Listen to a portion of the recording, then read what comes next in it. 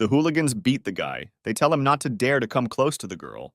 The attackers are stopped by an unfamiliar guy. He demands to stop immediately and stop the beating. The stranger's name is Linmu, a business college student from a wealthy family. Linmu kicks the guy and says that if he gets close to the girl again, his legs will be broken. Linmu leaves with his subordinates. He tells them that is enough for today. The main character's name is Zhao. He intends to take revenge on his offenders in the near future. Zhao is in severe pain and is trying to get back on his feet. He needs to get to the university as soon as possible. Suddenly, the guy hears a voice that tells him that the owner has been activated and a scan is expected. Zhao realizes that the strange voice came from the ring lying on the ground. He picks it up and examines it carefully. The voice informs the guy that he is the chosen one, and the virtual god communicates with Zhao through the ring. The voice asks the guy to put the ring on his hand. Zhao fulfills the voice's demands and starts the scanning process. The guy completes the scanning process. The information received greatly shocks him. The city is completely destroyed. Crowds of aggressive zombies roam its streets. Vile creatures attack the surviving people and destroy them. The guy asks the ring about what happened. The voice says that Zhao saw information about the end of the world and stored it in his memory. Zhao doesn't want to believe what he saw. He believes that everything that happened was someone's bad joke and tries to take off the ring. The guy is in severe pain. A voice tells him that if the ring is on, the owner cannot remove it on his own. The voice tells Zhao that if you rub the ring, you can launch a virtual space that has the ability to contact objects from the real world. A huge cube appears in front of the guy, which is a system for exchanging resources and weapons. There is a shopping system in the virtual storage. Resources can be purchased by killing other zombies. One of the most valuable items is antivirus serum. The voice tells Zhao that there is very little time left before the disaster begins, and the guy needs to carefully prepare for it. Zhao packs a large bag with food, water, and necessary items that will help him survive at first. A guy comes to a university dormitory where he is met by his roommate, whose name is Bean. Zhao tells his roommate that tomorrow will be the end of the world and the world will be overrun by zombies. The guys in the room are surprised by Zhao's words. Zhao's classmates do not take his warning seriously. They believe that the guy simply overplayed computer games. They call Zhao a poor loser and plan to visit an internet cafe. Zhao demands that his friend believe him and take his words seriously. The main character and his friend Bean use furniture to barricade the entrance to the room. For a long time, they sit near the front door, waiting for a zombie attack. Bean gets tired of waiting and falls asleep. The night flies by. Bean says that during this time, nothing unusual happened. Zhao answers the guy. He tells him that he cannot relax, since mortal enemies are somewhere nearby.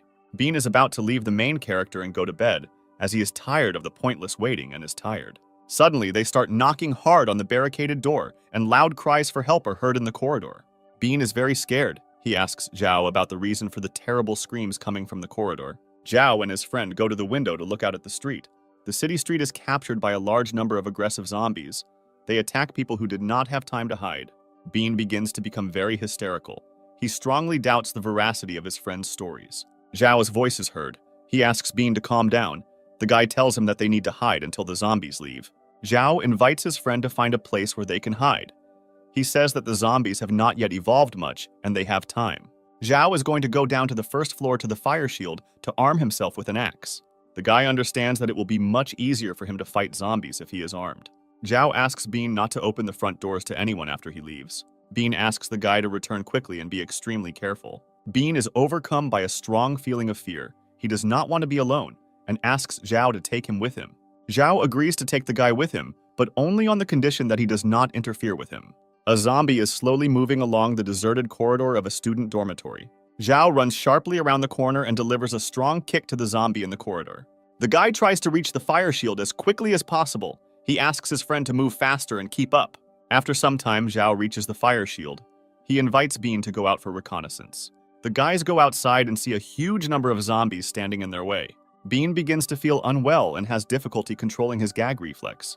On the podium are classmates Bean and Zhao. They are fiercely fighting off the zombies attacking them. The group leader urges the students to stop pushing and panicking as they may fall off the podium. Zhao intends to use the abandoned van to distract the zombies, allowing his classmates to escape. The main character reports his plan to Bean and asks the guy to help his classmates. Zhao convinces his friend to trust him and put all doubts out of his head. The main character in short dashes approaches the treasured van. Zhao starts the car and presses the accelerator pedal with all his might. The minivan crashes into a crowd of aggressive zombies at full speed, and from the strong impact they scatter in all directions. Bean urges his classmates not to waste time and escape as quickly as possible. The class elder thanks Bean for the unexpected rescue. The guy replies that they should thank Zhao for their help. Bean invites the class elder and classmates to take refuge in the library building. The guy leaves his classmates. He intends to help his friend Zhao as quickly as possible. Zombies surround the car. They break its windows in order to get inside. Zhao prudently managed to leave the car and hid behind a tree standing nearby. The guy stands behind a tree and doesn't notice how someone's hand is reaching out to him from behind. Noticing the hand in time, Zhao grabs it and swings the fire axe to strike. Bean's loud scream is heard. He asks the guy to stop and not harm him. Zhao says he was scared to death and asks his friend to never do that again. Bean says he helped his classmates and directed them to the university library. Zhao finds the library a good refuge and invites Bean to join his classmates. In short dashes, so as not to attract the attention of zombies, Zhao and his friend head to the library. While running, Bean drops a trash can, which attracts the attention of nearby zombies. A huge number of zombies rush at the fleeing guys. Zhao demands his friend to keep up and move faster. The guys reach the main entrance to the library. They knock on the front door and ask to be let in. The class elder demands that Zhao and his friend be allowed inside immediately. Those around her do not agree with her. They are afraid that zombies may get inside. The guy standing near the door stops the class leader. He doesn't want to put the students hiding in the library at risk. The class elder demands that the guys be released immediately. She says that thanks to them, everyone survived. The guy standing at the door is called Lee Sun. He hits the class elder with a strong blow. Lee Sun tells those present that under no circumstances should they open the door, as zombies will enter the room and destroy everyone. Classmates silently look at the class elder. They fear for their lives and agree with Lee Sun's words. The guy calls the class elder a stupid, stupid woman. He demands not to put his life in danger. Bean demands that Lee Sun immediately stop beating the class elder. He threatens to deal with the guy when he gets inside. Bean understands that no one will open the door for them. He does not know what to do next and asks Zhao for advice. The main character demands his friend stop the hysteria and orders him to follow him. The guys manage to escape and hide in a nearby gateway. Bean asks Zhao for forgiveness for his slowness. Zhao asks his friend not to be upset and to focus his thoughts on salvation. The guy is very angry that Lee Sun dared to hit the class elder. He is going to take revenge on him. The guys walk around the library building. Zhao suggests getting inside using an unlocked window. Zhao enters the room through a window and opens the front door to let his friend in. On the ground floor, in the large hall of the academic library, the surviving students are located. The girl reassures the class leader. She asks her how she feels. The girl's conversation is interrupted by Lee Sun, who once again scolds the class elder for endangering the lives of the students. The girl tells Lee Sun that they are alive thanks to Zhao and his friend, and their classmates did not let them inside. Lee Sun advises the girl to keep her mouth shut and not irritate him. Otherwise, he threatens to physically punish the girl. The girl tells Lee Sun that he is selfish and a complete bastard who only thinks about himself. Suddenly, the conversation is interrupted by Zhao. He approaches Lee Sun and strikes him with a strong blow. Bean grabs Lee Sun by the breasts. He is very unhappy that the guy did not let them inside. Lee Sun answers Bean. He says that he did it for the safety of his classmates. Zhao believes that Lee Sun is right, since if zombies burst into the room, they would destroy all the people. People around ask the guys to stop making too much noise, as this may attract the attention of zombies. Bean believes that Lee Sun is taking advantage of her classmates' fears for her own personal gain. The class elder approaches the guys and says that she is glad to see them healthy and unharmed. The class elder thanks Zhao and his friend for saving them from certain death. Zhao approaches Lee Sun. The main character cannot hide his irritation. He stabs Lee Sun and tells him to never dare to raise a hand against the class elder in the future.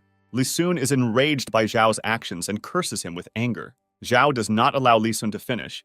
He demands to be silent immediately and deals him another powerful blow. The main character informs Lee Sun that if he ever raises his hand against defenseless girls again, he will be severely punished. Zhao asks the class elder not to be afraid of anything, and in case of any problems, immediately inform him. The class elder apologizes to Zhao for not being able to open the front doors for them. Bean asks the girl not to worry. He tells the class elder that this is not her fault. The class elder declares that she is unworthy of such a title because she could not protect her classmates. Zhao tells the girl that for him, she is the best class elder he has ever known. The girl cannot contain her emotions. She clings to Zhao and begins to sob loudly. The main character tells the girl that as long as he is alive, he will protect her. Zhao asks the class elder how long ago she saw a girl named Xin. The class elder's name is Tong. She tells the guy that the last time she saw Xin was in the square. Tong asks the guys for a phone to call her parents. The girl couldn't reach them after the zombies appeared. The guys say that their phones do not receive a signal. They believe that there is no connection not only in the city, but throughout the whole world. Zhao tries to calm the girl down. He says that her parents are alive and hiding in a safe place. The students are very hungry. They complain to each other about the lack of food and water. One of the students expresses his dissatisfaction. He is tired of the complaints of his classmates. Another student does not support him and responds rudely to him. A conflict is brewing in the group of students. Zhao and his friends notice that their classmates are starting to argue, but they are in no hurry to intervene in the dispute. Tong wants to intervene and calm her classmates. Zhao stops her. He says that this is a useless and dangerous activity. Classmates sort things out, trying to find those responsible for their current situation. Students begin searching for water and food, but this does not bring any results. The students are about to go to the second floor. They think there might be food in the principal's office. The students are stopped by a group of hooligans who have taken over the second floor of the building. Bean wonders. He doesn't understand how a group of local hooligans took over the second floor and what they are doing there. One of the students goes up to the leader of the hooligans, Linmu. He makes excuses to him and says that they wanted to find food or water.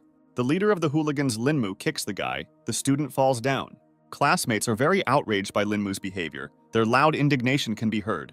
The girl approaches the guy who was attacked by Linmu and asks him how he is feeling. Linmu declares to his classmates that from now on the stairs are the boundary, and the second floor is his territory. The students listen attentively to Linmu. The leader of a gang of hooligans declares that he will kill anyone who dares to cross the border. Linmu tells the students that he has a lot of food upstairs, and anyone who wants to eat can exchange it for their valuables. Bean expresses his opinion to his friends. The guy considers such actions outrageous. Linmu calls the girl's boyfriend a freak and invites her to go with him. If she agrees, he promises her a lot of food. Such statements make the girl wildly furious. She hits Linmu on the hand, knocking out a package of food from her. The girl's reaction infuriates Linmu and he hits her hard. Linmu grabs the girl by the hair and demands an immediate apology from her. The class elder asks Linmu to stop bullying his classmate immediately. Tong appeals to the conscience of the leader of the hooligans. The girl says that in this situation, everyone should be more united. The class elder states that the library is a public place and the food in it belongs to everyone. Linmu tells Tong that all the teachers are dead and now no one can protect the girl.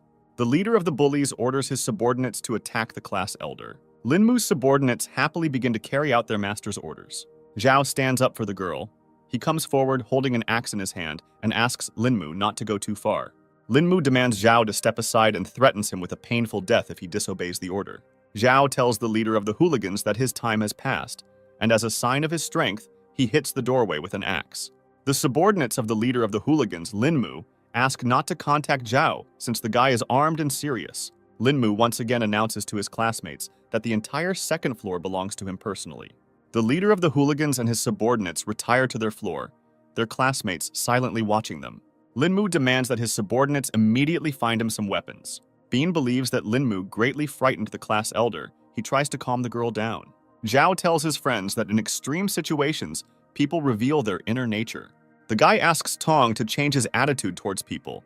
He is afraid that the girl may suffer because of her character. Bean says that he will always protect the girl. Tong thanks the guys for their support.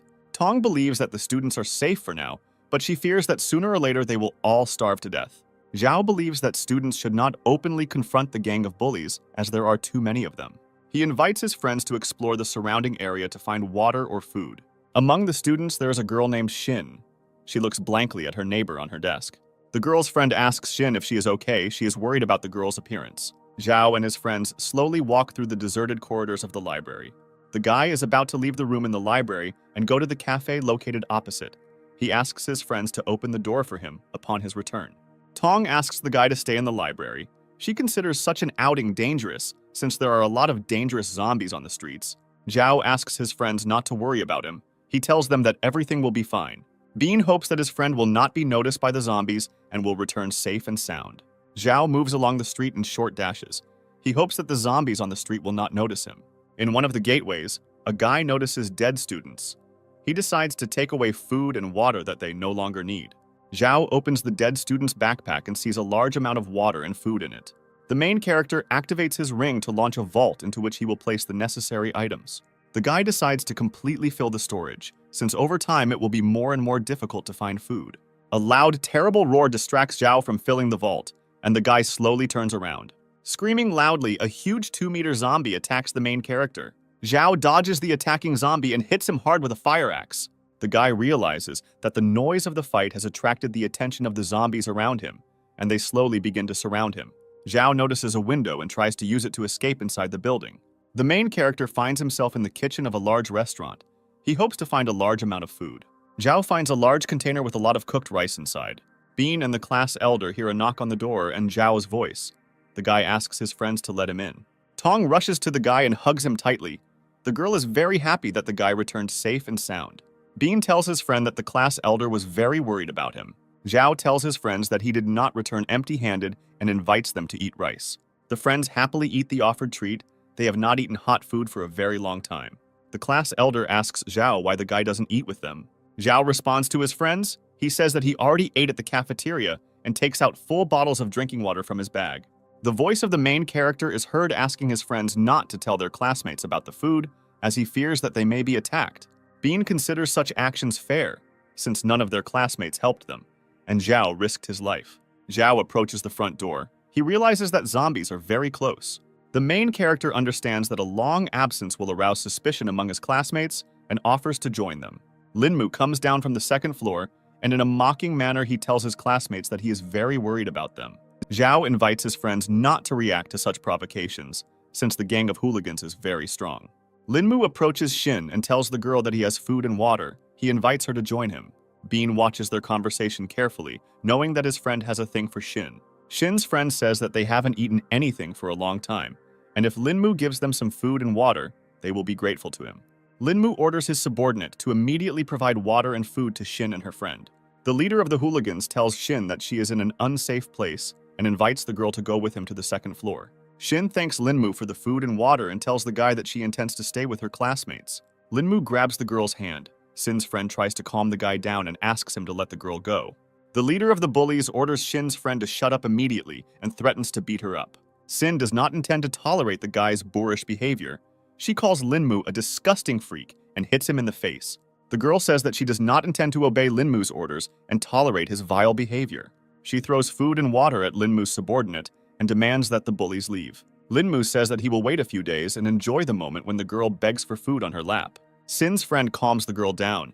She's very outraged by the behavior of the leader of the hooligans. Tong is very worried about the girl and tells his friends that Shin is in serious danger. Zhao is pleased with Shin's reaction.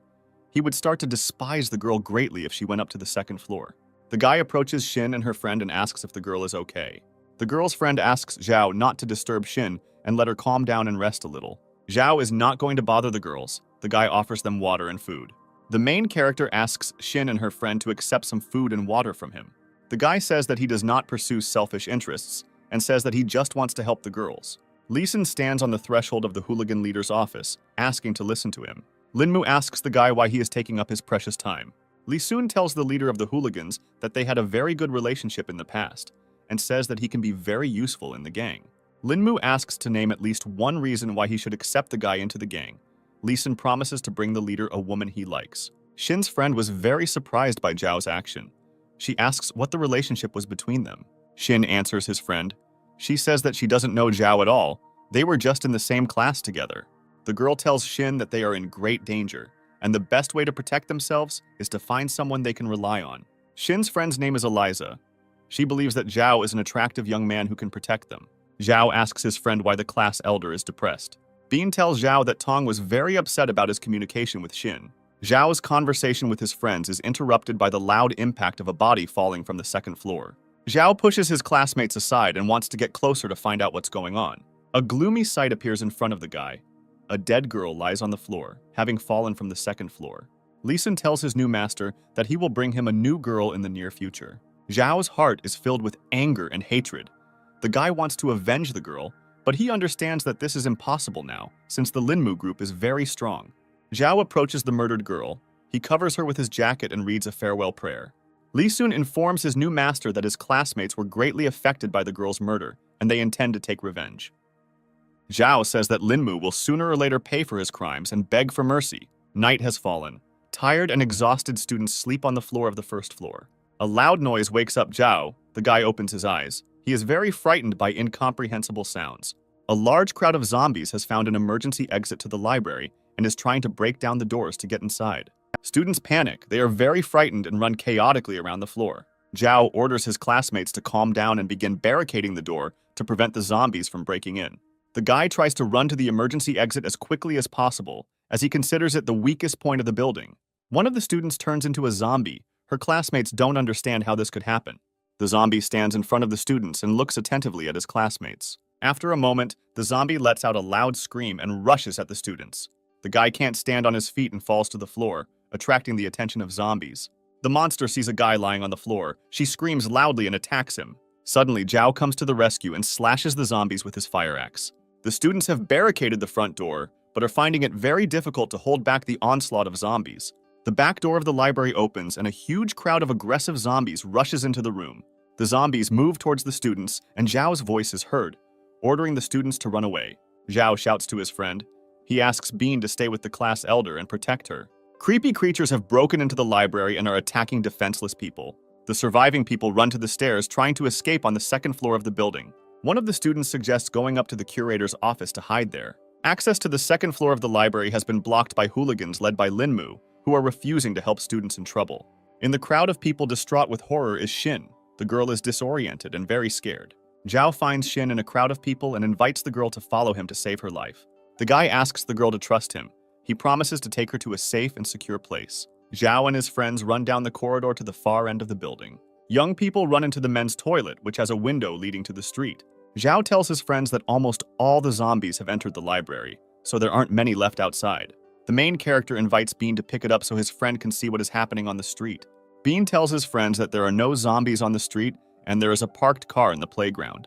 Zhao invites the girls to take turns going outside using an open window. Shin is very happy that Zhao is constantly taking care of her and thanks the guy for his help. The class elder asks Zhao what he is going to do after everyone is outside. The guy asks the girl not to worry. He says that he has a plan for further action. Tong does not want to leave his classmates in trouble. Zhao asks the girl to calm down. He says that nothing can be done to help them. Zhao asks the girl not to waste time, since the zombies are very close. Tong agrees to leave the men's room, but before doing so, she wants to share important information with the guy. The girl confesses her love to Zhao and hopes that they both will survive. Zhao helps Tong get out. The guy hears zombies trying to break down the door in the men's room. In order for Tong to get out, Zhao rushes to the door and holds back the crowd of zombies. Tong's cry is heard. The guy turns to the girl and orders her not to wait for him, but to run away. Tong jumps down and joins his classmates outside. Zhao's friends hear the voice of a guy who demands not to wait for him and go to a safe place. Young people run to the playground where there is a parked car. A crowd of angry zombies broke down the door to the men's restroom and surrounded Zhao. Dozens of zombies growl loudly and rush at the guy. He fights off the monsters with a fire axe. Bean and the girls get to a parked car. The guy tries to start the engine. Tong tells Bean that she can't leave now. She demands to wait for Zhao. The girl insists that they cannot stay in the parking lot, as zombies will soon appear here and eat them all. Shin's friend asks to leave immediately and not wait for Zhao. She believes that the guy may already be dead. Tong gets out of the car and intends to go back to the men's room to get Zhao. Bean tries to stop her. The guy says that he promised Zhao to protect Tong and does not want the girl to die in vain. Bean contacts the class elder. He claims that Zhao will return as he must have a plan. Tong does not believe that Zhao can cope with a large number of zombies alone. Bean persuades her to return to the car. Bean presses the gas pedal and the young people drive away to safety. Dozens of destroyed zombies lie on the floor of the men's restroom in the library. Zhao slowly walks through the university stadium. The guy has no strength left after the fight with the zombies. He takes a few steps, loses consciousness, and falls onto the treadmill. A voice appears in his mind, warning him that his life is in danger, and it is necessary to urgently use medicine to neutralize the virus. Using the ring, Zhao activates the virtual storage and takes out the flask with the medicine. He is very worried about the possible consequences, but understands that he has no choice. The guy injects himself with the vaccine. The next morning, Zhao comes to his senses, feeling severe pain throughout his body. Zhao is glad that he is alive. He realizes that he has no mutations or serious bodily injuries. The guy hears the voice of a virtual god, who reports that he has successfully evolved into the second class out of 19 available. Without feeling much change in his body, Zhao sets out to test how much his physical strength has improved. The main character deals a powerful blow to a stone column. A huge stone breaks in half. Zhao is incredibly happy about the physical strength the second level of evolution gives. The guy thinks that Bean will be very jealous of such strength. The main character returns back to the academy to examine the premises for the presence of survivors. Zhao wanders for a long time through broken classrooms and rooms. During all this time, he has not met a single living person.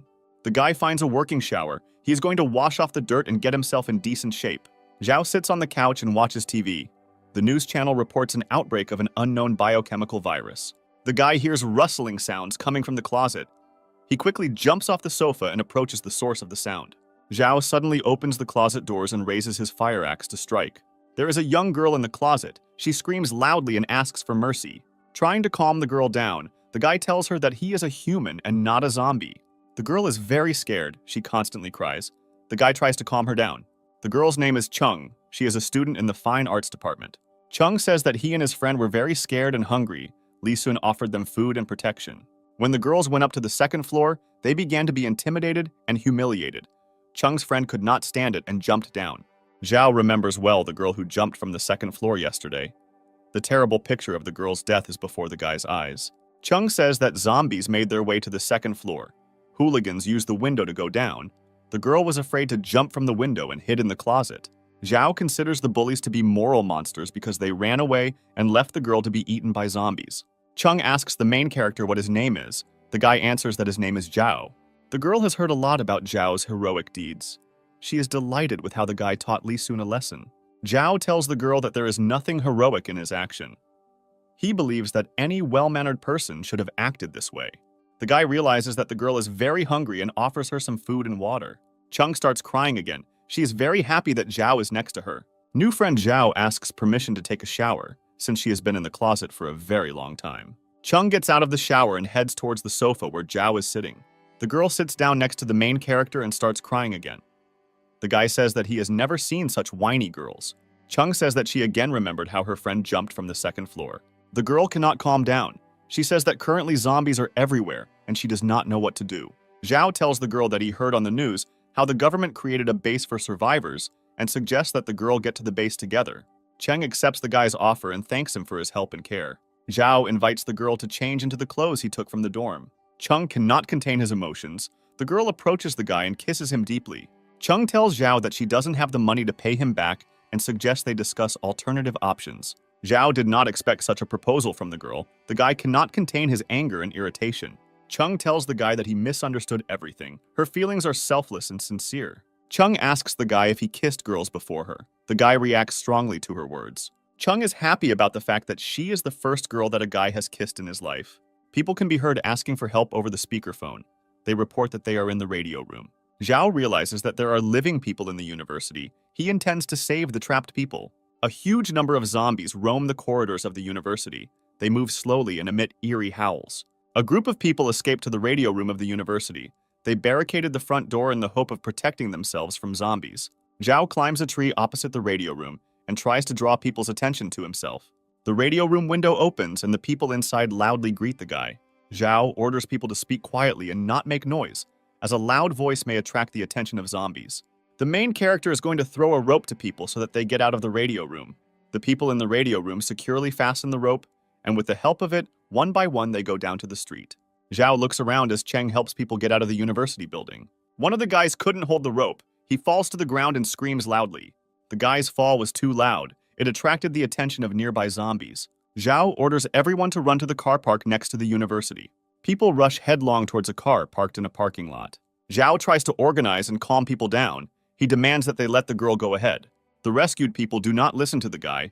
They take up all the seats in the car and try to drive away the clumsy classmate who has attracted the attention of the zombies. Chung doesn't want to get into the car. She asks Zhao for permission to stay with him. Zhao tells the girl that staying with him will be very dangerous for her. He wants the girl to go to a safe place. Chung asks Zhao to look carefully at her classmates. She believes that it will be unsafe to be near them. Classmates swear loudly. They continue to share seats in the car. Zhao is dissatisfied with the way the classmates he saved behave. He demands that they not turn into pathetic, selfish creatures. Classmates hesitantly make excuses to Zhao and leave the university premises. Zhao tells the girl that a zombie is about to appear. They need to take refuge in a safe place as quickly as possible. Zhao and Chung use an abandoned cafe as a shelter. The girl has prepared noodles. She's going to feed the guy. Zhao is surprised by how beautiful and appetizing the girl's noodles look. Chung hopes that the guy will really like the dish she has prepared. Zhao does not stop praising the girl. He says that he has not eaten such delicious hot food for a long time. Chung considers Zhao to be his boyfriend. The main character takes this information to heart. The girl does not understand why Zhao reacted so sharply to her words. She wants to thank the guy with her love and care. Zhao tells Cheng that he saved her because of moral principles. The guy does not want to receive a reward for saving the girl. Chung continues to insist. She tells Zhao that she likes him very much. The main character asks the girl to immediately stop such conversations. Chung starts crying. She is very upset because the guy doesn't like her. Zhao tells the girl that the reason is not her, but that he has a loved one. Chung reacts very strongly when he finds out that Zhao's lover is Xin. Chung believes that the guy has very little chance since Xin is a famous girl from a rich family. The girl thinks that she will be able to survive only if a strong man is next to her. Chung tells the guy that she is quite happy with being his mistress. Zhao and Cheng go down to the basement of the building where there is a large car park. Young people choose a new modern SUV with increased power. Chung tells the guy that she has always dreamed of driving a modern, expensive car. Zhao takes out a map. The guy tries to find the place where the survivors' base is located. Suddenly, a group of people appears in front of the car. Chung suddenly slams on the brake. There is a girl on the road accompanied by two guys. They ask you to open the car doors and let them in. Zhao and Chung realize that the strangers are human and agree to give them a ride. Zhao asks strangers where they are going to go. The unfamiliar girl avoids answering. The main character asks strangers how they ended up on the highway. The unfamiliar girl says that she, her boyfriend, and brother were hiding nearby. The stranger's name is Kate, and she says that Zhao and Chung are the perfect couple. Kate asks Zhao what is in his bag. The girl says that they haven't eaten anything for a long time. Kate offers the guy her expensive brand watch in exchange for food and water. Zhao shares food with new acquaintances. He gives the girl 3 small sausages. Kate's brother is unhappy with the amount of food Zhao shared, saying that there should be a lot more supplies in the bag. Chung responds to new acquaintances. The girl says that food is now a valuable resource and it is not enough for them themselves. Kate's brother is very dissatisfied with the girl's answer. He cannot hide his irritation. Kate hands her brother a sausage. She tries to calm him down and change the topic of conversation. Chung sees something terrible on the road. She asks Zhao to immediately look ahead. Ahead on the road, there is an overturned car, into which angry zombies are trying to climb. Young people drive past a broken car. They realize that it was their classmates. Zhao demands not to stop and continue the path.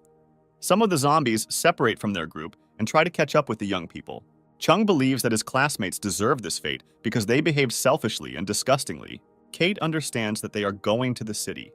The girl asks to turn to another place, since there are many people in the city who have turned into zombies. Zhao answers Kate. The guy says that he does not intend to turn anywhere, and if they are not on the road, he is ready to drop off his new acquaintances anywhere. Suddenly, Kate's brother pulls out a gun and points it at Zhao's head, demanding that his sister's instructions be followed.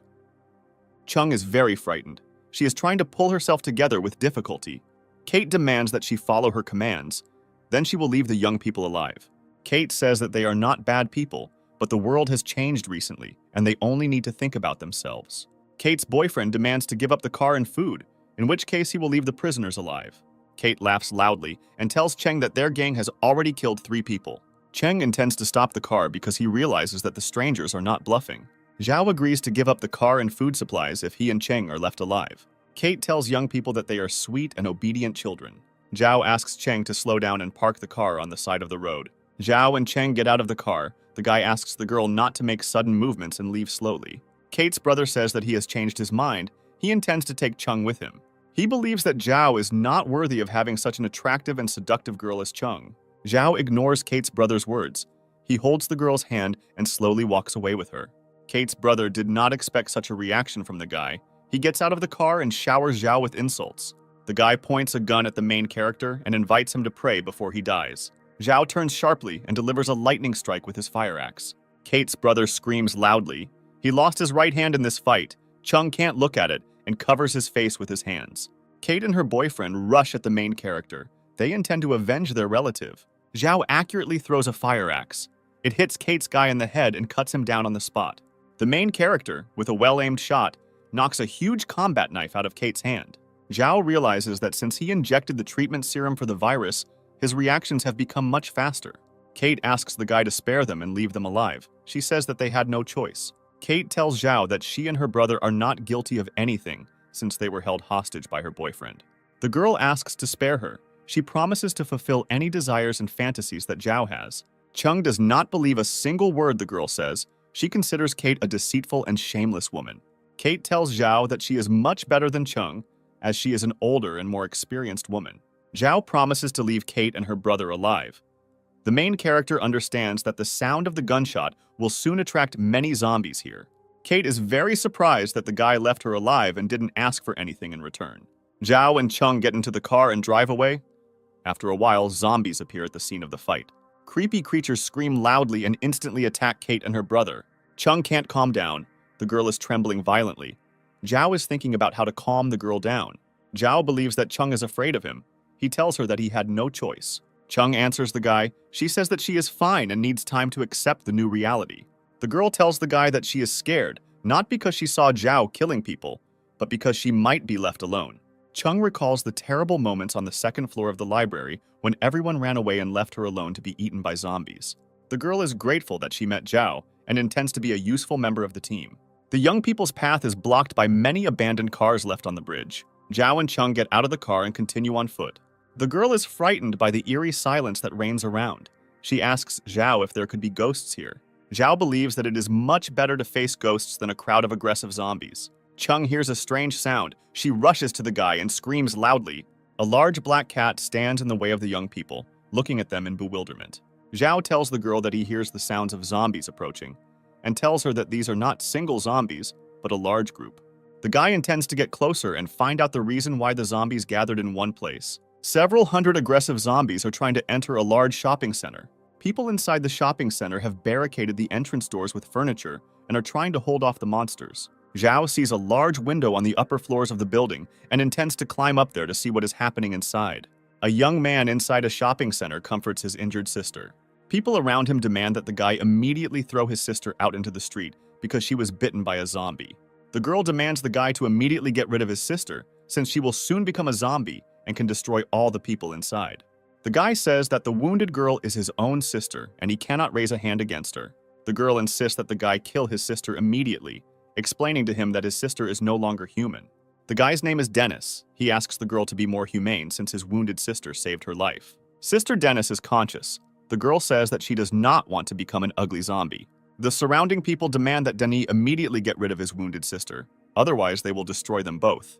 Dennis screams at those around him, threatening to kill anyone who touches his sister. A huge man rushes at Denis, intending to destroy the guy and his sister. Dennis has excellent boxing skills, which allows him to quickly deal with a huge man. An elderly businessman orders those around him to attack Denis altogether. Zhao and Chung carefully observe what is happening through the window. They believe that in extreme situations, people are prone to selfishness. The furious battle continues. Dennis repels the attacks of numerous opponents. Zhao is amazed by the tenacity of a guy who is ready to save a loved one at any cost. The main character intends to create a team of such people. The forces are too unequal. The people inside the business center defeat Denise. A man with a bat approaches the defeated Denise. He tells him that he will first deal with his sister and then destroy him. A man with a bat approaches the infected girl. Those around him demand that he immediately destroy her. The man raises his bat over his head to strike, and the voices of those around him are heard calling for the monster to be destroyed as quickly as possible. A loud sound of breaking glass is heard. This attracts people's attention. They look up. Zhao and Chung get inside through a broken window. The guy finds this place disgusting. People think that Zhao has appeared to save them and ask the guy to help them immediately. Zhao tells the people below that he can only save one person. An elderly businessman asks to save him. Since he is the president of a famous company, he promises to pay generously for the service. The girl begins to argue with an elderly businessman, considering herself too young and beautiful to die. Zhao shouts to Dennis and asks him what his name is. Dennis says his name. Dennis hopes that there is a way to save his wounded sister. The guy asks not to save Denise under any circumstances, since his sister was bitten by a zombie. Zhao invites Dennis to join him and become part of the team. Dennis accepts the guy's offer. Zhao tells people that after he saves Dennis and his sister, he will leave a rope so that everyone can get out. The girl apologizes to Denis for her behavior. She explains this by saying that she was very scared.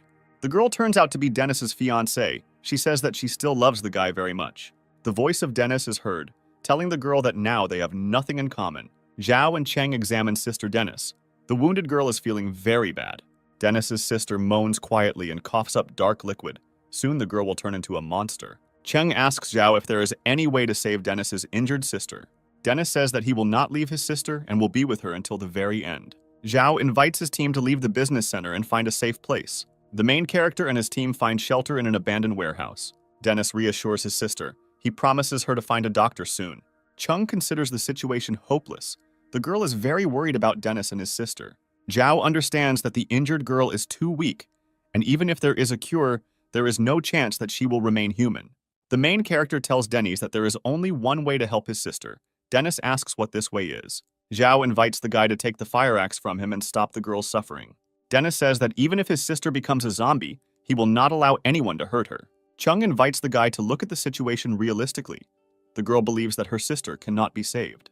The wounded sister tells Dennis that she doesn't want to turn into an ugly zombie.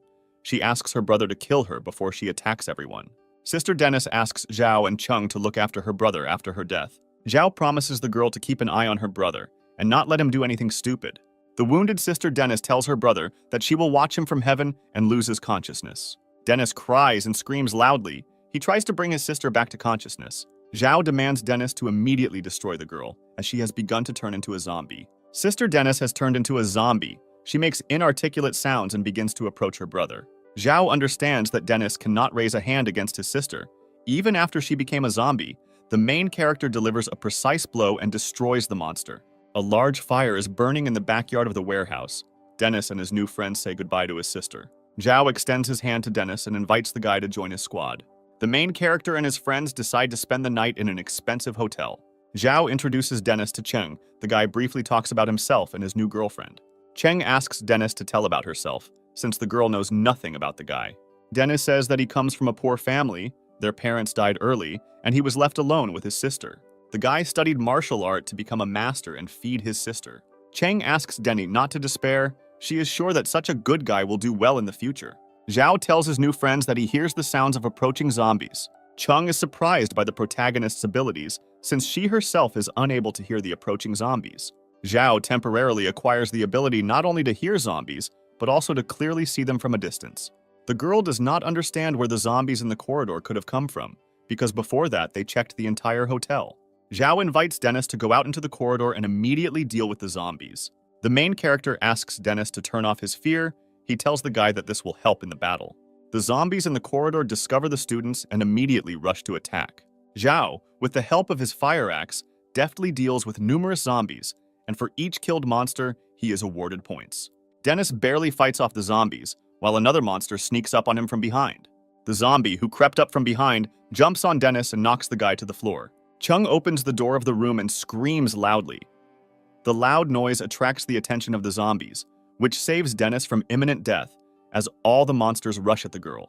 Dennis continues to fight the zombie, but cannot cope with it and throw it aside. Zhao and Cheng watch his struggle. The girl asks the guy why he doesn't want to help his new friend.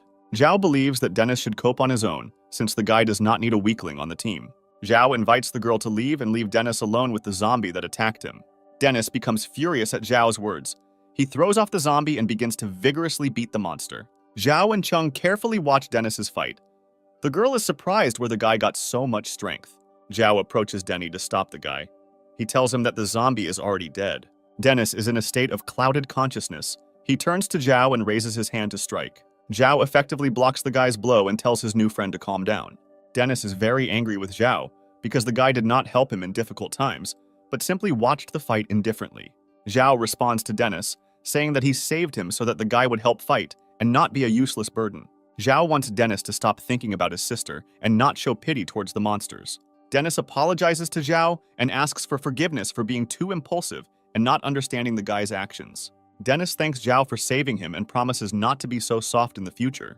Zhao and his friends watch a news broadcast that states that the government has created a base where they are collecting all the survivors. Chung asks Zhao why he is so upset.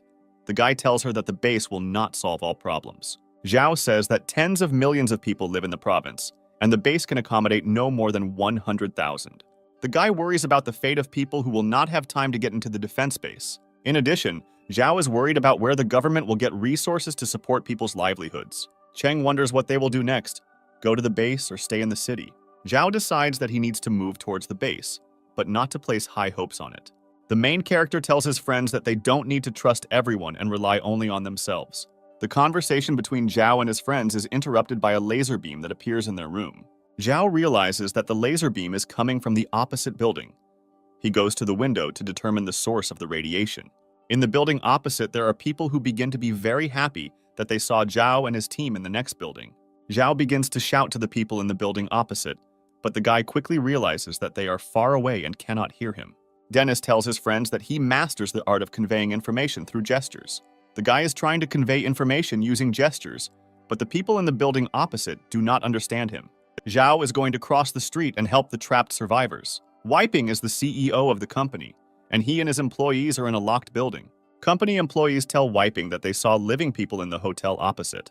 Wiping takes the binoculars from his subordinate and carefully peers at the building opposite. The CEO tells his staff that he doesn't see 3 students. The chairman of the company named Binyan and her secretary enter the office. Wiping reports to the company chairman that employees have found 3 students in the building across the street. He believes that the students are not able to help and save the company's employees. The secretary of the company's chairman is called Tong, and she asks Wiping how the corporation's employees are feeling. Wiping reports that people are very hungry and demoralized, and employees have not eaten for 2 days. The CEO of the company asks Tong for permission to send a detachment to explore and get food. The girl believes that such an outing would be unsafe. Wiping responds to Binyan. He says that it is necessary to do something and not sit still, waiting for help. Binyan suggests contacting the military and expecting help. She believes that employees should not risk their lives. Binyan asks employees to have faith in the government and not lose hope. She hopes that everyone will be rescued soon. Wiping harbors a grudge against Binyan. He considers his boss a stupid woman. Mr. Yamada comes into the room. He is very dissatisfied with the current situation. Yamada demands a safe evacuation for him immediately, or he threatens to file a lawsuit when he returns home. Binyan and Tong apologize to Mr. Yamada. They deeply regret that the outbreak caused him inconvenience. Binyan promises Mr. Yamada to fully compensate for all losses after the situation returns to normal. The chairman of the company asks Wiping to take Mr. Yamada to the office to rest. Tong's secretary doubts that the military will send anyone to rescue the corporation's employees. Binyan asks Tong not to escalate the situation. She believes that the government will organize an evacuation soon. Tong is worried about the situation and tells Binyan that food supplies are almost gone. Binyan hopes that the military and rescuers will find them and provide assistance in the near future. Mr. Yamada greatly regrets visiting the corporate office and expresses his dissatisfaction with the secretaries. Wiping asks Mr. Yamada to give him some food. The CEO says he hasn't eaten for several days. Mr. Yamada answers Wiping that he does not intend to share food supplies with him.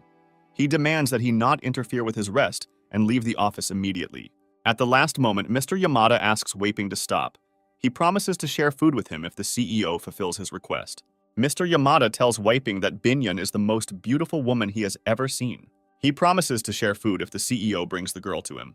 Wiping finds such a request very difficult since Binyan is his boss. Yamada promises to appoint Wiping as a director of the company if he complies with his request. Wiping considers such an offer a godsend and agrees to fulfill Mr. Yamada's request. Mr. Yamada throws a loaf of bread to the CEO and says that he always keeps his word. Zhao and his friends enter the building where the corporation's employees are located. Chung notices that there is deathly silence in the building. Dennis assumes that the zombies have left the room. Zhao informs his friends that there are at least 20 zombies on the floor.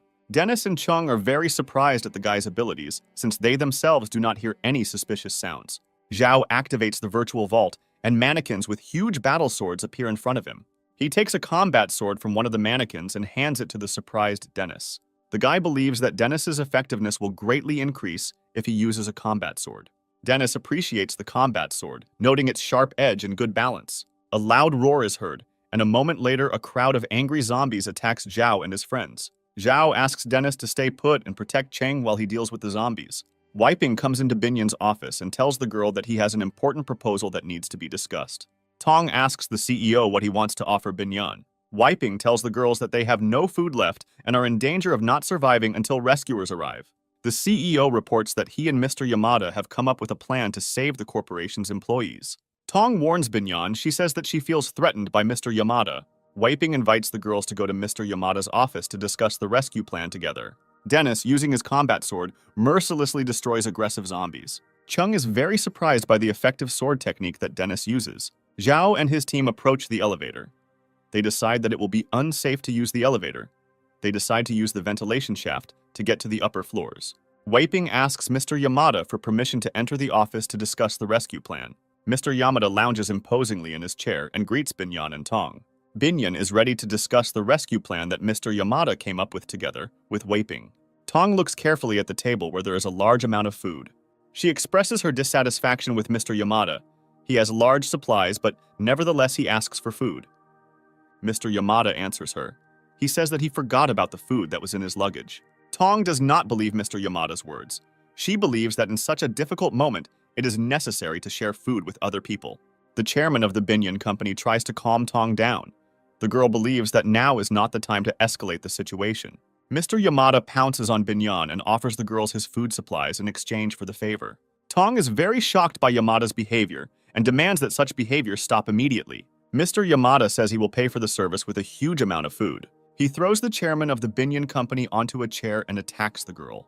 Tong demands the immediate release of Binyan and rushes to the aid of the defenseless girl. Wei stops Tong, who is running towards his boss, and he strikes her with a strong blow. Mr. Yamada praises Wei. He tells the man that it is a good job. Binyan screams loudly and calls for help. She demands to be released immediately. Yamada tells the girl that no one will hear her screams since the office is well soundproofed and the corporation's employees are in the conference room. Suddenly, Zhao and his team fall into the room. The ventilation shaft passed through Mr. Yamada's office. Zhao carefully looks around the room and immediately understands what is happening here. Tong shouts loudly, asking Zhao and his friends to protect them from Mr. Yamada and Wei. Mr. Yamada calls the students idiots and demands that they leave the office premises immediately. Chung tells Mr. Yamada that such behavior is disgusting and demands that the company chairman be released immediately. Dennis calls Yamada and Wei vile creatures. The guy intends to destroy them both. Mr. Yamada knows martial arts. He deftly dodges Dennis's blow and gets into a fighting stance. Dennis realizes that despite his unimpressive appearance, Mr. Yamada is a serious opponent. Tong runs up to Binyan. She tries to calm her down and says that everything will be fine. Mr. Yamada demands that Denise put away his sword, suggesting that he fight unarmed like a man. Dennis agrees and puts his combat sword aside, relying on his skills and strength in hand-to-hand combat. Mr. Yamada declares that he will destroy the guy. He delivers a series of powerful blows. Dennis successfully blocks the enemy's blows and prepares for a counterattack. Cheng asks if Dennis needs help. Zhao replies that the guy can handle it on his own. Mr. Yamada jumps and hits Dennis with both legs. The guy continues to deftly defend himself.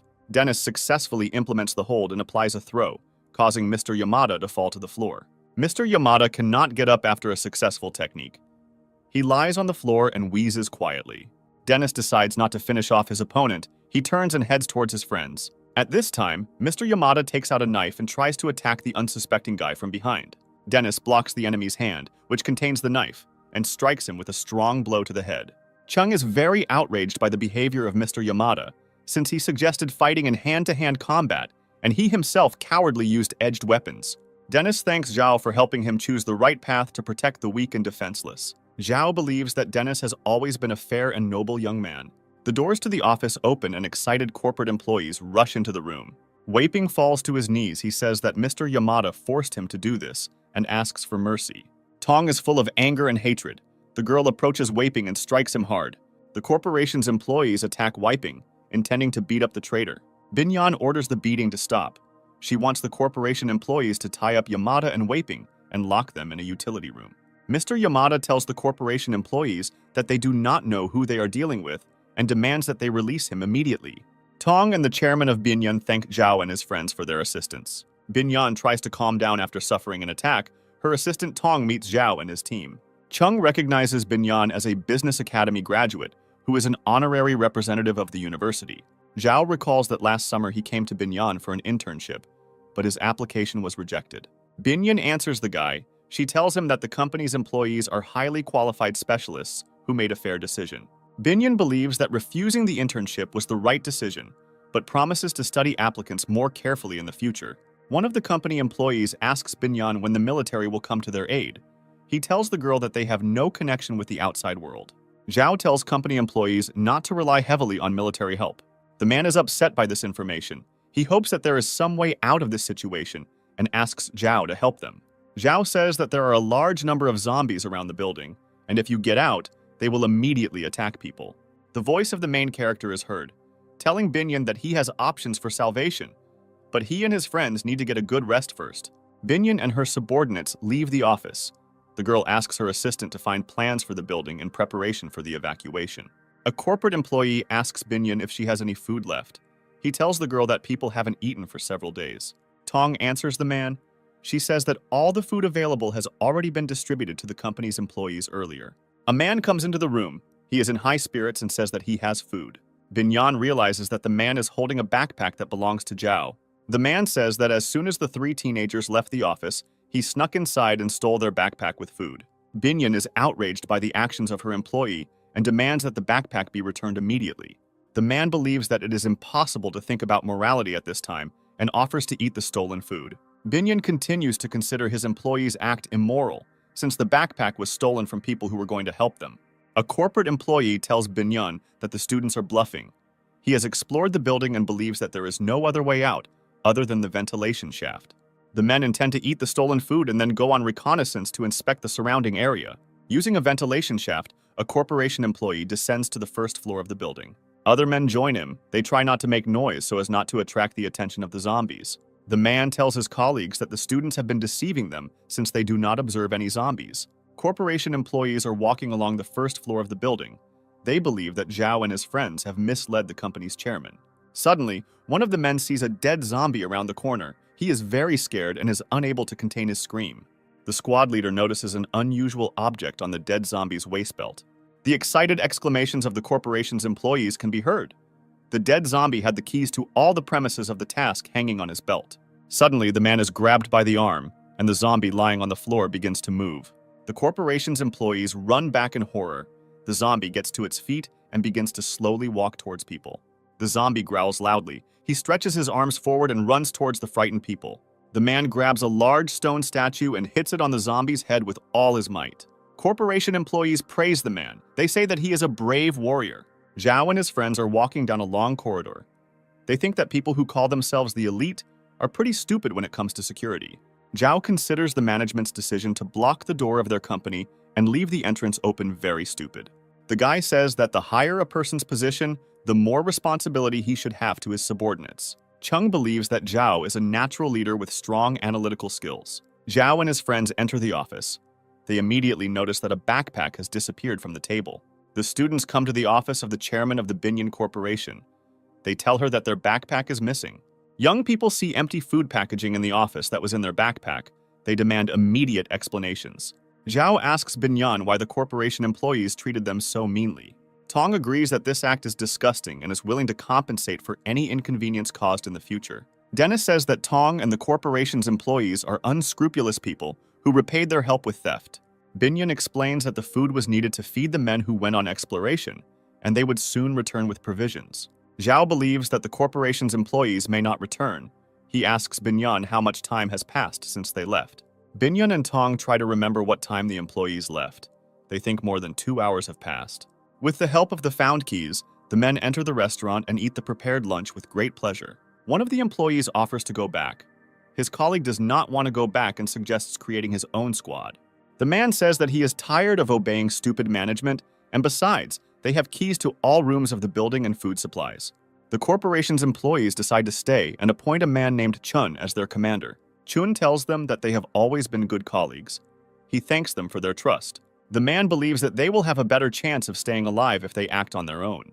The conversation of the corporation's employees is interrupted by a loud sound. The men stop eating and turn around. Chun orders the corporation's employees to suppress their fear. He says that zombies are stupid and slow creatures that can be destroyed without any problems. The men arm themselves with improvised objects and sticks and take a defensive position. The door to the restaurant is broken down by a zombie rushing inside. He is very different from the monsters the men had seen before. The men are very surprised at how fast the zombie moves. Tong is very worried that the reconnaissance squad of the corporation's employees has not yet returned. Zhao tells the girls that most likely the corporation's employees are already dead. Tong demands that the students immediately rescue the men who went on reconnaissance.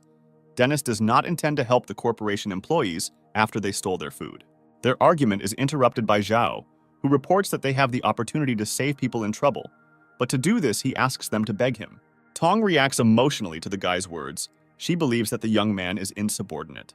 Zhao states that any service must be paid for, especially for such as rescuing corporate employees. Binyan agrees to the guy's terms. She begs him to save his employees. Zhao finds Binyan's words insincere and unconvincing and asks her to try harder. The guy tells Binyan that people like her have always been at the top of the social ladder and considered themselves better than others. But now the world has changed. Chung believes that it is necessary to help the corporation's trapped employees. Zhao answers the girl. The guy says that he will definitely help people, but he had to teach the arrogant Binyan a lesson. Dennis is about to go to the bottom floor with Zhao. The guy asks him to stay in order to protect the girls. In case of a zombie attack, Zhao asks you to hide in one of the rooms and wait for him. Chung asks the guy to be careful and says that he will look forward to his return. Zhao uses the ventilation shaft to reach the first floor of the building. The guy's attention is drawn to the open door. He is about to check the room. Zhao notices a strange noise coming from the boxes in the corner. The guy comes closer and sees that behind the boxes are the bodies of corporation employees who were torn to pieces by zombies. Zhao feels that he is not alone in the room. He takes out his fire axe and gets into a fighting stance. A huge zombie comes out to meet the guy. He looks attentively at Zhao and growls loudly. Zhao sees that the zombie that stands in front of him is very different from the slow and unintelligent monsters he has encountered before. The guy understands that this type of zombie is mutated. It is much faster and stronger than ordinary zombies. The monster rushes at the guy. Zhao dodges its blows with great difficulty. He strikes with his fire axe, but the zombie jumps and dodges the blow. The guy with great difficulty manages to fend off the blows of the mutated zombie. Zhao throws an empty box at the monster to distract its attention. The zombie roars loudly and looks around the room. He cannot understand where the guy hid. Zhao jumps off the cabinet he was hiding on and hits the zombie in the head with his axe. The guy is attracted by a strange crystal that is in the head of a defeated monster. The voice of a virtual god is heard congratulating Zhao for finding the core. The virtual god reveals that the core is a crystal that was formed in the mutant's brain, which can be used to increase one's own characteristics. Zhao remembers that for killing zombies, he is awarded stats and experience points. The guy is going to exchange the crystal and purchased points for food and weapons in a virtual store. The virtual god informs the guy that the white crystal he has can only be exchanged for a small amount of food. Zhao notices the remains of lunch on the floor. He realizes that the corporation employees have decided to betray Binyan. The guy returns to the upper floors. He runs into the room in a joyful mood and reports that he brought his friends a lot of tasty things. Zhao is in an empty room. He cannot understand where his friends went. The guy hears cries for help. He opens the door of the next room and rushes inside. Dennis is sitting on the floor, holding the wounded Cheng in his arms and asking the girl not to die. Tong demands that Mr. Yamada release Binyan immediately or she threatens to destroy him. Mr. Yamada and Wei Ping manage to escape from the warehouse and took Binyan hostages. Zhao immediately rushes to Chung. He asks his friend what happened while he was away. Dennis says that Mr. Yamada and his accomplice broke out. Chung tried to protect Binyan and received a mortal wound. Tong plaintively asks the protagonist to help her save the chairman of the Binyan Corporation. Cheng apologizes for not staying in her room and getting into a fight. Mr. Yamada says that the girl is to blame herself. She should not have tried to protect Binyan. Zhao goes into a state of rage. He is angry that the management did not organize reliable security for the prisoners. Zhao tries to stop the bleeding. He asks the girl not to talk or make sudden movements. Chung tells Zhao that at the very beginning of their communication, she did not have feelings for him. Chung's voice is heard telling Zhao that she fell in love with him later. The girl says that over time she realized that Zhao was a good guy with whom she felt safe. Chung did not count much on mutual feelings. She was quite happy with being a comrade in arms. The girl wishes Zhao to find a good partner in life in the future and asks him to take care of her. Zhao cannot contain his emotions. He presses the girl tightly to his chest and screams loudly. Mr. Yamada tells Zhao that his loss is small. He offers the guy Binyan in exchange for his life. Yamada thinks the company's chairman, Binyan, is much more handsome and attractive than Chung. The main character's eyes become bloodshot, and he begins to slowly approach Mr. Yamada. Yamada orders Zhao to stop. He is going to kill the hostage if the guy takes one more step. Zhao says that he is not interested in the life of the hostage, since Chung died because of her. Mr. Yamada reveals that he is not joking. He intends to kill Binyan. Zhao continues to provoke Yamada. The guy says that he doesn't care about Binyan's life. The main character comes very close. This allows him to grab Mr. Yamada's hand and free Binyan. At this time, Wiping sneaks up behind Zhao and swings a large vase to hit the guy on the head. Zhao notices Wiping approaching him in time and he kicks him hard. The guy disarms Mr. Yamada. He asks who killed Cheng. Wiping says in a frightened voice that Cheng was killed by Mr. Yamada. Zhao uses a painful technique to twist Mr. Yamada's arm and plunge a sharp knife into it. Binyan tells the guy that Wiping is lying. She says that he killed Chung. Wiping says he didn't mean to do this, he was just trying to scare the girl. The CEO asks to be spared. He says that he has a small son. Zhao informs him that he will not kill him. The main character reports that he has another way to carry out justice. Zhao goes to the control panel. He presses the button to turn on the siren. People around him have to cover their ears from the loud sound of the siren. They don't understand why the guy turned on the sound signal. The guy informs others that there are a large number of zombies around the building. A loud sound will attract their attention. The zombies hear a loud siren and begin to gather at the entrance to the building. Mr. Yamada calls Zhao crazy. He says that zombies are about to break into the building. Zhao opens the front door to throw Wiping outside to the angry zombies. Wiping knocks on the doors with all his might. He asks to open the doors and let him inside. A huge number of zombies instantly surround the CEO and attack him. Wiping's wild scream is heard, and in a matter of seconds, aggressive monsters tear his body to pieces. Tong is unable to look at what is happening. She turns away and covers her face with her hands. Mr. Yamada asks Zhao to come to his senses. He is trying to pay off with big money. Yamada asks to die at the hands of a human. He does not want to be burned by zombies. Zhao orders him to be locked in a utility room. Zhao passes by Binyan. The girl tries to talk to the guy, but he ignores her and passes by. Binyan sits at her desk. She considers herself to blame for what happened. The corporation employee tells Binyan that the reconnaissance team has not returned and asks the girl about her future plans. Binyan believes that she is unworthy to be the chairman of the company because she is unable to take care of people. The girl is very upset because she allowed the company employees to go on reconnaissance. Binyan believes that she made the wrong decision, which led to the death of people. The girl decides that from now on she will protect her employees and take care of their lives. Zhao sits for a long time opposite the bed on which the body of the murdered Chung is located. The guy believes that Chung should have first of all thought about herself and not saved someone else's life at the cost of her own. Binyan opens the door to the room. She stands on the threshold and looks at Zhao sitting in a chair. The guy asks what she is doing here. Binyan replies that she wanted to say goodbye to the man who saved her life. Binyan tells the guy that she knows that he hates her and asks him to help the corporation employees who are not to blame for anything. Zhao tells the girl that Chung always wanted a dress as expensive as hers, but could not afford it. Binyan says he will organize everything and find an expensive dress for Chung. Zhao says that Chung wanted exactly her dress and asks the girl to undress right now. Binyan believes that the guy just wants to humiliate her. Zhao tells the girl that she is alive, only thanks to Chung. Zhao tells her that successful people consider themselves the elite of society, but in reality they are selfish and hypocritical. Binyan understands that all her life she did not give in to anyone and did not respect other people. She believed that all her actions were correct. Binyan tells Zhao that he promised to save the corporation's employees and begins to take off his dress. Zhao tells the girl that no action will bring Chung back to life. He asks Binyan to leave. The main character asks Binyan to gather the corporation's employees in a conference room in an hour. The girl hopes that Zhao will save her people. Zhao asks the girl to leave the room immediately before he changes his mind. The guy asks Chung for forgiveness for not being able to save her. He thanks the girl for her support and faith in him. Zhao carries Chung's body to the balcony on the upper floors of the building. The guy intends to burn Chung's body. He pours gasoline on him and throws a burning lighter. Fire engulfs the girl's body, and the guy's voice is heard saying that he will never forget her. Corporation employees want to know from Zhao how they can leave the building.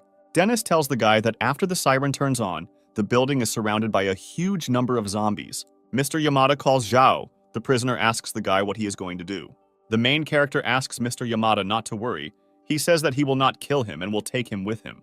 Zhao and the corporation's employees are slowly moving through a narrow ventilation shaft. Through the ventilation grill, people observe a large number of zombies inside the building. Tong is very worried. The girl is afraid that they will all die. Binyan calms down his secretary. Zhao ties Mr. Yamada's arms with rope and throws him down as zombie bait. Mr. Yamada is hanging in the air at a considerable distance from the zombies. The monsters are trying to reach him. Zhao tells the corporation employees that they need to hurry while Mr. Yamada distracts the zombies. Corporation employees climb out of the ventilation shaft and move towards the exit. People try to open the door, but the entrance door to the building is locked. Binyan informs those present that there is a fire exit on the other side of the building. Mr. Yamada's secretaries remain in the ventilation shaft, trying to save their boss. The girls pull the rope and drag Mr. Yamada into the ventilation shaft. Yamada hugs the girls tightly and thanks them for saving him from certain death. A moment later, Mr. Yamada grabs the girls and throws them down into a crowd of angry zombies. In a sarcastic manner, Mr. Yamada says that he will take care of the girls' families when he arrives home. While the secretaries distract the zombies' attention to themselves, Yamada flees for her life. People quickly run to the fire exit, located on the opposite side of the building. Suddenly, their attention is drawn to the sound of car brakes and gunshots. Mr. Yamada appears in the building, and from a car he shoots at people with a gun. Zhao realizes the gravity of the situation and orders everyone to find shelter immediately. Mr. Yamada continues to shoot randomly and non-stop at the corporation's employees. Zhao and Binyan took cover behind a nearby wall. The guy is considering his further actions. Tong was unable to maintain her balance. She fell to the floor. The girl lies in the open space and screams loudly. Mr. Yamada believes that people do not have the slightest chance to survive. He intends to kill every single one. Dennis grabs the dining table, with which he intends to protect himself from bullets, and rushes to Tong's aid. The guy takes Tong in his arms and tries to reach the shelter as quickly as possible. The girl begins to get very hysterical. She clings to Denny and thanks him for saving her. Mr. Yamada continues to mercilessly shoot corporate employees. Binyan is going to help his subordinates, but Zhao forbids the girl to come out of hiding. Dennis doesn't know what to do next. He asks Zhao if he has any plan. Zhao uses his ring and activates the virtual store system. The virtual god informs the guy that he does not have the opportunity to buy good weapons. Zhao asks for items on loan. The virtual god informs the guy that he cannot lend things from the store. He is forced to follow the rules. Dennis and Binyan carefully watch the guy. They don't understand who he's talking to. Zhao asks Dennis to distract Mr. Yamada's attention. The guy looks out from behind the table and calls Yamada a fat freak. While Mr. Yamada was trying to destroy Dennis, Zhao sneaked up on him from the back of the car. Zhao tells Mr. Yamada that the last seconds of his life are coming. The guy presses a button and activates an explosive device, which he quietly threw under the bottom of the car. Young people watch as Mr. Yamada's car burns out. Dennis is very surprised where Zhao got the explosive device and asks the guy about it. Binyan sees that almost all of the corporation's employees have been destroyed. She cannot hold back her tears. Zhao tells the remaining people that there will be zombies here soon, and they need to leave this place immediately. The main character examines the local area and intends to find a working car. Of all the corporation's employees, Tong, Binyan, and a young girl were the only survivors. Binyan believes that she cannot be the chairman of the company because she failed to protect her subordinates. Dennis realizes that the girls have nowhere to go and they have no escape plan. He invites them to join him and Zhao. The main character asks Denise when he started making decisions alone. Dennis asks the guy to take the girls with him, since otherwise they will be destroyed by zombies. He says that if Chung had survived, she would definitely have taken the girls with her. Zhao agrees with the guy's proposal and asks him to quickly take a seat in the truck. Dennis tells the girls that they have little time left. He asks them to hurry up and get into the car. Young people using a truck leave the central areas of the city. The girls and Dennis are in the container of the truck. Tong looks attentively at the guy. Tong asks him how long he has known Zhao. She makes the assumption that the guy is not a classmate of the main character. Dennis tells the girl that he met Zhao quite recently when he saved his life. The guy tells his story about how he was blocked in the business center where his sister died. Dennis is grateful to Zhao for saving him and from now on considers him his older brother. Tong asks the guy if he has a girlfriend. Dennis replies that he broke up with her. Tong tells the guy that from today she will be his girlfriend. Dennis perceives her words with great surprise. Tong says that she fell in love with the guy, and from now on he must be responsible for her. The girl tells the guy that he will not regret it, since she is smart, beautiful, and attractive. Tong informs the nearby girls that from now on Dennis is her boyfriend. The truck stops. Zhao opens the doors of the container. He says that they will continue their further journey tomorrow. Zhao and his new team are located in the outskirts of the city, in a scientific research area. Binyan recognizes this place as her corporation was involved in investments in this project. Zhao says that there is a canteen nearby. He invites his new friends to spend the night there. Dennis finds a large amount of fresh vegetables and fruits inside the dining room. He is glad that they will have a delicious dinner. Denny asks the girls present which of them will cook the food. The third girl who survived is called Royan. She is ready to cook dinner, although she is not sure whether everyone will like her food. Zhao agrees with the girl's proposal. He says that now the main thing is not to die of hunger. Dennis approaches Zhao, who is sitting at the table, and offers him a can of beer. Zhao replies that he rarely drinks alcohol, and now is not the time to relax. Dennis tells the guy that in this case he will drink all the beer himself. After some time, Zhao decides to join his friend. They chat and drink beer. Binyan asks Tong if she really wants to be Dennis's girlfriend. Tong replies that Dennis is not a rich or famous person, but he is kind and caring. After a while, Tong tells the truth to Binyan. She wants to have a man next to her who will protect her. The girl says that in the current situation, it is necessary to have a strong person next to you so as not to feel fear. Tong tells Binyan that she needs to act before it is too late. She suggests that the girl start a relationship with Zhao. Tong suggests seducing the guy as quickly as possible before another girl takes him for herself. Binyan considers a relationship impossible since Zhao hates her after everything that happened. Tong considers herself the more experienced woman and tells Binyan that she will succeed. Tong enters the room, asks for help. She calls Dennis her husband. Zhao is very surprised by the girl's words and asks Dennis when the relationship began between them. Screams and sounds of struggle are heard in the room. The guys immediately get up from the table. Zhao and his friends run to the sounds of fighting. They realize that Royan is in danger. In the far corner of the room, the girl was attacked by a huge zombie dog. Royan is unable to resist it. The girl slowly raises her head. She looks at Zhao and his friends and asks them to run away immediately. A huge zombie dog rushes at Zhao. The guy orders Dennis to take the girls away. Dennis grabs the girls by the hands and tries to drag them away. They don't want to leave the wounded Royan. Zhao takes out his fire axe and hits the zombie dog hard. The blow did not cause any damage to the zombie dog. The guy retreats to the wall, taking a defensive position. Zhao understands that in front of him is a high-level mutated zombie who has a quick reaction and colossal vitality. The guy believes that in a normal fight he cannot cope with the zombie dog, so he tries to lure it into a trap. Dennis orders the girls to hide in the staff room, which is nearby, and he intends to return to help Zhao. Royan, after being bitten by a zombie dog, turned into a monster. She gets to her feet and begins to approach the young people. Tong doesn't understand that the girl has turned into a zombie. She asks Royan how she feels. Royan raises his head and lets out a terrible scream. The girls realize with horror that their subordinate has become a zombie. Dennis orders the girls to step aside and hide behind him. The guy gets into a fighting stance. He is ready to repel the attacking zombie. Dennis jumps in the air and delivers a powerful kick to the monster. Zhao runs away from the zombie dog, intending to lure the monster into a trap. The guy hid in the kitchen. The zombie dog can't find the guy. She hits the floor with her paw and makes a loud roar. Zhao comes out of hiding. He tells the zombie dog that he is stupid and starts teasing him. The zombie dog jumps to its feet and attacks the guy in a furious attack.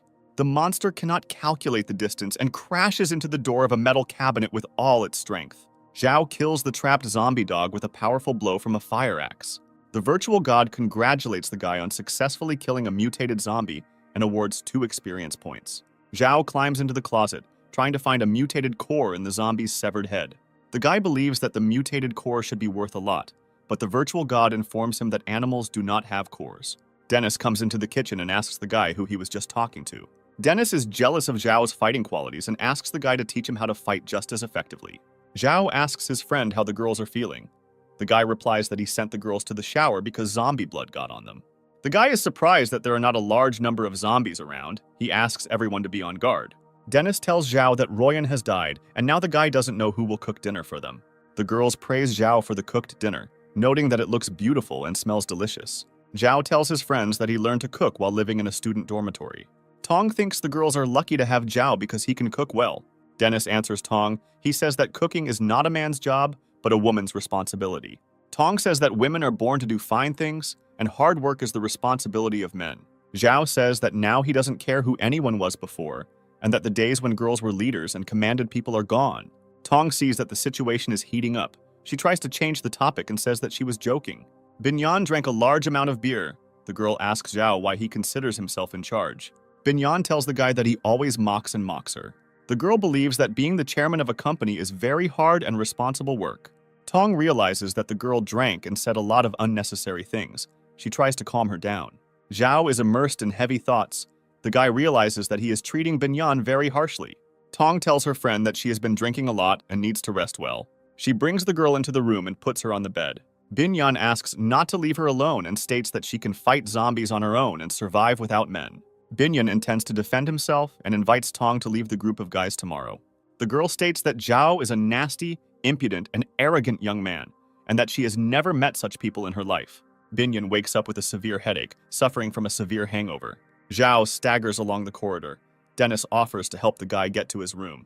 Zhao refuses the offer of help and says that he feels fine. The main character remembers his past girlfriend. His thoughts are interrupted by sounds coming from the next room. Zhao looks into Binyan's room and watches the girl slowly change her clothes. The guy looks at Binyan, but sees his ex-girlfriend named Shin. Zhao slowly approaches Binyan and asks what she is doing here. Binyan says she is changing and asks the guy to leave her room immediately. Zhao is very drunk. He hugs the girl and tells her that he is glad to see her alive and unharmed. The guy believes that he is communicating with Shin and tells the girl that he loves her very much. Binhyun doesn't understand how Zhao can love her. She believes that the guy has been hating her all the time. Zhao says that he always loved the girl, but did not dare to say it because he thought that he was not worthy of her.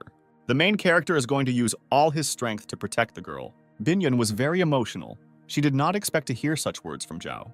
The main character hears a noise. He suddenly jumps out of bed and thinks that they were attacked by zombies. Tong and Dennis are standing on the threshold. The girl asks the guy why he sleeps naked in Binhyun's room. Tong attacks the guy, accusing him of taking advantage of Binhyun while the girl was drunk. Dennis asks the guy if he really did that. Zhao tries to collect his thoughts but cannot answer his friend. Zhao doesn't remember the previous evening well. He remembers that he drank a lot of beer and was dizzy. The guy experiences a strong feeling of shame. He does not understand how this could happen. Binhyun asks the guy not to feel guilty. She says that they are adults. Zhao believes that Dennis is to blame for what happened, since the guy forced him to drink beer. Zhao tells Binhyun that it was his fault and asks the girl to apologize for his behavior. Binhyun recalls that yesterday the guy said that he loves her and will protect her even at the cost of his life. The girl is overwhelmed with a feeling of anger and resentment. She calls the guy a bastard and hits him in the face. The attention of young people is attracted by shots that occur on the street. Zhao invites his friend to immediately go downstairs and see what is happening there. The guys ask the girls to hide in a safe place, and they run to the exit. On the street, a group of people are trying to escape from a crowd of zombies. One of the people shoots at the monsters with a pistol. A young man lags behind a group of people to save his wounded friend. The guy asks his friend to leave him and save himself, otherwise they may both die. The man orders the guy to abandon his wounded comrade and continue the retreat. The guy runs out of bullets in his pistol. The zombies take advantage of the moment and attack him. One of the zombies runs to a wounded comrade who is unable to defend himself. Suddenly, Zhao and Dennis appear on the street. They immediately enter into battle. The man, who hid behind a tree, is very surprised by the behavior of the young people, since they are not afraid of zombies. Zhao informs people on the street that there is a cafeteria nearby where they can take shelter. The guy thanks Zhao for his help. He is going to immediately take refuge in the cafeteria. The main character continues to destroy zombies. For each destroyed monster, he is awarded points. The virtual god informs the guy that he has scored the required number of points to increase his combat level. Dennis's voice is heard, warning the guy that a large group of zombies is approaching them. Zhao feels how the transition to a new combat level has improved his characteristics, and with new strength, he rushes against the superior forces of the monsters. The guy feels limitless power within himself. His perception of air currents and sounds has increased. Dennis does not understand where his friend got his enormous strength and colossal reaction. The surviving people run into the open doors of the cafeteria and are greeted by Tong and Binhyun. Tong is very excited. She thinks that you need to be careful with new people. A stranger tells others that his best friend has died, and he is going to bury him. The man demands that the guy immediately barricade the doors to prevent zombies from entering the cafeteria. Binhyun intends to stop the man and tells him that there are still people on the street. The man begins to barricade the door, telling the girls that most likely the young people are already dead. With a powerful kick, Zhao opens the door. The man flies to the side, falling to the floor. He is very surprised that Zhao and his friend survived. Tong rushes to Dennis. She hugs the guy tightly and says that she was very worried about him. Binhyun tells Zhao that she saw him bravely fight the zombies. The guy silently passes by. Binhyun invites Tong to go upstairs with her since she doesn't want to stay in Zhao's company. Tong tells Dennis that she needs to be with Binhyun and promises the guy to come back later. The man who survived is called Honey, and he carefully examines the girls standing opposite. Honey suggests barricading the doors immediately and orders everyone present to help him. Zhao asks the man not to be nervous and tells him that all the zombies on the street have been destroyed. Honey does not believe Zhao and says that he himself saw a huge number of zombies. He believes that such a number of monsters cannot be destroyed. Zhao invites the man to go outside and see for himself. The main character drags the man to the cafeteria exit and throws him out onto the street. Honey knocks on closed doors and demands to be let inside immediately. Zhao sharply opens the front doors. The man loses his balance and falls to the floor with a crash. Honey expresses his dissatisfaction to Zhao. He tells the guy that he is the son of influential people. The honey girl asks him to look at her pants. The man realizes that he is in an awkward situation. Dennis is very amused by the current situation and jokes rudely at Honey. The man tells his girlfriend not to laugh at him and stabs her hard. Honey orders his bodyguard to immediately deal with the young men and take the pants from one of them. The bodyguard tells the man that it is not his job to solve the diaper problem.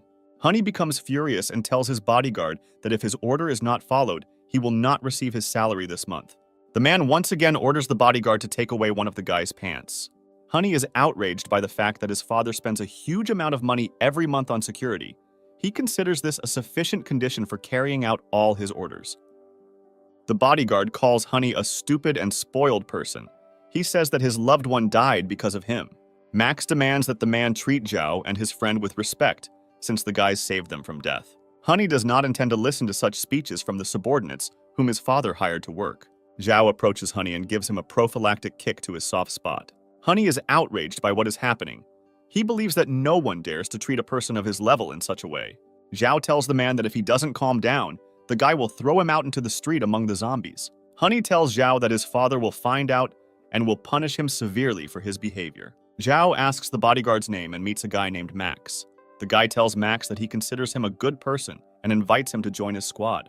Zhao knows that Max did not abandon his close friend in a dangerous situation and says that he respects such people.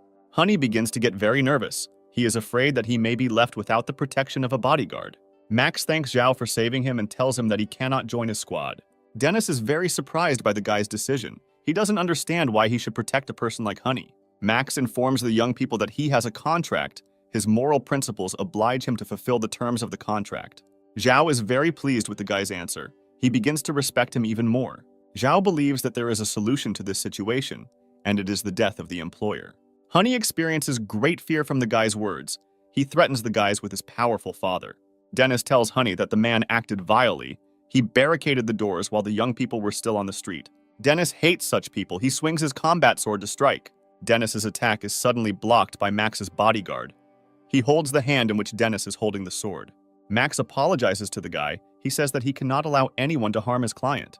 Dennis tells the guy that he intends to destroy Honey, and only death will stop him. Binyan informs Tong that she can no longer be on Zhao's team.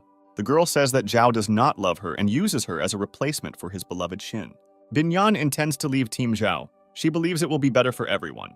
The girl asks her friend not to worry about her. She hopes to join the group of other survivors. Tong believes that Binyan is in love with Zhao and is trying to hide her feelings. Tong tells the girl that her guesses are correct, since Binyan was very embarrassed by her words. The girl assumes that Shin is already dead, so Binyan can take her place in the guy's heart. Tong thinks her friend is a beautiful girl. She hopes the guy won't be able to resist. Secretary Tong demands that Binyan pull himself together. She reminds that the girl led a large corporation and solved serious problems. During the conversation, Tong manages to convince the girl that Binyan intends to fight for the guy's heart. On the lower floor of the cafeteria, Dennis's hand-to-hand combat with Max's bodyguard continues. The girls hear noise coming from the lower hall. They see guys fighting and do not understand what is happening. Bodyguard Max demonstrates his graceful hand-to-hand combat technique. He manages to break Dennis's defense. He goes behind his back and performs a chokehold. Tong is very scared that her boyfriend is being strangled by Max's bodyguard. The girl asks him to stop and stop the fight. Dennis tells his opponent that he has good hand-to-hand combat skills. A moment later, Dennis performs a throw against which Max's bodyguard is defenseless. Zhao moves towards Honey and his girlfriend. The man is shaking in fear. Honey asks to spare him and not kill him. He promises a generous reward to the young people. Zhao says that the life of Honey and his girlfriend is of no interest to the guy. The guy says that he is interested in Max's bodyguard and his contract. Honey says there is no problem with that and he intends to terminate his contract with Max. The man breaks the contract and tells Max that as of today, he is fired and is not his bodyguard. Zhao helps the guy to his feet and tells him that he is now a member of the team. The main character tells Max's bodyguard that he has a great gift for him. Zhao takes a large box of pistol ammo from his bag and hands it to Max. Dennis is very surprised that Zhao has cartridges. He was next to him all the time and did not see where the guy bought them. Zhao tells his friend that he took these cartridges from the looters he met on the road. Max's bodyguard tells the guy that he doesn't need gifts. He intends to help the squad selflessly. Zhao believes that today his squad has acquired a very valuable and useful employee. The main character suggests immediately discussing the evacuation plan. Honey intervenes in the conversation. Dennis orders the man to leave immediately. He is outraged by his impudent behavior. Honey asks the young people not to leave him. He says that his famous father will pay handsomely for his rescue. Zhao responds to Honey. He says that his team never hires useless people. Honey offers his woman as payment for his salvation. The girl is shocked by the man's words. Honey says his girlfriend is a popular star with millions of fans. The girl calls Honey a psycho. She says that she will not allow some poor people to touch her. Honey hits the girl and demands that she work off the expensive gifts he kept giving her. Binyan enters the room and tells those present that Zhao already has a girlfriend. Binyan approaches the surprised protagonist and kisses him deeply. Zhao was very surprised by the girl's actions. He asks her to stop immediately. Binyan tells the guy that from today she is his girlfriend. Dennis tells his friend that Zhao already has a girlfriend named Xin. The Honey girl considers herself much more attractive than Binyan. She hates her rival. Honey informs the young people that he has secret information. His father owns a large, top-class shelter. The man offers to go to his father's hideout, guaranteeing a safe place for the young men as a reward. Zhao responds to Honey, saying that he is not interested in such an offer. Honey calls the young people idiots and cannot believe that they refused his offer. Zhao tells the man that his hideout is thousands of kilometers away. The main character reports that the base organized by the government is much closer. Max's bodyguard has heard about the government base and thinks it's a great idea. Honey finds his father's base much better and safer and insists on moving towards it. The girl asks Honey not to contradict the young people and says that there are acquaintances of his father at the government base. Honey compliments his girlfriend, saying it's a great idea. Zhao considers Honey and his girlfriend to be cunning and unreliable people and thinks about how to deal with them. Honey is shaking with fear. He thinks that the guy heard his girlfriend's words. Zhao allows Honey and his girlfriend to join the team, provided that they strictly follow all of his orders. The main character has prepared lunch. He offers to eat, immediately setting off on the road. Dennis eats the food prepared by Zhao with pleasure. Bodyguard Max is surprised at the guy's appetite. Honey and his girlfriend think this kind of food is terrible. They are used to eating in expensive restaurants. The Honey girl suggests going to the kitchen and finding better products. Honey agrees with her. They get up from the table and go to the cafeteria kitchen. A few minutes later, Honey and his girlfriend run into the dining room. They are very scared and scream loudly. Honey tells the young men that there is a female corpse in the kitchen. Zhao tells him not to worry. The young people tell Honey that in the kitchen lies the corpse of Royan, who has turned into a zombie. Zhao informs those present that lunch is over and orders them to hit the road. Zhao and Dennis are in the cab of the truck. The rest of the team is located in the container. Honey tries to get to know Binyan. He says he heard her called the chairman of the company. Tong demands the man to stop harassing his girlfriend immediately. Otherwise, she promises to complain to her boyfriend. Honey approaches Tong and says that he really adores beautiful girls like her. The man believes that the girls have chosen bad guys and offers to find them a good place when they arrive in the capital. Max's bodyguard threatens to break Honey's arm if he doesn't stop acting like this. Max reminds his former employer that the contract is terminated, which completely frees his hands. The guy says that he has endured the man's antics for a very long time, and his patience is running out. The door of the container opens. Zhao reports that the road ahead is damaged, and they will continue on foot. Honey is not at all happy with this proposal. He believes that traveling on foot is very dangerous. Zhao offers to let Honey and his girlfriend stay in the truck if they're that scared. Zhao's team immediately unloads from the truck's container. Honey is hesitant to join them. The Honey girl is very scared. She asks her man not to persist and to join the team. The Zhao squad moves through the abandoned streets of a small town. The guy demands everyone to be on alert. Tong is very scared and tense. The girl clings to her friend. There are a large number of zombies in the city. They hide in numerous gateways. Honey steps on an empty tin, causing a loud sound to be heard. The noise attracts the attention of zombies who are roaming the streets of a small town. Zhao demands that his team not move or make any sounds. Honey girl can't help but have a severe panic attack and screams loudly. A huge crowd of zombies, hearing human voices, rushes towards Zhao's team. The main character orders his team to immediately flee, and he himself decides to detain the attacking zombies. Using his fire axe, Zhao hits the monsters hard, hoping to hold off the zombies for as long as possible. In addition to using edged weapons, the guy competently uses hand-to-hand combat techniques. Suddenly, Max's bodyguard gets involved in the fight and begins to systematically shoot the monsters. Zhao is very surprised that the guy uses a silencer on his pistol. Max tells the guy that he made his own mufflers from steel pipe. Zhao is once again convinced that it was not in vain that he invited Max's bodyguard to join the squad. The main character understands that they cannot hold back the zombies who are present. He gives the command to retreat. Dennis is very surprised by the number of zombies present on the street. Monsters are constantly present. Zhao orders his team to hide in the store across the street. He says there are no zombies there. Honey attacks Binyan and forcibly snatches her backpack, which was behind the girl's back. He manages to take possession of the backpack, and together with his girlfriend, he runs into a nearby building. Tong asks her friend if she is okay, to which the girl replies that she sprained her ankle. Zhao understands that Binyan cannot walk on his own. He carries the girl in his arms. Honey believes that he has outwitted the Zhao squad. He wishes the young people to die on the street. He reports that the Zhao squad will greatly regret that they refused to go to his father's hideout.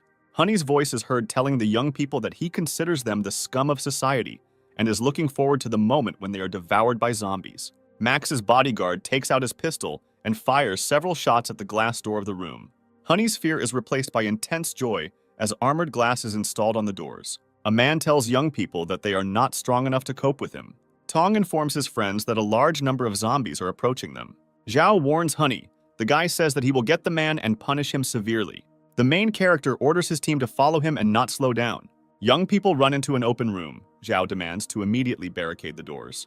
The main character finds a sofa indoors and lays the wounded Binyan on it. Tong is worried that the girl may have a fracture. Binyan replies that she is fine. She just twisted her leg.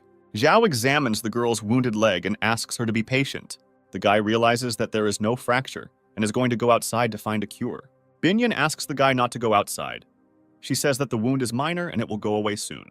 The girl continues to persuade the guy not to go in search of a cure, since there are a lot of zombies on the streets. Zhao accepts the girl's offer and asks to immediately inform her if her health worsens. Zhao wakes up from Tong's loud voice. The girl says that her friend has developed a severe fever. Zhao approaches Binyan. He realizes that the girl's condition has deteriorated greatly. The guy blames himself for listening to the girl and not immediately going in search of a cure. Zhao asks Tong to look after the girl while he searches for a cure. Tong calls Honey a vile freak. The girl showers the man with curses. Zhao uses short dashes and approaches the nearby pharmacy with extreme caution. The guy finds a large number of drugs in the pharmacy and is glad that he can take a lot of drugs in reserve. Two mutated zombies notice Zhao entering the pharmacy and inattentively watch the guy. Tong does not leave the girl for a minute. Binyan tells his friend that he is very thirsty. Tong opens his backpack and realizes that Honey has taken the last of his water supplies. The girl goes to the sink to get water from the tap, but there is no running water in the room. Tong looks at her boyfriend standing at the entrance. She intends to ask him to find water. Dennis tells the girl that the squad leader ordered him to stay near the doors all the time and guard the exit. Tong grabs the guy by the ear and tells him that they need to have a serious talk. Dennis is surprised by the girl's actions. He asks her why she behaves this way. Tong tells the guy that Honey took all the water supplies, and everyone needs to take care of how to give Binyan something to drink. Dennis once again informs the girl that he cannot violate Zhao's orders. Tong raises her voice at the guy. She tells him that he must make his own decisions. The girl believes that Dennis should not constantly listen to Zhao and ask his permission. Tong demands the guy to immediately leave the premises and look for water. Dennis goes out onto a deserted street and thinks in which direction to start his search. Zhao, with the help of a virtual god, acquired a second level of power, which allowed him to cope with two mutated zombies. The guy pulls out the cores from the bodies of zombies and intends to exchange them for weapons in a virtual store. The virtual god informs the guy that his cores are low level and he cannot reuse them. Zhao reacts negatively to this news. The main character is thinking about what to buy in a virtual store with the points he earns. He decides to use the points he earns to increase his level of agility and strength. The virtual god informs the guy that the exchange was successful. Zhao wants to immediately test his skills in practice. The main character goes out onto the night street and heads to the building in which Honey is hiding. The guy swings his fire axe and hits the armored door. Honey is distracted from eating food and is disturbed by the sound of breaking glass. Zhao is pleased with his new level of strength. He was able to break armored glass that bullets could not penetrate. Suddenly, a car drives out of the building, in which Honey and his girlfriend are hiding. Honey looks out of the car window. He calls the guy a stupid freak and invites Zhao to catch him. The main character immediately gives chase, intending to catch up with the moving car. Zhao approaches the car and throws his fire axe at it. The throw turns out to be inaccurate. The guy misses, and Honey manages to escape. Dennis wanders the streets for a long time in search of shops or cafes, and finally he manages to find a fish restaurant. The guy enters the room and sees a large number of canisters in front of him. Dennis opens one of the barrels. He is happy because there is clean water inside. The guy tastes the water but immediately spits it out because it turns out to be salty. Dennis does not notice how a man with a huge bat in his hands is approaching him from behind. The man hits the guy with a strong blow on the back with a bat. Dennis loses his balance and falls. The woman tells the man that there is a living person in front of them, not a zombie. Dennis struggles to open his eyes and sees two young men sharing his combat sword. The people who captured Denise see that the guy has returned to consciousness and are carefully watching him. The guy asks the people around him who they are and why they attacked him. The woman apologizes for the misunderstanding, explaining that their family thought the guy was a zombie. Dennis asks the woman why they tied him up in this case and demands to release him immediately. The woman tries to free Dennis, but the man stops her, fearing that the guy might be infected. An unfamiliar woman reports that Dennis has no wounds and looks like a human. One of the young people suggests not to coddle the prisoner and immediately destroy him. Dennis was greatly amused by the guy's proposal. He reads him as a pathetic weakling, incapable of murder. Dennis's words infuriate the guy. He tells him that he doesn't know who he's contacted. The guy snatches the combat sword from his brother's hands. He intends to attack Dennis. The guy holds a sword in his hands and approaches Dennis. The parents order the guy to stop immediately.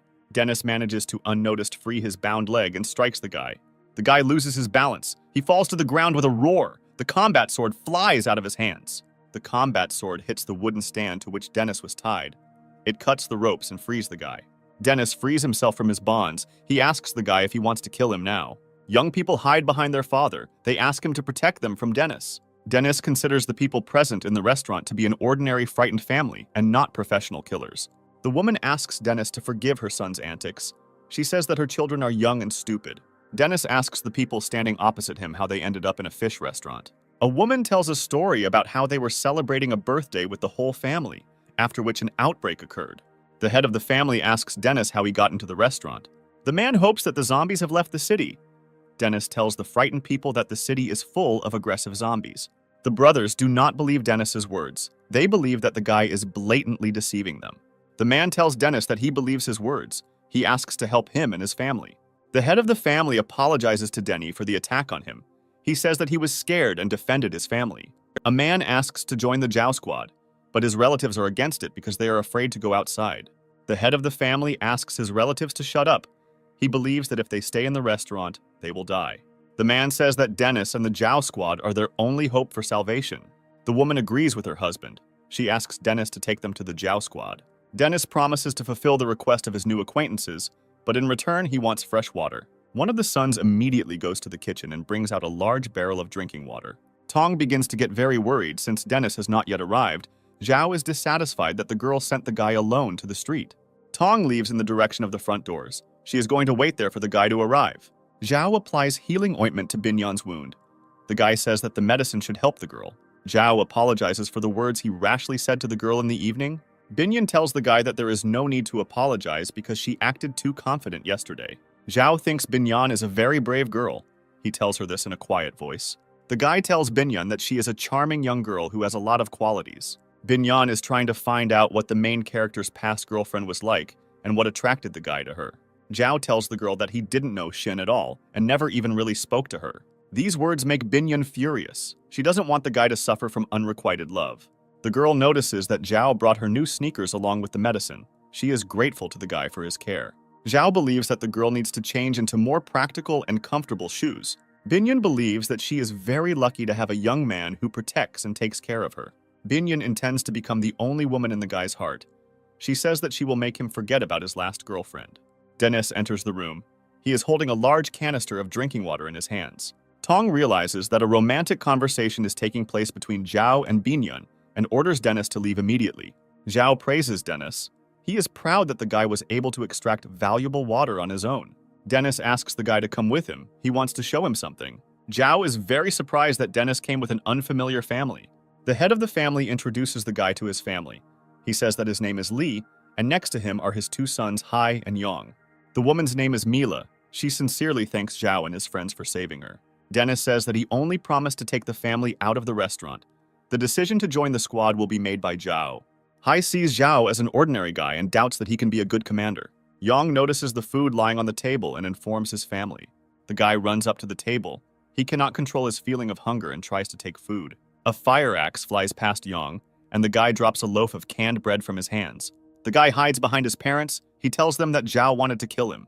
Li apologizes to Zhao for his children. He says that they are too young and do not understand what they are doing. Zhao warns the young people. He says that next time he will cut off his hand. The main character accepts only useful people into his squad. He asks Li and his family how they can be useful. Tong informs the family that their squad will not tolerate unnecessary ballast in its ranks. Li talks about how he has been a driver all his life and his wife can cook well. Bodyguard Max says that they need people in their squad who they can rely on in difficult times. Mila reports that their family is very kind and responsible and will benefit the squad. Zhao strongly doubts the usefulness of the two teenagers. He asks how they can help him. Mila says that her children are very capable and hardworking people. Zhao agrees to accept the new family into the squad. He informs them that food in the team is distributed in accordance with the work done.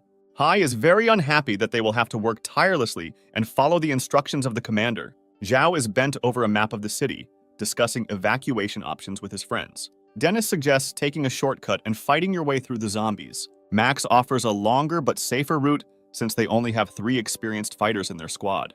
Zhao supports the Max bodyguard option. He is going to lead the squad along a safe road. Zhao decides that as soon as Bin Yan's leg heals, they will immediately begin their journey to the government base. An expensive limousine pulls up to the restaurant where the Zhao squad is hiding. The young people are delighted with the big car. Dennis asks Zhao where he got it. Zhao answers the guy. He says that he didn't waste any time and found a car parked in a nearby area. The guy throws the keys to Mr. Lee. He tells him that he has a new job. Mr. Lee is incredibly happy. He tells others that he has never driven such an expensive car in his life. The bright sun is shining. An expensive limousine is driving quickly through the deserted streets of the city. Tong asks his friend how her leg is.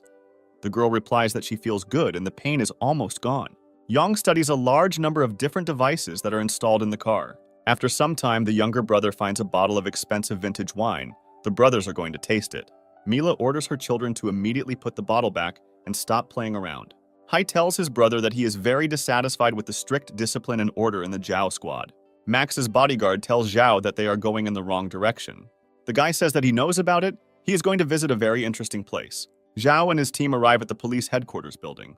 Dennis wonders what they are doing here. Max replies that they came for weapons.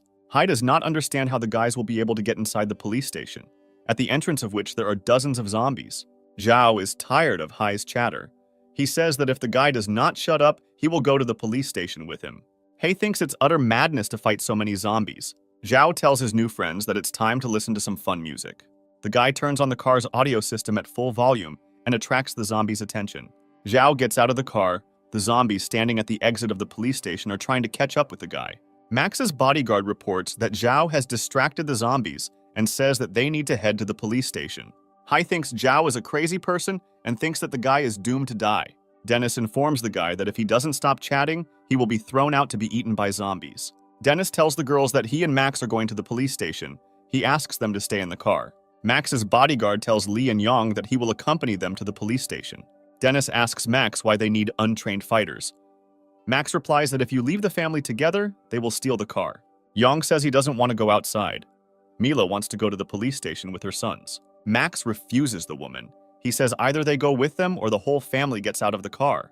Hai overcomes his fear and agrees to go on reconnaissance with the guys. Zhao's squad enters the police station and slowly moves through the deserted corridors. Dennis asks everyone to be careful, as the silence is very annoying for the guy. Team Zhao finds a weapons room. The guys intend to take as many weapons with them as possible. The voice of a stranger is heard, demanding that you stay in place and raise your hands up.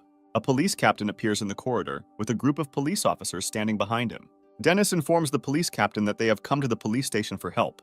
The police captain demands that the guys lay down their weapons. He intends to check them for infection. The police search Zhao's team and inspect their appearance for signs of zombie bites. A pistol with a silencer is taken from Max's bodyguard. The police captain reports that he will confiscate the firearm. The police captain asks the guys how they got into the building when there are a large number of zombies on the street. Dennis tells the policeman that they are heading to a government base and stopped on the way for help. The guy says that the zombies were distracted from the entrance by their commander, so they were able to enter the building. The police captain apologizes for the rude manner and tells the guy that he is in charge here. Dennis asks the policeman how long they have been at the police station. The captain reports that their only car has broken down and they have been in captivity for several days. Hai asks the police why they don't fight since they have firearms. The captain answers the guy. He reports that they tried to escape from the encirclement, but suffered heavy losses. The policeman asks the guys for some gasoline so that they can evacuate themselves and take the prisoners with them. The captain invites Dennis to move towards the government base together. Dennis is pleased with this offer, since the police are experienced fighters and have firearms. The guy offers to leave immediately, but the policeman asks him not to rush. They need to collect weapons and documents. The captain suggests that Zhao's team rest for a while they get ready. Yang learns that there is food at the police station. He is incredibly happy about this news. Dennis asks the police to hurry up. As they have little time, the zombies may return soon. The captain promises to finish the gathering soon and says that his subordinate will take them to the restroom. Max's bodyguard asks the policeman to return his gun to him, but the policeman is in no hurry to do this. The captain notices the homemade silencer on the gun and states that it is unsafe. Max asks the law enforcement officer not to worry about this and claims that he has skills in handling firearms. Hai advises bodyguard Max not to argue with the police captain and give up his demands. Dennis believes that the police chief is worried about the life and health of bodyguard Max. Max agrees with the arguments of the guys and the police captain. He stops contradicting them. The police lead Zhao's team through dark corridors and into a break room. The guys stop near the prison cell. The accompanying policeman tells them that they have arrived. The police forcefully drag Team Zhao into the criminal's cell. The policeman accompanying them orders them to sit quietly. Otherwise, he promises to shoot the guys in the head. Mila tells the policeman that there was a misunderstanding. She does not understand why they were locked in the cell. The man throws a strong kick at the bars, and the woman flies off to the opposite side of the camera. Hai is outraged by this treatment of his mother and hurls angry curses at the policeman. The sound of a pistol shot is heard. Bodyguard Max saves Hai from a bullet flying at him. Dennis becomes very furious. He says that he will tell everything to the chief of police. The police are very surprised by the guy's naivety. They look at him and laugh loudly. A voice comes from the next cell, which says that screaming and calling for help is pointless. The man in the next cell says that there are no police at the station. These are prisoners in disguise. The man's name is Feng. He is a policeman who was captured by criminals. Criminals in police uniforms look at a parked limousine. The gang leader believes that the car should have enough supplies and water. He orders his accomplices to go outside to capture the girls and take supplies. The gang leader feels comfortable in a world where chaos and lawlessness reign. The criminals believe that today is a good day for them, since the loot came into their hands. Zhao is very surprised that the decomposed bodies of zombies could haunt him for so long. The guy intends to destroy a large group of zombies and earn a large number of points for the virtual store. Suddenly, the zombies let out wild screams. They turn around and run away in horror. Zhao looks at what is happening in surprise. He does not understand what could have scared the zombies so much. On the pillar, the guy sees a creepy-looking monster who is looking at him carefully. The virtual god tells the guy that this monster is a second-class devourer. Zhao realizes that this monster will be very difficult to deal with. Its long tongue is especially dangerous. The devourer jumps off the pole and quickly approaches the guy. This type of monster has an increased reaction. Zhao has difficulty dodging its attacks. In addition to increased reaction, the devourer has enormous strength and endurance. He attacks the guy non-stop. Zhao understands that an ordinary person is not able to cope with such a monster. The devourer spits out its huge tongue, which instantly wraps itself around the guy's body. The zombie, using his tongue, lifts Zhao into the air. The guy is unable to escape from captivity. The virtual god informs Zhao that the devourer's weak point is his head, and the guy kicks him. The blow hits the target, the zombie loosens its grip, and the guy frees himself from the grip of his tongue. The devourer immediately turns around and tries to escape. Feng informs Zhao's team that the police captain is fake and is the leader of a gang.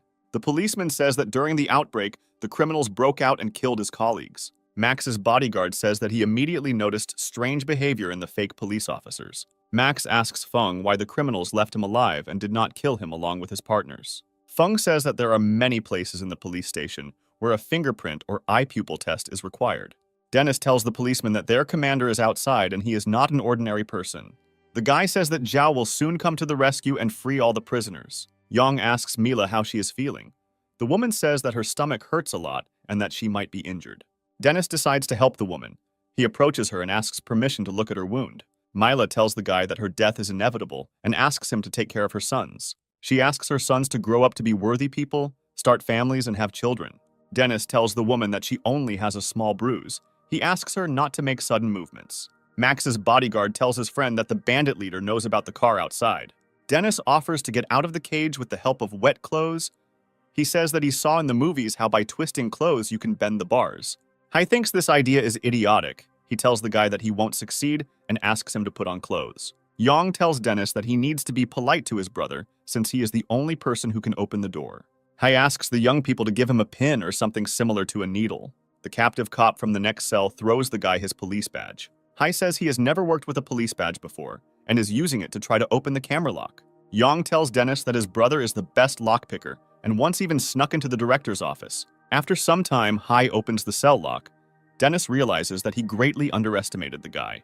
The young people find the keys to other cells and free the captive policeman. The captured policeman asks the guys to leave. He intends to free several more survivors. Dennis tells Feng that they will help free the prisoners. Running down the corridor, Max notices a familiar face and stops in front of the camera. Honey is in the detention cell. He says that they want to kill him and plaintively asks for help. Feng asks Dennis who this man is. Dennis tells the policeman that he is a vile man. Max asks Honey how he ended up here and what he is doing in the detention cell. Honey reveals that their car broke down and then they met fake police officers. The man tells the guy that they were made slaves and his girlfriend was used as a concubine. Honey tells Max that she is incredibly happy to see him and asks him to save him from the villains. Dennis believes that after what Honey did, he should under no circumstances be helped. Honey apologizes for her actions and promises the guys that nothing like this will happen again in the future. Dennis informs the man that they are not going to step on the same rake twice. Honey tells Max that he is a bodyguard and his duty is to protect his employer. Dennis informs the man that he personally terminated the contract. Max says that a bodyguard does have a duty to protect his employer. He approaches Honey and tells him that this rule does not apply in his case, since the contract is broken. Max tells the man that he will give him the keys to the camera, and that will be the end of their partnership. Max's bodyguard throws the keys to the camera into a nearby dirty toilet. Honey is outraged by the guy's actions and intends to take brutal revenge on him in the future. Feng calls the elevator. The policeman is very surprised because the elevator has stopped working. The policeman tells the guys that the elevator is the only way out, and they won't be able to get out until someone from above comes down to them. The voice of Dennis is heard asking Feng what they should do now. The policeman replies that the only way to get out is to wait for the criminals below. Feng tells the guys that sooner or later their friends will be captured and taken down. Tong is very worried about the young people. Quite a lot of time has passed and they still have not returned. Lee tells the girls that he is seeing people approaching the car. A criminal in a police uniform approaches the car and asks the girls to open the door. Lee tells the criminal that they have come a long way and are glad that the servants of the law want to help them. Binyan senses something is wrong and asks Lee not to open the car doors yet. The girl asks the criminal in a police uniform where her friends are now. The criminal tells the girl that her friends are completely safe at the police station and asks to go into the building, as zombies may soon appear here. Lee thinks he should listen to the policeman and asks the girl for permission to open the doors. The criminals think that they have been exposed. They are going to use brute physical force. One of the criminals hits the car window with the butt of a machine gun and breaks it. Tong is very frightened. She screams loudly and calls for help. Binyan understands that these are not police in front of them. One of the criminals grabbed Binyan and is trying to pull the girl out through the broken car window. A loud scream is heard and the bloody body of the criminal falls next to the car. The eater quietly crept up to the car and attacked the disguised criminals. The bandits take out firearms and begin to shoot the devourer. The bullets do not cause much harm to the monster. He screams loudly and rushes at the criminals. The devourer shoots out his huge tongue and destroys yet another fake cop. One of the bandits informs his commander that a group of zombies is approaching them. The monsters scream loudly and quickly approach the fake police officers standing by the car. Zombies attack not only people, but also the devourer, and a fierce battle ensues. Some of the zombies are trying to break the windows and get inside the car. The girls desperately defend themselves, covering the broken window with pillows and fighting off the zombies. The devourer managed to deal with all the zombies that attacked him. He stands up to his full height and screams loudly. A second later, the devourer falls, struck by a well-aimed throw from a fire axe. Zhao reloads the machine gun and begins to systematically shoot the zombies around him. Zhao takes the core of the killed devourer. The virtual god congratulates the guy on the expensive trophy. Binyan runs up to Zhao and hugs him tightly. She says that she is glad to see him alive and unharmed. Binyan tells the guy that their friends are in trouble and are being held captive in the police station. Tong tries to stop Lee. The man intends to go to the police station to save his family. Zhao tells Lee that he won't be able to help his family because he doesn't have enough strength and the bandits will kill him. The guy tells his friends to stay in the car and close the doors. He says that he will lead the prisoners out of the police station. Policeman Feng and Zhao's team are waiting for one of the bandits to come down. The sound of a descending elevator is heard. The guys arm themselves with improvised means and set up an ambush. The elevator doors begin to open, and Feng and Team Zhao rush to attack. From the elevator, a crowd of roaring zombies attacks people. This greatly shocks the prisoners. Policeman Feng orders everyone to run and hide in the detention cells. Max's bodyguard and a police officer hold off the zombies so that the teenagers and their mother have time to escape. The young people manage to run into the cell and close the door behind them. The zombies unsuccessfully try to get them. Hei tries to open the doors on the back side of the cell to get out into another corridor. The guy opens the lock. Mila demands that her son stop burglary in the near future and find himself a girlfriend. Young people see a huge zombie approaching their mother from behind. Mila does not have time to react to the zombie attack. The monster grabs her and bites her on the neck. The woman realizes that she has no chance to survive. She asks Hai to look after her brother. Hai and Yong sit on the floor and sob loudly. They cannot come to terms with the death of their mother. Honey understands that he will have to get the keys to the camera from the dirty toilet. A man looks for his keys in the toilet and loudly insults Max's bodyguard. Honey says he will take brutal revenge on Max's bodyguard for the humiliation he suffered. He opens the cell door and orders his woman to leave with him.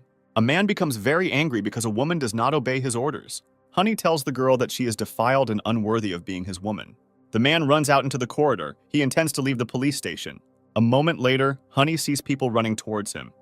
He realizes that zombies have broken into the room. Honey immediately runs back to her cell and tries to close the door behind her. Honey's ex-girlfriend does not allow the man to close the door to the cell. She blocks the bars with her hand. The girl tells Honey that he is a vile creature who gave her to the bandits in order to survive. Honey orders you to immediately remove your hand. The girl says that she doesn't want to live anymore. She intends to take Honey with her to the next world. Honey tells the girl that he is not going to die and kicks her. An angry zombie bursts into the open door of the cell in which Honey is located and immediately attacks the man. Dennis and his bodyguard Max desperately fight off the zombies attacking them. Yang is very scared and tells his brother that he doesn't want to die. Team Zhao and policeman Feng are locked in one of the cells. They have difficulty holding back the onslaught of zombies. The policeman tells his comrades that his strength is already running out. Suddenly, Zhao appears in the room and starts shooting zombies with a machine gun. Zhao asks Dennis how he is doing. The guy says that he is glad to see Zhao and reports that he is fine. The main character brought a lot of weapons with him. The guy arms Dennis and the policeman Feng. Dennis hands over his machine gun to the policeman. The guy is going to fight the zombies with his sword. Dennis uses his fencing skills and effectively repels the attacks of the zombies attacking him. Bodyguard Max and policeman Feng shoot the zombies non-stop with firearms. Policeman Feng's voice is heard ordering Zhao to bend down. The next moment he kills the zombie who is about to attack the guy. Zhao realizes that Officer Feng saved his life and thanks the man. All the zombies are destroyed. Zhao says that everyone can leave the cells. The guy meets Feng and shakes his hand. Dennis tells Zhao the tragic story of policeman Feng. Zhao sees the grief-stricken brothers in front of him. They tell him that Mila is dead. The guy says that his father is waiting for them in the car. Suddenly, the gang leader appears in the room. He points a weapon at Team Zhao and orders everyone to raise their hands. The gang leader tells the guys that they are still too young and stupid to cope with him. Policeman Feng raises his gun and orders the gang leader to throw his weapon on the ground. The gang leader demonstrates a bomb that is behind his back. He says that he can detonate it at any moment. The bandit calls the guys vile insects and intends to seize the car with two girls. Hai believes that his mother died because of the gang leader. The guy intends to take revenge and destroy the bandit. Hai holds the gang leader tightly and asks his friends to run away immediately. The gang leader pulls out a gun to kill the guy, but Hai blocks his hand. Zhao is very surprised by the guy's actions. Until the last moment, he considered him a coward. The main character orders everyone to leave the room immediately before the bomb explodes. Yang doesn't want to leave his brother. He pulls Zhao's hand and asks him to save Hai. Zhao orders Dennis to look after the people. He is going to return and help Hai. The gang leader wins hand-to-hand combat with Hai. He is going to kill the guy. Hai's loud laughter is heard. The guy demonstrates the remote control for the explosive device in his hands. The guy tells the gang leader that he will take revenge on him for his dead mother. Zhao bursts into the room and shouts at the guy not to activate the explosive device. The next moment, a powerful explosion is heard. Shards of glass and building materials scatter around. Binyan's attention is attracted by the sound of a loud explosion. The girl runs out of the car. His son runs up to Lee and tells his father that his mother and his brother have died. Binyan runs up to the surviving guys. She asks why Zhao is not with them. A girl breaks into a destroyed police station, hoping that her boyfriend is still alive. Binyan is searching the police station when she comes across a dead gang leader. A girl is clearing out huge rubble. She doesn't want to believe that her boyfriend is dead. Dennis helps clear the rubble. He believes that Zhao should stay alive. Team Zhao hears loud groans and grunts coming from the far corner of the building. Young people look at Zhao and Hai. The guys survived after a powerful explosion. Team Zhao feels great joy and immediately rushes to the survivors. Young people hug the surviving boys and ask how they are feeling. Hai tells his father that he is completely fine and his entire operation was under complete control. Binyan is unhappy that her boyfriend risked his life and she loudly scolds him. The girl rushes to Zhao. She hugs him tightly and begins to sob heavily. The surviving police officers thank the Zhao team for their assistance and rescue. Lee informs the main character that after a family meeting, they decided to stay with the police and not continue to the base. Lee tells Zhao that the journey will be dangerous and he does not want to risk his sons. Zhao respects the decision of the head of the family and promises to inform the military of their location when his team reaches the base. Policeman Feng takes out a large number of weapons on the street and decides to join Zhao's team. Feng wants to go to the base to protect the people there. Zhao believes that Mr. Lee's sons are brave and responsible, and they will be able to be good assistants to the police. Team Zhao loads into a limousine and sets off on the long journey to the government base. He shouts loudly after the driving car. He demands that the young people stay alive. Zhao heard the guy scream, and as a sign of understanding and agreement, he raised his hand up. Team Zhao opens a bottle of collectible wine and decides to celebrate the new addition to their team. Zhao is very happy that his team has been replenished with a new combat unit in the person of Policeman Feng. The policeman thanks the young people for the trust they have placed in them and believes that he will be useful in the squad. Zhao hopes that they will reach the government base without any problems. The main character is going to distribute responsibilities in his updated team. Policeman Feng is very good at shooting and is suitable for suppressing enemy fire. Bodyguard Max has good shooting accuracy and can act as a sniper, shooting from afar. Zhao considers himself a poor marksman, so he is going to be in charge of close combat. Feng completely agrees with this arrangement of roles and proposes to train the girls in the use of weapons. Tong tells the guys that she has never held a gun in her life and doesn't know how to handle one. Dennis holds a huge sniper rifle in his hands and admires its power. Feng believes that owning a pistol is not difficult. He intends to train Zhao's team. Under the guidance of a police officer, the girls begin to undergo basic fire training. Zhao activates his ring to begin communicating with the virtual god. The guy reports that zombies are starting to mutate quickly and asks for a new powerful weapon. Zhao tells the virtual god that without a new weapon, it will be very difficult for him to save the world from zombies. The main character uses the third-level core to purchase weapons in the virtual store. The guy chooses immunity from the virus and a new battle axe in a virtual store. With the remaining amount from the sale of the third-level core, Zhao purchases a shield and a high-tech battle sword. Dennis trains hard in pistol shooting, but does not achieve good results. Zhao tries to calm the guy down. He tells him that you cannot become a good shooter in a short time. Dennis thinks that he is not a very effective fighter. The guy wants to bring great benefits to the team. Zhao tells his friend that he is his first employee and right hand. He demands that the guy get rid of stupid thoughts from his head. The main character tells the guy that he has a gift for him. He hands Dennis a shield and a combat sword. Dennis is incredibly happy with the gift. He considers it the best weapon for close combat. Zhao asks the guy not to forget who he is, once again emphasizing that Dennis is his right hand. Tong was around the corner all the time and eavesdropped on the guy's conversation. Dennis hurries to his girlfriend to show her the new weapon as quickly as possible. The guy meets Tong in the corridor and invites her to talk about a serious topic. Dennis's voice is heard asking Tong to marry him. Dennis is very worried and tells the girl that his intentions are serious and this is not a joke. The girl tells the guy that during the conversation she developed feelings for him. Dennis intends to protect Tong anywhere. Even if the girl refuses, he intends to take care of her.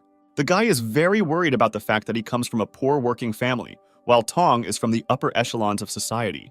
Dennis begins to suspect that the girl was only using him for protection. Tong is upset by the guy's conclusions and is about to leave. Dennis stops Tong. The girl turns around and kisses the guy deeply.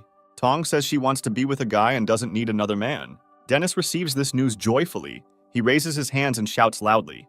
The guy says that the girl will be his goddess from now on, and he will protect her all his life. Dennis immediately shares the latest news of his personal life with his friends. The Zhao team is thinking about how they can organize the wedding ceremony. Team Zhao gets to a huge shopping center located in the central areas of the city. The guys fight their way to the shopping center. They shoot the zombies attacking them. The Zhao team finds everything they need for the wedding ceremony in the store and leaves for their hideout. A wedding takes place between Dennis and Tong. Music is heard. Young people are dressed in beautiful dresses. Binyan asks the guy where they got the suits and record player. Zhao replies that there was a good store nearby. Policeman Feng is assigned the role of wedding receptionist, and the man is visibly nervous. Feng reads a solemn speech and asks the young people about their consent to marry. Max's bodyguard brings 2 rings with large diamonds into the hall. Happy newlyweds slowly exchange rings with each other. Solemn music is heard. Policeman Feng declares the young people husband and wife. To the applause of those around them, the newlyweds hug each other and kiss. Dennis sincerely thanks his friends for organizing a gorgeous wedding. Tong hopes that Zhao and Binyan will also get married soon. Max thinks this is a good idea. Policeman Feng reports that he already has experience as a recorder. Tong forces her friend to go away and try on a wedding dress. The girl tells her that she is not ready for this yet. The guys grab Zhao's hands. They tell him that they are about to marry him. Zhao demands to let him go immediately. Max asks the guy not to be angry. He says that they were just joking. Tong believes that Zhao must marry Binyan sooner or later. The girl asks Zhao why he doesn't want to marry Binyan today. Tears appear in Binyan's eyes. She runs out of the room and her friend tries to stop her. Tong tells Zhao that his behavior caused severe pain to the girl. Dennis tries to reassure his new wife. He asks to leave his commander alone. Zhao tries to stop Binyan. The girl pulls his hand back and says that she doesn't want to be near the guy. Binyan tells Zhao that she really hoped for mutual feelings. The girl thanks the guy for his help. She intends to leave Zhao and not bother him anymore. Zhao believes that the girl cannot survive alone, since there are a huge number of zombies around. Binyan tries to leave. The guy stops the girl and appeals to her prudence. Zhao tells Binyan that he likes her very much and hopes for a serious relationship. A girl asks a guy how much he likes her. The guy answers her with gestures. Binyan tells the guy that he is a good and kind person who cares about others. Binyan intends to forget past grievances and start from scratch from today. Suddenly, the conversation of the young people is interrupted by a zombie. He screams loudly and rushes at them. Zhao manages to react to the attack in time and kicks the monster. The guy bends over the defeated monster. He realizes that he saw this face somewhere. Shin's girlfriend wakes up after being attacked by a guy. Zhao mistook her for a zombie. Zhao asks Eliza what she is doing here and where the rest of her friends are. The guy is trying to find out from the girl what happened to his friend Bean and Shin. Eliza covers her face with her hands and begins to cry loudly. She says that Bean is no longer alive. The girl says that after they left the library, they headed to the government base. They ran out of food and water, and on the way they came across an expensive villa in which they decided to take refuge. The owner of the huge villa was a large businessman named San and his brother. People who came to the villa for help became slaves and worked hard just to eat. To survive in the villa, the girls had only one way. They had to sell their bodies. Bean worked very hard to support himself and his 3 girls. The girl tells the young people that Linmu was also in the villa. He was idle and worked as an overseer. Eliza remembers that she was tired of eating the same dry pie every day. She was sick just from the smell of it. Her friend asks the girl not to be mischievous, since Bean has to work 3 shifts to feed them. Shin tells the girl that her birthday is coming up. Bean tries to earn some money to buy meat. The girl is touched that the guy remembers when it is her birthday. Her friends tell the girl that Bean is not indifferent to her. Linmu appears on the threshold. The girl says that they have nothing to talk about and asks the guy to leave. The girl tries to close the front door, but the guy doesn't let her do it. Linmu is going to help the girls. He wants to introduce them to influential people. The owner of Villa San likes Shin and wants to get to know the girl better. San says that he admires Shin. He extends his hand and tells the girl that he is glad to meet you. San asks the girl not to be afraid or worry. He tells her that he is a good person. San's voice is heard. The guy offers the girl lunch. Sin reports that she is not hungry. Linmu is extremely dissatisfied with the girl's answer. She is outraged by the refusal of the gentleman's offer. San demands that Linmu be polite and not communicate in such a tone with his new acquaintance. A friend tells Shin that Mr. San is lying. She sees it in his face. Brother San is outraged by the girl's response and orders his subordinates to seize her. Subordinates take Shin away. Her friends try to protect the girl, but the forces are unequal. Linmu throws Shin into the backseat of the car. The girl asks for mercy. Linmu demands that the girl fulfill the master's requests. Otherwise, he threatens to kill her friends. Eliza says that people should not do this. She asks her to leave her friend alone.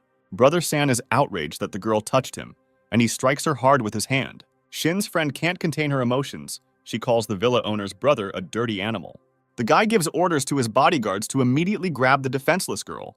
The bodyguards grab Eliza by the arms and drag her out of the room. The girl screams loudly. The brother of the owner of the villa approaches Shin's friend. The girl is very scared. She asks to leave her alone. Bean appears on the threshold of the home. The guy reports that he has brought some delicious delicacies. A terrible picture appears before Bean's eyes. He understands that something terrible has happened. The brother of the owner of the villa is very unhappy that the bodyguards allowed Bean into the home. Bean grabs a huge kitchen knife and lunges at the villa owner's brother. One of the bodyguards hits Bean with a strong blow. The guy loses his balance and falls to the floor. Bean asks the girl not to be afraid. He says that he can protect her. The villa owner's brother is outraged by Bean's behavior and is thinking about how he can humiliate the guy. Bean abruptly jumps to his feet. The guy hits the table that was standing nearby. Bean swings a piece of the table to destroy the villa owner's brother. The bodyguards draw their pistols and open automatic fire on Bean. Bean does not have time to avenge his girlfriend. His body is pierced by dozens of bullets. The girl screams loudly and rushes to the young man lying on the floor. The brother of the owner of the villa leans over Bean. He reports that a similar fate will befall everyone who raises a hand against him. The girl hugs Bean's body tightly. She asks him not to die and not leave her alone. The villa owner's brother orders his men to throw Bean's body out for the zombies to eat. Zhao goes into a state of wild rage from the girl's story. He intends to tear his enemies to pieces. Eliza continues her story. She says that after that she was put under arrest, but she heard that Shin was still alive. Zhao promises the girl that he will save Shin and the other hostages in the villa. The Zhao team supports the guy in his endeavors. They offer him their help. Zhao asks Eliza to tell everything about the villa building. The guy intends to come up with a plan of action. Tong is surprised by the huge amount of grain. Binyan tells his friend that the guys found it in a nearby store. Tong is going to disguise Eliza since people in the villa might recognize her. Binyan has feelings for the guy even though he wants to save his first girlfriend. The girl is grateful for saving Zhao. She believes that they could have suffered the same fate as Eliza. Binyan is ready for a love triangle. She intends to emerge victorious from the fight.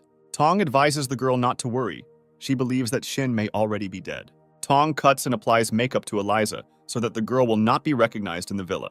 Zhao informs his girlfriend that he has checked the building for zombies and carefully blocked the exits. The guy offers Binyan to leave Dene to protect him. The girl refuses, since the squad needs all the fighters. Zhao tells the girl that he cannot take her with him. This is too dangerous a task. Binyan thanks Zhao for his concern. The girl hugs the guy and kisses him deeply. Zhao orders his team to take the grain and load it into the truck. The villa is surrounded by a metal fence and is well guarded by armed men. A Zhao squad is approaching the villa. The guys are moving in 2 cars. Zhao is very surprised by the number of guards. At the entrance, he counted only 2 people. The guards stop Zhao's team and ask the young men what they are doing here. Zhao tells the guards that they are survivors and want to find shelter from the zombies. The security guard informs the guy that in order to get into the villa, he needs to pay with food. The guards report that to enter the territory, you need 10 kilograms of food, and further stay in the territory is also paid. Zhao says that he is satisfied with the conditions. He reports that they have enough food. The security guard requires you to leave your cars and weapons in accordance with the rules. Eliza asks Zhao not to trust the guards. She says that these people are very dangerous and can kill. Zhao offers a deal. He intends to pay a high price and keep the cars for himself. The guard doubts that the young people have that much food. Zhao tells the guard that they have a truckload of excellent quality grain. The guy opens the truck and shows the guards the grain he has. One of the guards runs to his commander. He intends to tell him about the arrival of rich clients at the villa.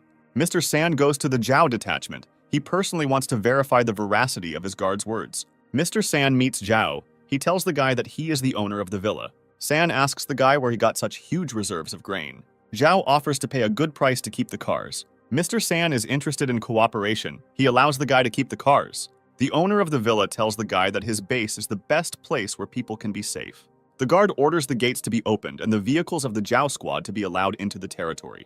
Zhao shakes hands with the owner of the villa. The guy thanks him for his hospitality. The main character informs Mr. San that he will definitely not regret making a new acquaintance. The Zhao team's cars are under the watchful eye of armed guards. Walking around the territory, Zhao remembers where the security points are. Max's bodyguard says the villa is better protected than a military base. Zhao asks Mr. San why he welcomes people to his luxurious villa. Mr. San tells the guy that he is a nobleman and cares about defenseless people. The owner of the villa reports that he has high security costs, since he needs many fighters to protect people from zombies. Mr. San invites the guy to leave the cars in a garage next to his house. The head of security informs the Zhao team that from today on, they are honored guests of the villa. Zhao thanks the security chief for doing his job well and protecting people from zombies. The head of security pretends to leave. He hides around the corner of the building to eavesdrop on the conversation of Zhao's team. Mr. San's brother finds out that the guys have a whole food warehouse. He offers to immediately grab the guys and take away all their food supplies. The head of security informs Mr. San that the Zhao team is being monitored around the clock. Mr. San answers his brother. He asks him to be patient and watch the guys for now. Brother San believes that they need to capture Zhao's team and use torture to find out where their warehouse is located. Mr. San believes that a big fish has fallen into his net, and he is going to develop an operation plan. Brother San thinks that if the operation is successful, they will be provided with food for several years. San asks his brother to be careful and not do anything rash. The brothers are going to gain the trust of the Zhao team and then trick them into finding out the location of the warehouse. Brother San states that after they find out the location of the warehouse, he will brutally deal with Zhao's team. Bodyguard Max tells his friends that he has not seen such rich apartments for a long time. Officer Feng notes that their room has an excellent location from which they can observe the villa grounds. Guys are attracted to strange noises coming from their travel suitcases. Dennis tries to calm the guys down. He says that he will explain everything now. The guy opens the travel suitcases, from which the girls crawl out, gasping for breath. Zhao is very unhappy that the girls joined them under false pretenses. Binyan asks Zhao not to scold Dennis. She says that he is not to blame for anything. Zhao yells at the girls. He is very angry because they did not follow his orders. Tong reports that Binyan was very worried about Zhao and therefore could not stay in the shelter. Zhao says that this place is very dangerous and they could get hurt a lot. Binyan tells Zhao that she won't be able to bear it if anything happens to the guy. Policeman Feng believes that nothing can be done, and extra people will not interfere with the squad. Binyan apologizes to the guy and plaintively asks him not to be angry with her. Zhao orders the girls to stay at home with Eliza and under no circumstances go out. A knock is heard on the door. A guard appears on the threshold, who reports that Mr. San invites the guys to join him for lunch. Zhao and his team enter the huge banquet hall located in San's house. Mr. San greets his guests and invites them to immediately go to the table. San introduces Team Zhao to his younger brother, whose name is Ji. Mr. San invites his guests to try expensive collection wine. Max's bodyguard warns Zhao and asks the guy to be careful with the offered wine. Zhao replies to the owner of the villa that he is a simple student who is used to drinking cheap beer. The main character brought a box of beer with him, takes out a bottle and makes a toast. San praises Zhao for his choice and plans to support the guy by switching to beer. The owner of the villa says that beer is an excellent drink for survivors. San is interested in the plans of the Zhao team and asks how long they want to stay with him. Z tells the guys that their shelter is the safest and that the government base cannot compare with it in terms of comfort and safety. The brother of the villa owner informs the guys that their team will be provided with better conditions. Zhao responds to the owner of the villa. He says that his offer sounds tempting. San invites Zhao's team to stay with him for a while and then make their final decision. Zhao says he doesn't feel well after drinking beer and asks to be taken to the toilet. San immediately calls an armed guard standing nearby. Zhao, accompanied by a security guard, walks down the long corridor of the building towards the toilet. The guard tells the guy that he will wait for him downstairs and goes down the stairs. The guy makes sure that the guard has gone downstairs. He is going to inspect the floor. Zhao notices a maid at one of the doors. The guy waits until the woman leaves and knocks on the door. Xin recognizes Zhao's voice standing outside the door. The girl is very surprised by his presence in the villa. Zhao's voice is heard. He asks the girl how she feels. Xin answers the guy. She says that everything is fine with her, but the girl wants to free herself quickly. The guy asks the girl to wait a little as he first needs to find the class leader. Xin tells the guy that she is very worried about Tong. She says that she does not know where the class leader is now. Zhao heard that the maid persuaded the girl to drink medicine. The guy asks Xin to drink medicine to be cured. Xin promises the guy to take medicine and eat well so that he will be in good shape when the guy comes to save her. Suddenly, Mr. San appears in the corridor. He asks Zhao what he is doing here. Zhao tells San that his villa is huge and he got lost when he came out of the toilet. San intends to punish the guard who left the guy alone and did not show him the way out. Zhao says that he heard sounds outside the door. The guy asks who lives in this room. San answers the guy. He says that his fiancée lives in the room. She has health problems and she rarely leaves the room. The owner of the villa invites the guy to go downstairs to the table and not make the company wait for them. Zhao is pleased that he has found the room where Xin is located. He intends to save the girl in the near future. The main character enters the banquet hall. The brother of the villa owner asks how the star is feeling. San is very nervous about his brother talking about Xin in front of strangers. Zhao tells San that he didn't know his fiancée was a star and is upset that she couldn't have dinner with them. San tells the guests that his fiancée has appeared in several commercials. Brother San tells Zhao's team that his brother doesn't like to talk about his fiancée. San asks his brother how the girl he took for himself is feeling. Brother San thinks that the girl is not worthy of him. He says that he sent her to Linmu. Zhao cannot hide his anger. He understands that we are talking about the class president. San sees the change in the guy's face and asks how he is feeling. Max informs the villa owner that Zhao has a severe stomachache. Zhao clutches his stomach. The guy says that he is in severe pain and asks permission to leave the company. The main character apologizes to the owners of the villa and offers to talk next time. San says goodbye to the guy and tells him that he is waiting for him to visit at any time. Zhao thanks bodyguard Max for helping him in a difficult situation. Max asks the guy about Tong. He wants to know more information about the class leader. San enters Xin's room, holding a tray of food and medicine. The owner of the villa tells the girl that she needs to eat regularly and take medicine. San says that he has strong feelings for Xin and demands that the girl reciprocate. Xin remembers her last meeting with Zhao. The girl decides not to take risks so as not to reveal herself. Xin responds to San. She says that the man has been very kind to her and she has no reason to refuse him. San is pleased with the girl's answer. He is going to organize a magnificent wedding. Linmu says that he will never tell Team Zhao where the class president is. Zhao orders his team to capture Linmu and lock him indoors for further interrogation. Linmu strolls through the entertainment area as his friends endlessly shower him with compliments. The guy is very tired of communicating with uneducated hillbillies. He believes that such people are not worthy of his attention. Zhao's team gets in the way of Linmu. The main character tells the guy that he is glad to see him. Linmu is very frightened and surprised by the fact that Zhao is still alive. Zhao's team binds Linmu. The guy threatens to report this to the villa owner. Linmu asks Zhao to let him go. He says that before they only had minor differences that can be easily resolved. Zhao is surprised by the guy's arrogance and cynicism. He demands to know where his friends are. Eliza attacks Linmu. She says that he is to blame for the murder of his classmates and gave it to the owner of the villa Shin. Tong approaches the captive Linmu. The girl reads that the interrogation must be carried out using physical violence. Linmu recognizes Binyan, who was next to him. He asks the girl what she is doing in Zhao's team. Binyan reveals that she is Zhao's girlfriend. She approaches the guy and takes his hand. Linmu can't believe that a guy from a poor family can have a girl from high society. Linmu's sarcastic remarks are interrupted by a strong blow from Zhao. The guy orders to immediately tell him where the class leader is. Linmu reports that the girl is suffering. He refuses to say where she is. Linmu insults Zhao's team. He believes that nothing will be done to him since he is under the protection of the villa owners. Zhao's team gets very angry. Dennis is going to beat up Linmu. Linmu says that Bean suffered greatly before his death. Zhao promises Linmu suffering 10 times more. Zhao orders his team to cut Linmu into pieces and feed him to the zombies. Dennis raises a huge knife over the guy's head. He says that he will start with dirty language. Linmu asks to be spared. He reports that he sold the class president at the city market. Eliza cannot contain her anger. She says that the city market is a very bad place. Zhao stabs Linmu and tells him that he will finish him off if the class president is in trouble. The main character informs his team that tomorrow morning they will begin their search at the city market.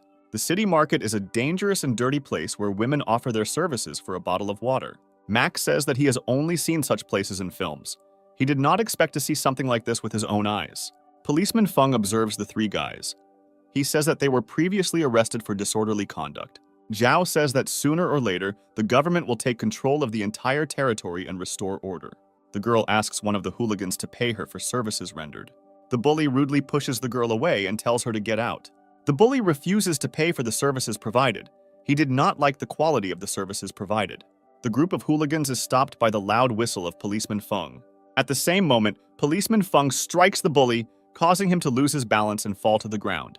The bully's friends are outraged by such actions of the policeman. They intend to stand up for their friend. Zhao takes out his battle axe and tells the bullies to calm down and be quiet. The bully apologizes. He says that he did not want to do this and is ready to pay for the girl's services. Zhao hates people like this. He orders the bullies to pay and get out immediately. The hooligans take their friend, they give the girl water and food and leave. The girl thanks the Zhao team for the care and assistance provided. She asks how she can thank the guys. Zhao tells the girl that he is looking for his classmate. He describes what the class leader looks like. The girl answers the guy. She says that she doesn't know anyone with a similar description of appearance. Zhao says goodbye to the girl and intends to continue his search for the class elder. Suddenly, a girl shouts out to him. She says that she remembered a girl who looked like Tong. The girl leads Zhao's team to a miserable shack. She says that the girl they are looking for lives here. A man flies out of a room on the street. He falls to the ground and screams loudly. The man is in an angry state. He says that today he will definitely sell the girl at the market. Zhao believes that he is talking about Tong. He approaches the man and hits him with a strong blow. A woman runs out into the street and demands that the beating of her husband stop immediately. A woman treats her husband's wounds, and Zhao's voice is heard apologizing for what he did. The man says that he has no complaints against the guy. He reports that everything is fine with him. The woman is dissatisfied with the actions of the Zhao team. The man makes excuses for the guys. He believes that they can be understood. The man says his name is Qing and introduces the Zhao team to his wife Wang. The man says that he is a mechanical engineer and his wife worked as a doctor. Qing tells the guys that while in the villa, they tried to protect themselves, which greatly angered the owners of the villa, and they sent them to live in the city market area as punishment. The man reports that his wife is a very good practicing doctor. She was close to a rich man in the villa who was not indifferent to her. Wang rudely interrupts the man. She says that they promised each other to be together for the rest of their lives. Qing asks his wife for forgiveness. He says he doesn't want her to starve.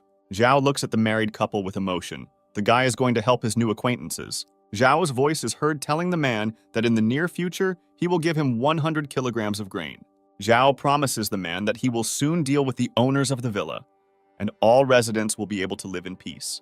The main character says goodbye to his new acquaintances and promises that food will be delivered to them in the near future. The guy is stopped by Wang. The woman tells him that she knows where the class leader is. Wang says there are entertainment venues for wealthy people across the street, which may include Tong. Zhao thanks the couple for providing useful information. Team Zhao heads to a nearby street where there is an entertainment bar. In one of the rooms, naked young people with their hands and feet tied are sitting on the floor. The Zhao team uses the utility room to change into staff costumes. Max's bodyguard reports that he would rather pretend to be a rich guest than an employee. Zhao answers the guy. He says that they know all the rich clients by sight, which can disrupt the operation. The main character shows his friends a photograph of the class leader. In expensive apartments, rich people spend their free time in the company of beautiful girls. Zhao opens the apartment door and pretends to be a waiter to find Tong. The bar client loudly shouts at the guy and demands to leave the premises immediately. Zhao has already looked through many rooms, but still has not found the class leader. The main character meets bar administrators in the corridor who are talking about Tong. The guy understands which room the class leader is in and runs to the girl's aid. Zhao bursts into the apartment. He sees in front of him a man dressed as a nurse. The class leader is very frightened. She looks pitifully at the guy and asks him to help her. A man dressed as a nurse asks the guy who he is and what he is doing here. Zhao strikes the man with a strong right hand, causing the bar patron to fall to the floor. The guy tells the class leader that he came to save her. The girl is depressed and does not recognize Zhao. The class leader is in an altered mental state and is experiencing hallucinations. The girl says that all men are disgusting to her and rushes at the guy. Zhao is very surprised by the state of the class leader. He guesses that the girl has gone crazy. The main character hugs Tong tightly. He tries to calm the hysterical girl. Tong cries loudly, speaks incoherent sentences, and experiences hallucinations. Binyan learns that Zhao has found the class elder. She wants to see the girl. The guy asks the girls not to disturb the class leader and says that she is not feeling well. Max says that the girl's condition is extremely unstable. Because of the bullying, she has gone crazy. The class leader is tightly tied with the bed straps. She tries to break free and screams loudly. Eliza asks the doctor for permission to untie the girl. Wang says that she does not have tranquilizers to calm the class leader. Wang is going to treat the girl's wounds. For this, she needs to be motionless. Binyan is very upset by what she saw. She cannot understand how this could happen. The administrator of an entertainment bar sits tied up on the floor. She says that she is not guilty of anything and asks to be released. Zhao asks the entertainment bar administrator why the class elder has gone crazy. The administrator tells the Java team that Linmu is to blame for everything that happened. Zhao tells the administrator that she is an accomplice in the crime. The woman makes an excuse, believing that the girl was crazy and did not feel anything. The main character warns the administrator that a terrible death awaits her, but not now. Zhao's team ties up Linmu and the entertainment bar workers and loads them into the trunk of a car. The prisoners are brought outside the city, unloaded from the trunk, their hands untied and sent into the forest. The prisoners understand that they are on a killing field, where human corpses are thrown out to feed zombies. The administrator of an entertainment bar and her client experience wild horror. They hear terrible howls from the neighboring bushes. Linmu asks Zhao not to kill him. He tells the guy that they studied together. Zhao considers the punishment fair, since Linmu has the blood of his friends on his hands. The protagonist tells the captives that their suffering will be 1,000 times greater than what they caused to his friends. The bar administrator asks the guy for mercy. She says that she has relatives, and she did not know that the class leader was his friend. Zombies appear from nearby bushes. They scream loudly and approach people. Linmu grabs the bar manager and throws her at the approaching zombies. The guy intends to buy time in this way. The zombies instantly pounce on the bar administrator and begin to devour her. Linmu, with the help of the administrator, gains time. He runs up to a nearby tree and climbs onto it. A client of an entertainment bar climbs a tree after Linmu. He asks the guy to help him. Linmu says he is happy to help and kicks the man hard. A client at an entertainment bar crashes to the ground and is surrounded by aggressive zombies. Linmu's mood lifts. The guy realizes that zombies cannot climb a tree. Zhao raises his rifle with a telescopic sight and shoots accurately at Linmu, who is on the tree. The bullet hits Linmu in the leg. He cannot stay on the tree and falls down. The zombies see Linmu fall from the tree to the ground, and they quickly approach him. Suddenly, the zombies stop. Something greatly frightened the monsters. They turn around and flee. Linmu shouts loudly at Zhao. He tells him that God is on his side, and today he will definitely survive. Zhao recalls that a similar zombie escape had already happened at the police station when they were attacked by the Devourer. The guy reloads his rifle. He slowly moves through the forest to find the Devourer. A huge Devourer crept up behind Linmu and, using jaws located in the middle of his body, began to devour the guy. The Devourer slowly walks across the field of death. He collects and absorbs dead people. Zhao hid behind a tree. The guy understands that this Devourer is very different from the last one. The virtual god informs the guy that this mutation was not found in the database, and there is no information about this Devourer. Linmu is in the eater's mouth. He notices Zhao behind a tree and screams loudly. The huge devourer notices Zhao. He breaks the trees in his path with powerful blows and quickly approaches the guy. Zhao drops his weapon and fires a clip of ammunition towards the monster attacking him. The guy accurately hits the huge devourer, but the bullets do not cause him significant harm. The voice of a virtual god is heard, which demands to be careful since such a monster can kill the guy. Using incredible speed, the huge devourer snatches the weapon from Zhao's hands and throws it to the side. The monster picks up the guy's machine gun. He squeezes it with huge claws. The weapon turns into a piece of twisted metal. Zhao asks the virtual god to suggest the monster's weak side, but unfortunately does not receive an answer. Half of Linmu's body sticks out from the monster's mouth. The guy asks Zhao if he recognizes the devourer. Zhao listens to the words of his enemy and carefully examines the body of the huge devourer. Linmu invites the guy to look at the scars of the eater. He says that it is Bean. Zhao realizes what a terrible fate befell his former college roommate. The huge devourer continues to attack the guy. He delivers blows of enormous force, from which trees break. After some time, the devourer manages to grab Zhao by the throat and begins to slowly strangle the guy. Zhao turns to Bean, who has turned into a devourer. The virtual god reports that the monster does not have human memory and does not recognize the guy. The virtual god offers the guy to cut off the devourer's hand. Otherwise, the monster will soon kill him. Linmu is almost completely consumed by the devourer. He asks Zhao what it's like to be eaten by his own friend. Linmu says that Zhao himself is to blame for the loss of friends since he turned them against him. Linmu informs the guy that he and his friends are human trash that must be destroyed. Zhao turns to Bean, who has turned into a devourer. He asks for forgiveness for not being able to help in time and causing pain. Suddenly, the devourer loosens its grip, and the guy frees himself from the deadly grip. A huge devourer is approaching Zhao. He is having difficulty trying to name the main character. Zhao is incredibly happy that Bean, in the guise of a huge devourer, recognized him. The virtual god orders the guy to run away immediately, since the devourer has a small part of his memories left, and he begins to lose control of himself. Zhao once again asks Bean to forgive him for allowing him to die such a terrible death. While Bean controls the mind of the devourer, the main character tries with all his might to escape to a safe distance. Linmu tells Zhao that he will not leave him alone and will get to him sooner or later. Bean is no longer able to control the mind of the devourer. The monster absorbs Linmu into itself and screams loudly. Zhao is very worried about Bean's death. He punches the wall and says that he will avenge his friend. Binyan is trying to calm down the class leader. The girl got out into the kitchen and behaves inappropriately. The class leader runs up to Zhao. She hugs him and asks the guy for protection. Binyan says that she prepared some porridge to feed the girl, but the class leader was scared by this. Zhao says that the girl is in very bad condition. He asks not to bother or irritate her. Binyan tries to explain that she wanted to help. Zhao interrupts the girl and orders her to follow the instructions. Zhao takes the class president to his room to calm her down and put her to bed. Binyan asks why Zhao is in such a mood. She is informed that the guy met his friend Bean. The guys talk about the relationship between Zhao and his neighbor in the student dormitory. Zhao reassures the class president. He asks Dr. Wang if the girl's condition has improved. Wang informs the guy that the girl has severe psychological trauma. She is very irritated and withdraws into herself. Zhao asks Wang when the girl will be able to recover. The doctor says that she is not a psychiatrist and does not know much about this aspect. Dr. Wang tells the guy that the girl's condition is unstable. She needs to create calm conditions. The doctor thanks the guy for the food. Wang distributed it to everyone in need in the city market area. The class leader is trembling violently. The girl tells the guy that she is very scared. Zhao calms the girl down. He asks her not to be afraid and says that he will protect her. Zhao voices his plan to the team. He suggests using zombies to distract the guards. Wang says there are about 100 prisoners in the villa who could be harmed by a zombie attack. Policeman Feng agrees with the doctor. He is against endangering ordinary people. Zhao says that he was misunderstood. He proposes to use not real zombies, but people in disguise. The guy is going to spread a rumor that the villa was attacked by zombies, while the people in disguise will cause chaos. Zhao asks Dr. Wang to help him find people, since his team is too small for such an operation. Wang believes that many people will agree, since they have all suffered from the abuse of the villa owners. While the disguised zombies distract the guards, Zhao and his team intend to free Xin.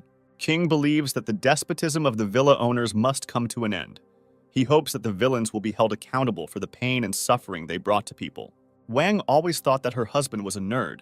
She never thought that he would do such a thing. Wang hopes to win. She is going to start searching for reliable people today. Zhao understands that a long and difficult journey lies ahead of them.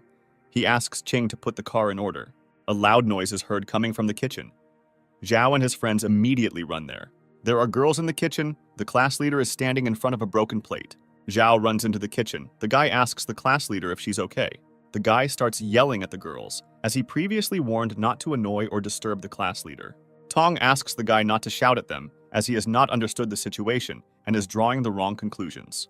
The girl tells Zhao that Binyan prepared porridge for him because she saw that the guy had not eaten for several days. While preparing porridge, Binyan burned her hand. The class leader is very worried about the girl. Wang carefully watches the girls. She reports that the class leader's condition has improved as she began to talk and make contact.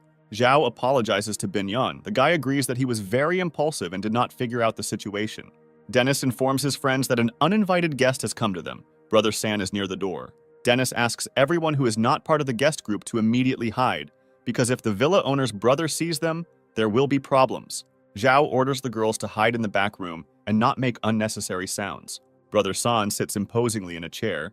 He asks his guests if they are comfortable in this building. Zhao thanks for the hospitality. The guy says that he has never lived in such a large and rich house. The guy asks San's brother what is the reason for visiting their house so early. Brother San informs Zhao's team that his brother will be getting married in 3 days, so he came to bring an invitation to the wedding. Zhao asks to convey his congratulations to the owner of the villa. The guy says that they will definitely come to the wedding. Brother San says that his brother's fiancée was very ill, but now she has recovered and is ready to get married. The guy says that Zhao and his team are friends of his family, so he must invite them to the wedding. Brother San heads to the front door. He notices a noise in the room where the girls are hiding. Denny asks the girls not to move or make sounds. If they are discovered, he is ready to attack the brother of the owner of the villa. Binyan tries to reassure the class leader. She hopes that the girl will cope with her fear. The brother of the villa owner stops in front of the door and extends his hand. He takes from the rack the clothes that the class president wore at the entertainment bar. Brother San invites guys to contact him if they want to chat with beautiful girls. The class leader says that the person who came to visit caused her great pain. Zhao thinks that they need to hurry, since there are only 3 days left before the wedding. The maids help Xin try on an expensive wedding dress. The girl hopes that Zhao will have time to free her. San comes into the room and tells the girl that the wedding dress suits her very well. Xin asks who let him into the room. She asks San not to peek and leave the room. San orders the maids to leave the premises immediately. The girls meekly follow their master's orders. San does not understand what the girl is afraid of. He tells her that in the near future she will become his wife. San touches the girl's face and tells her that he has been waiting for today for a long time. The owner of the villa says that he invited many friends to the wedding. He promises that it will be a lot of fun. San says he invited Zhao to the wedding and asks the girl if she has seen him before. The man reports that he saw Zhao outside her room and talking to her. Xin says that she doesn't know this guy and couldn't talk to him. San tells the girl that since the first time he saw her, he decided to marry her. The man squeezes Xin's shoulders tightly and asks the girl why she betrayed him. San tells the girl that he knows that Zhao is her classmate and she knows him well. The owner of the villa grabs the girl by the hands and says that he knows why Zhao is here. Xin pushes San away. The girl says that he and his brother are selfish and cruel villains. The girl says that she is ready to die rather than be a hostage to the owner of the villa. San becomes furious at the girl's words. He roughly pushes her onto the bed next to her. The owner of the villa tells the girl that he will not let her die and is going to punish Zhao. San orders the maids to keep an eye on Xin as he leaves the room, slamming the door loudly. In the main building of the villa, everything is ready for the wedding event. A large number of laid tables await guests. Zhao appears on the threshold of the fork. He makes a congratulatory speech and presents a gift. San greets the young man. He says that Zhao could have come to his house without a gift. Zhao admires the owner of the villa. The guy believes that organizing such a beautiful wedding is very difficult nowadays. San says that he spent a lot of time and effort organizing the event. He praises the main character for helping him with food. One of the guests reports that people saw zombies near the villa.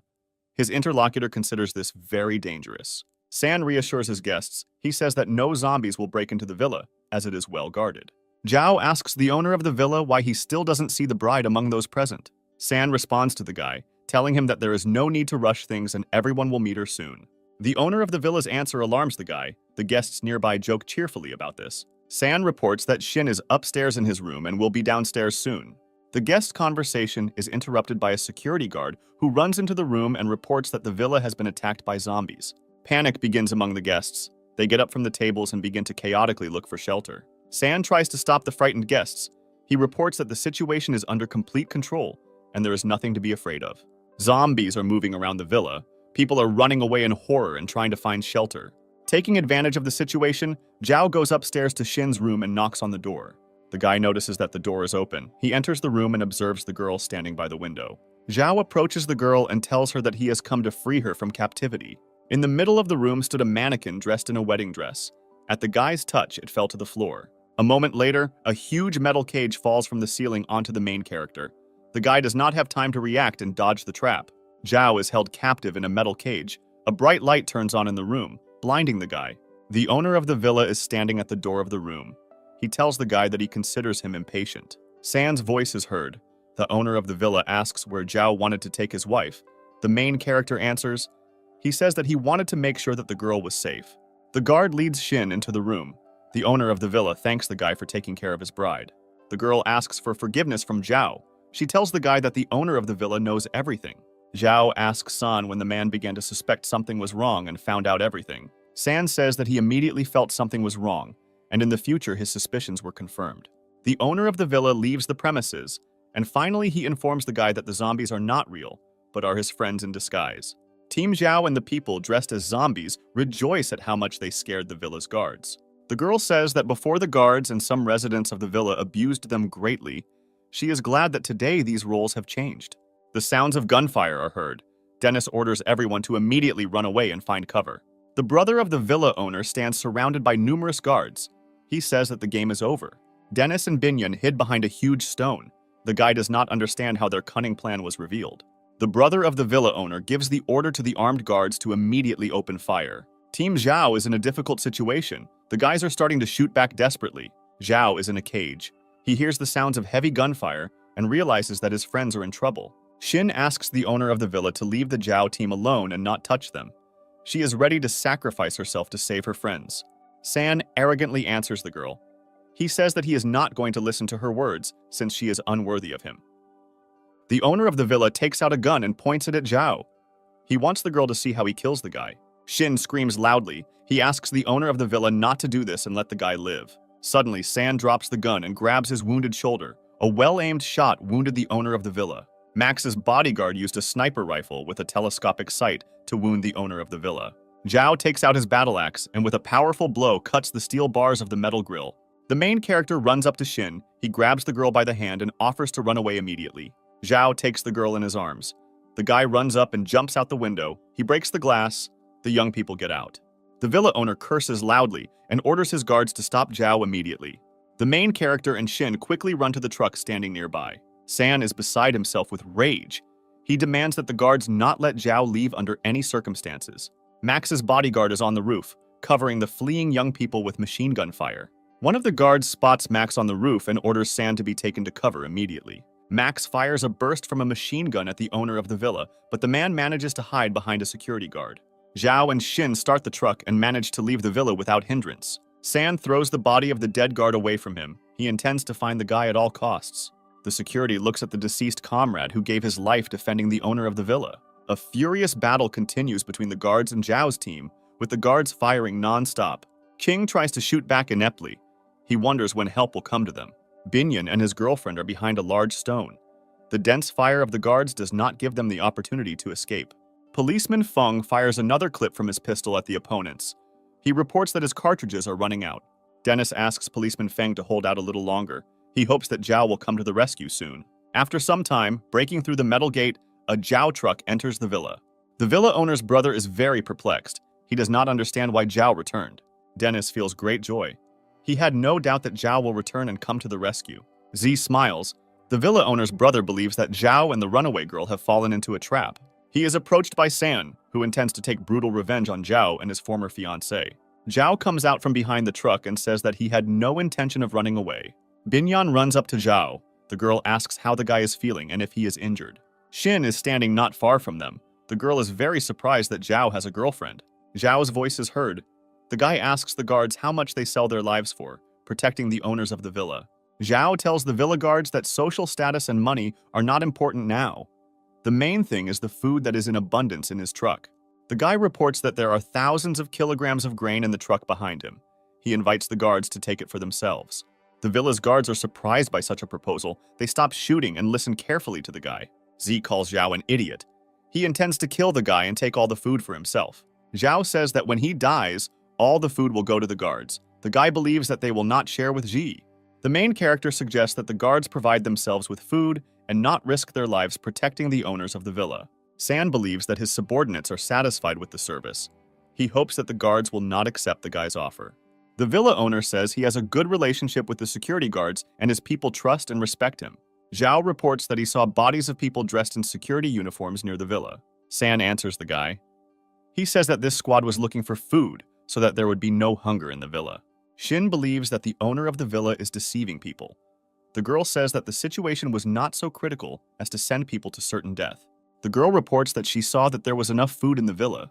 The guards standing nearby take this information to heart. San calls Shin a lying woman. He hopes that his guards will not believe the girl's words. The security guard standing behind the owner of the villa says that the girl is right. Z attacks the guard. He demands that he shut up and not dare to contradict the owner of the villa. The villa guard believes that his comrades died in vain. He saw food supplies and believes that there was no need for reconnaissance. In addition, the guard reports that he witnessed his wounded colleague being thrown out like unnecessary trash.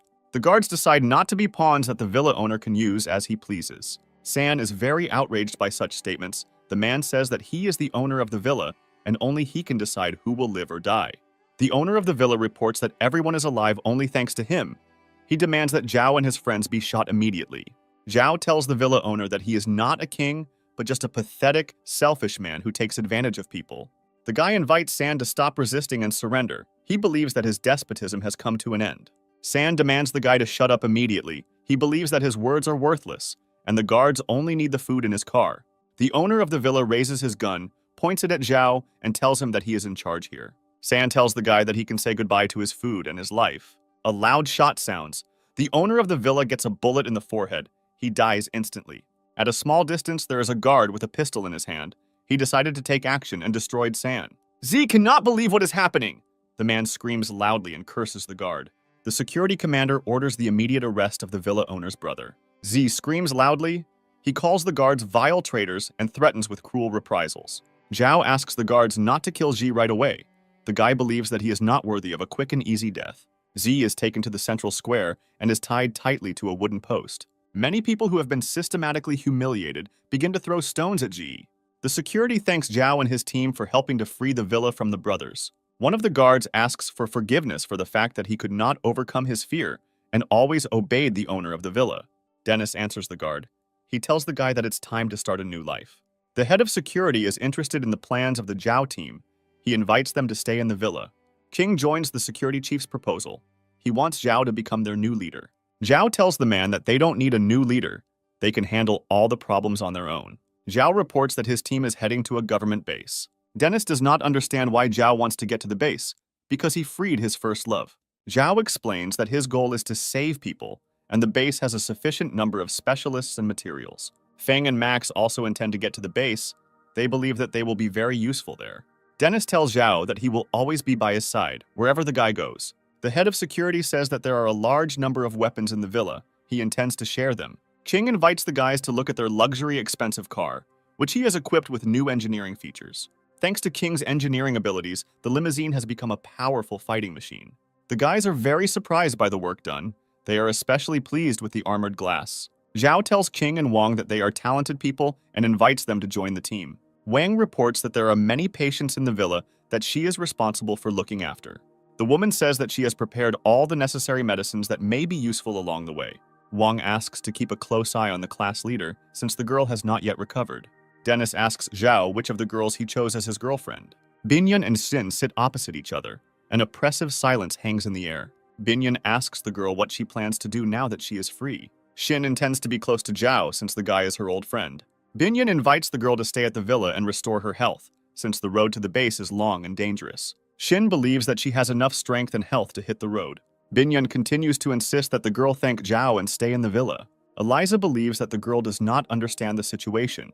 She says that the relationship between Xin and Zhao is not just friendly.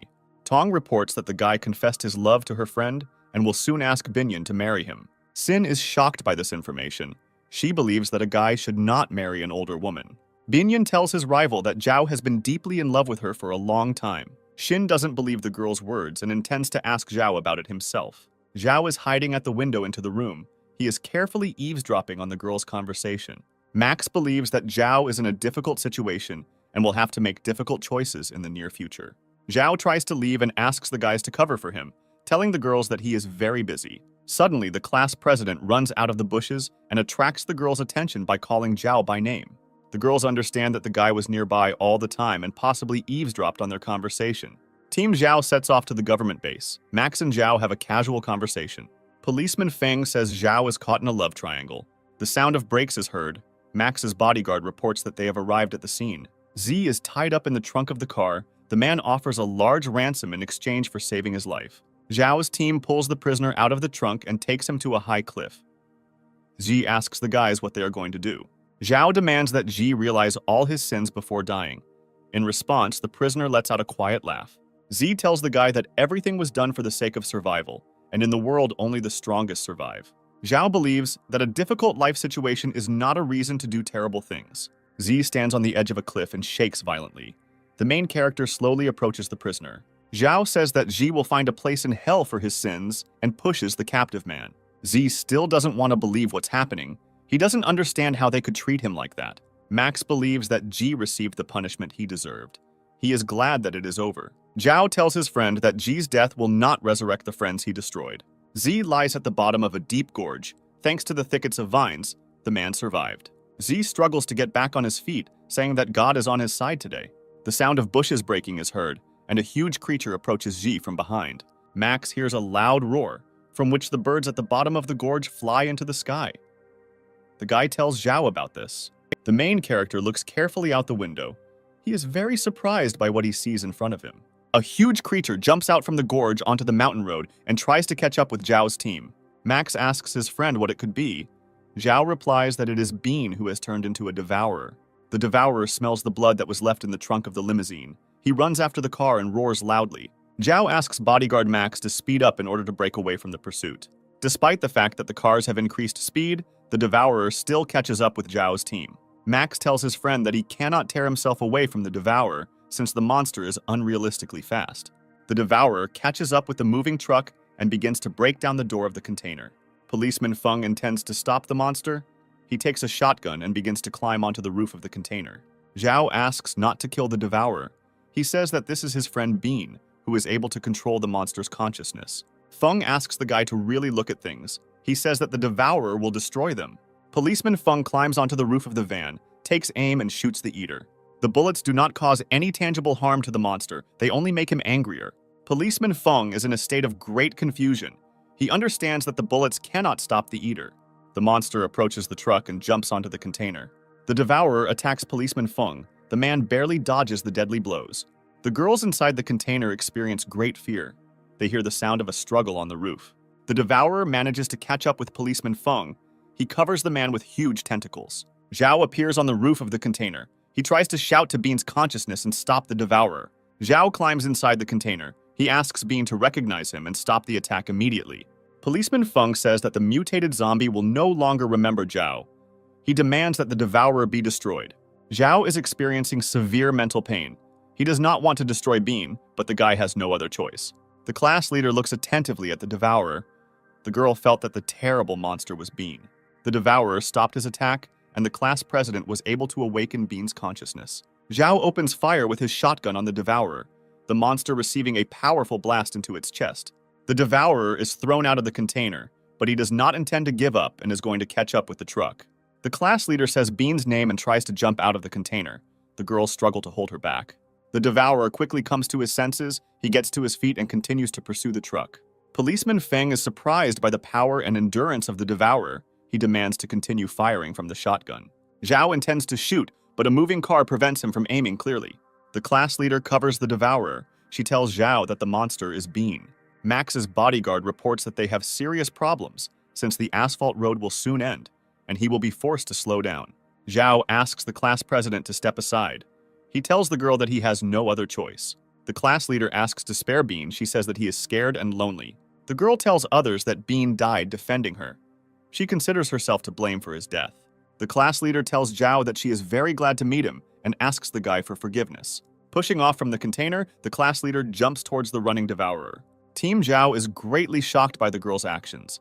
Binyan regrets that they could not restrain her.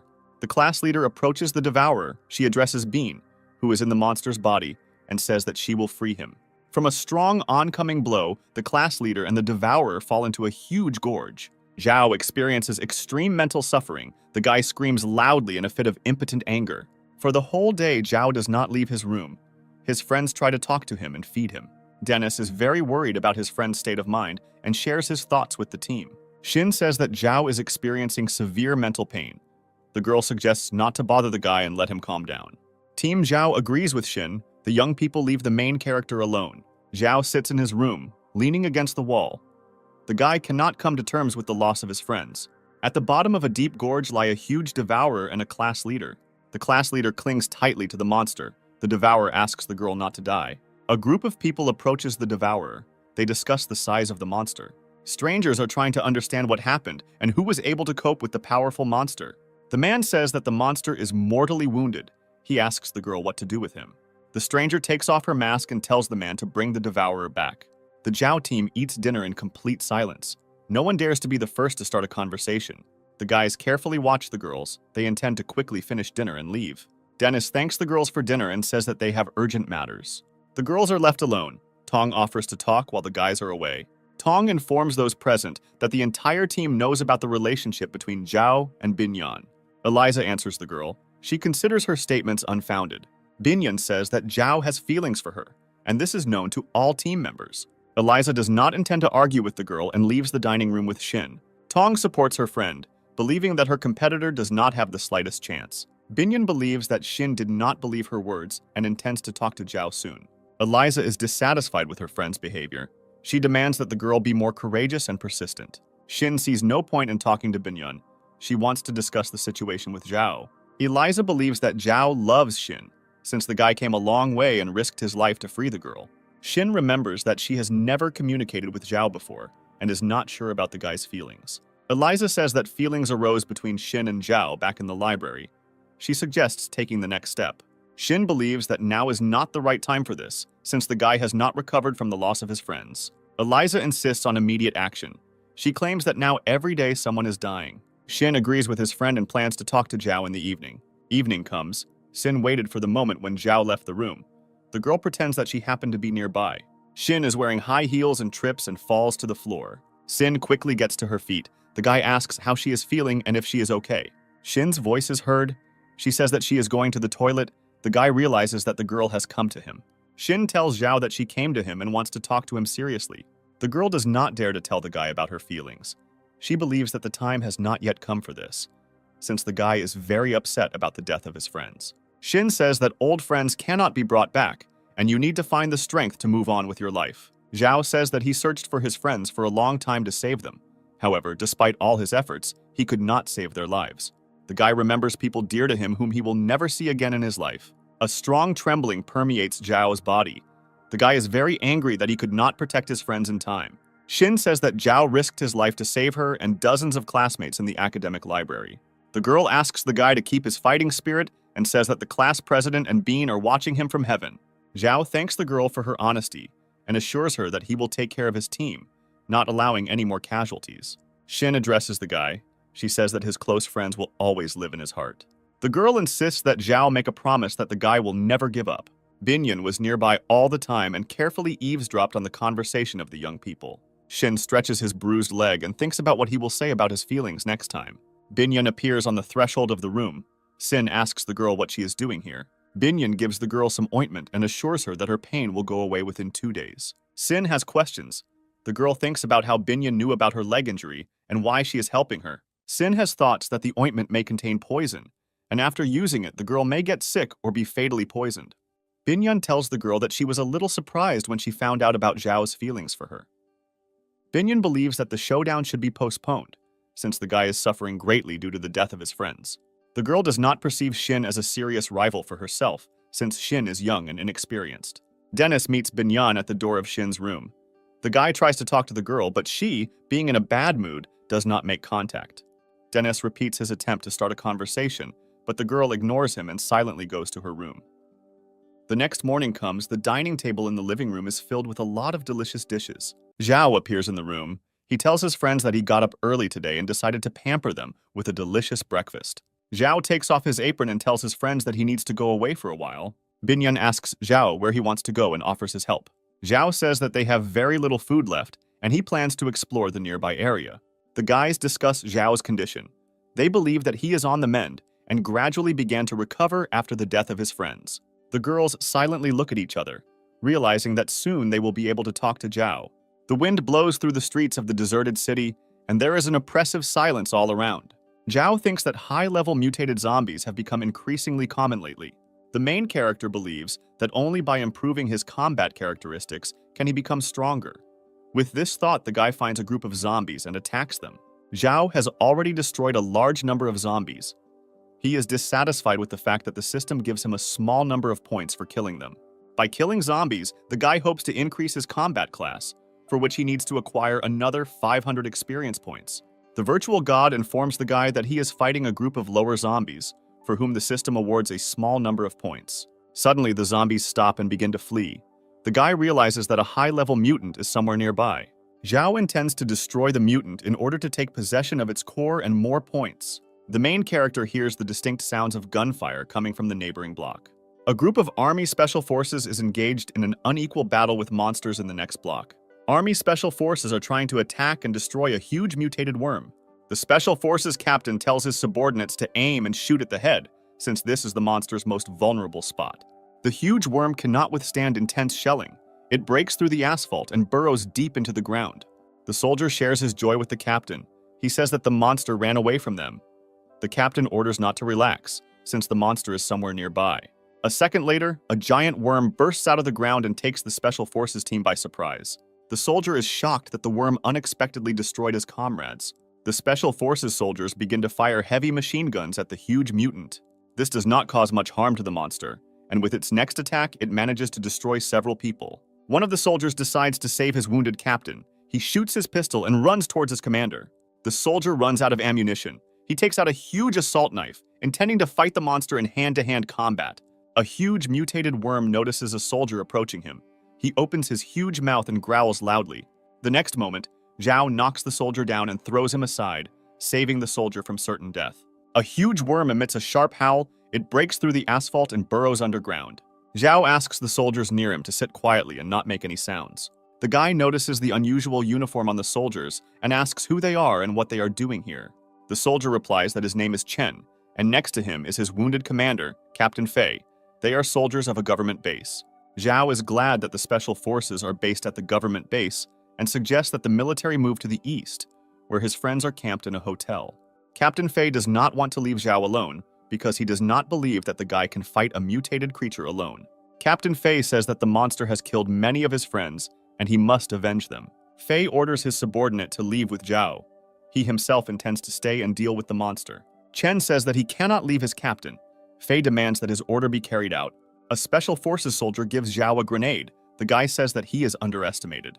Zhao asks Chen to take his captain away if he doesn't want him to become food for the worm. The soldier agrees with the guy and asks Zhao to be careful. Chen drags his captain to the shelter of the hotel. Captain Fei is unhappy that the soldier disobeyed his orders. Zhao believes that the worm is his prey. He intends to earn the core and a large number of points. The main character asks the virtual god to provide information about a huge worm. The virtual god reports that the monster has mutated from a leech and its main weapon is teeth containing toxins. Zhao is excited that he will be able to get the core of the 4th level. He rushes to attack the worm. The guy learned that the monster has a relatively slow reaction, and it is difficult for him to defend himself, so Zhao tries to get as close to the monster as possible. He manages to strike the worm several times with an axe, and green goo begins to flow from the monster's wounds. The virtual god reports that the digger worm's liquid is very poisonous and acidic. Zhao immediately retreats to a safe distance. The guy realizes that fighting in close combat with the digger is useless. He takes out a grenade to throw it at the worm. The digger worm swallows a grenade thrown by the guy. After a few seconds, there is an explosion that tears the monster's body into small pieces. Zhao carefully examines the area where parts of the monster are scattered. He is worried that the explosion could have damaged the core. The crack of breaking asphalt is heard, and a wounded digger worm jumps out of the ground. Half of the monster remains unharmed. The digger worm attacks Zhao, trying to devour him. The guy is unable to cope with a huge monster in hand-to-hand combat. The virtual god reports that diggers are most afraid of fire. The guy remembers his childhood spent with his grandmother, who killed leeches with salt. Zhao, with his last strength, holds back the huge digger worm. The guy asks the virtual god to exchange the points he earned for salt.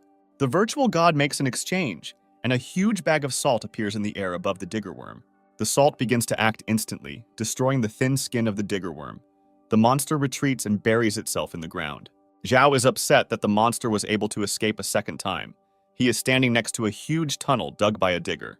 The guy was unable to destroy the digger worm and get a high-level core. Zhao passes by dead Special Forces soldiers lying on the ground. He greatly regrets their deaths. Captain Fei and Chen reached the shelter where Zhao's team is located. Binyan brings a first aid kit to provide first aid to the wounded. Chen takes the first aid kit from the girl's hands. Binyan offers his help. The guy refuses the girl's offer. He says that he is able to help his commander himself. Sin inquires about Chen's condition and asks if the guy is injured. The soldier tells her that he is fine. Sin offers to examine and treat the soldier's wounds. She thinks he may have contracted an infection. The girl continues to insist on her help. Chen goes to the door and says that he will cope with the problems on his own. Sin comes very close to the guy. She tries to open the medical kit. Chen drops it from his hands. Chen apologizes to Zhao's team. He regrets that they had a misunderstanding. Bodyguard Max thinks Chen's behavior is strange. He thinks that the guy is hiding something. Dennis completely agrees with his friend. He intends to carefully examine the guy. Chen moves to the door. He takes out his combat knife and demands everyone to immediately step back. Policeman Feng orders the soldier to immediately throw the knife on the ground. Otherwise, he will shoot.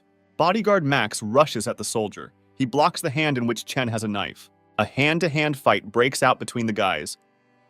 Max tries to knock the combat knife out of the soldier's hands and strikes. Max unable to disarm the enemy, he dodges Chen's fatal blows. Dennis comes to Max's aid. The two of them try to disarm the soldier. After some time, the guys manage to knock the knife out of Chen's hands and throw him to the floor. Chen demands to let him go immediately. Denny asks the guy to calm down and answer the questions. Team Zhao enters the room where Captain Fei is located. They intend to carefully examine the military man. Feng asks Max's bodyguard to remove the military blanket in order to examine Fei's body. Captain Fei is seriously injured. He was seriously injured in the battle, and his arm is missing. Chen pushes the Zhao team standing near the commander's bed. He demands to leave the captain alone. The young people believe that Captain Fei was bitten by a zombie during the battle and is infected. Chen tells the young people that they are wrong. During the battle, the captain got the liquid of a worm and he cut off his own hand in time. Xin is very worried about Chen. The girl tells her friends that she believes the guy's words. Binyan believes that the worm's fluid may contain viruses, and there is no guarantee that the captain was not infected. The girl suggests immediately isolating Captain Fei, and in case of infection, immediately destroying the military man. Chen screams loudly. He tells Zhao's team that he will not allow this to happen. Captain Fei asks his subordinate to calm down. He says that the young people are completely right. Fei believes that he can pose a great danger to others. He orders the young people to obey the demands. Zhao appears on the threshold of the room. The guy says that he has not seen such noble people for a long time. Zhao continues to admire the behavior of the captain, who cares for other people on the brink of life and death. The main character tells his friends that the captain is not infected, since his blood is not black. Chen cannot hide his joy after learning that his commander is not infected. Zhao says that this is just an assumption, and the captain still needs to be isolated from others. Chen is categorically against his commander being locked in a separate room. Fei demands that his subordinate stop acting like a small child. He reminds him that young people saved their lives. Captain Fei says that he is not sure whether he is infected or not. He agrees to isolation. Zhao tells Captain Fei not to worry. He promises to take care of him and provide medical assistance. Zhao invites Chen to talk, since the main character has several questions for the guy. Chen thanks the main character for his care. He intends to take care of the captain on his own. Team Zhao and Chen are in the corridor. The military man says that he is ready to answer the young people's questions. Zhao asks the military man about his team and what is happening at the government base. Chen avoids answering, saying that he is surprised that the guy was able to deal with the digger worm alone. Zhao informs the guy that he has the necessary skills and strength to fight strong mutants. Chen doesn't like the tone in which the guy talks to him. He can't contain his emotions and makes a remark. Chen says he is a professional soldier and demands to be treated with respect. Zhao tells the guy that he is not a recruit, and they are not in the army, and completely different orders reign in their team. Chen calms down and tells the guy that there are many people at the government base who are protected by the military. The soldier says the government base is well protected and has recently been reinforced with additional security. Zhao believes that such means are not enough, since strong mutated zombies have recently appeared. Ordinary zombies are increasingly becoming powerful mutants who can fly and have incredible speed and strength. Chen believes that his leadership and the government can successfully deal with this problem.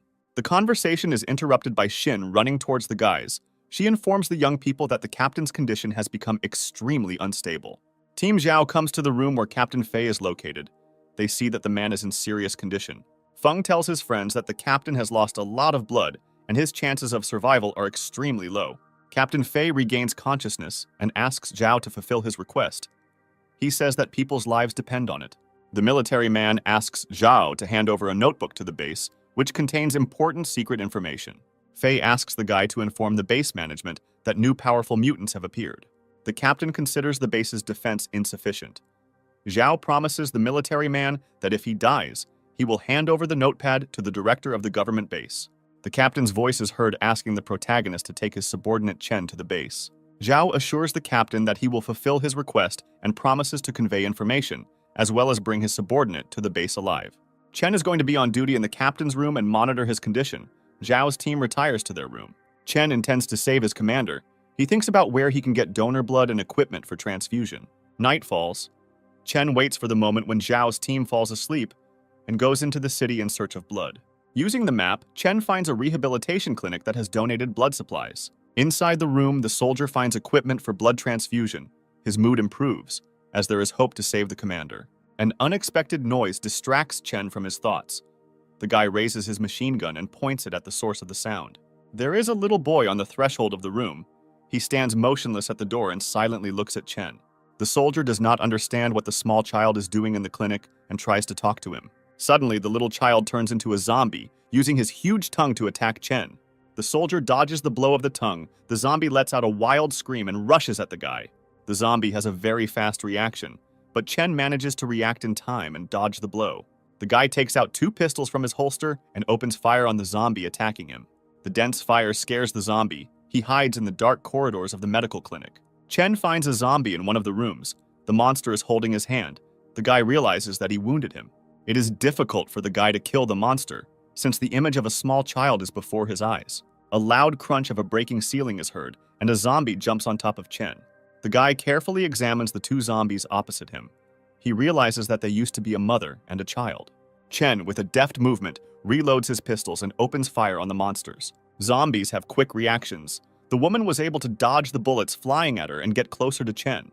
The situation becomes critical. The zombie manages to knock the weapon out of the guy's hands and knock him to the floor. Chen recalls the moments of his life he spent at the military training center. The instructor told the guy that you always need to act as a team, since loners always interfere with the implementation of the plan. The guy remembers how he first met his future commander.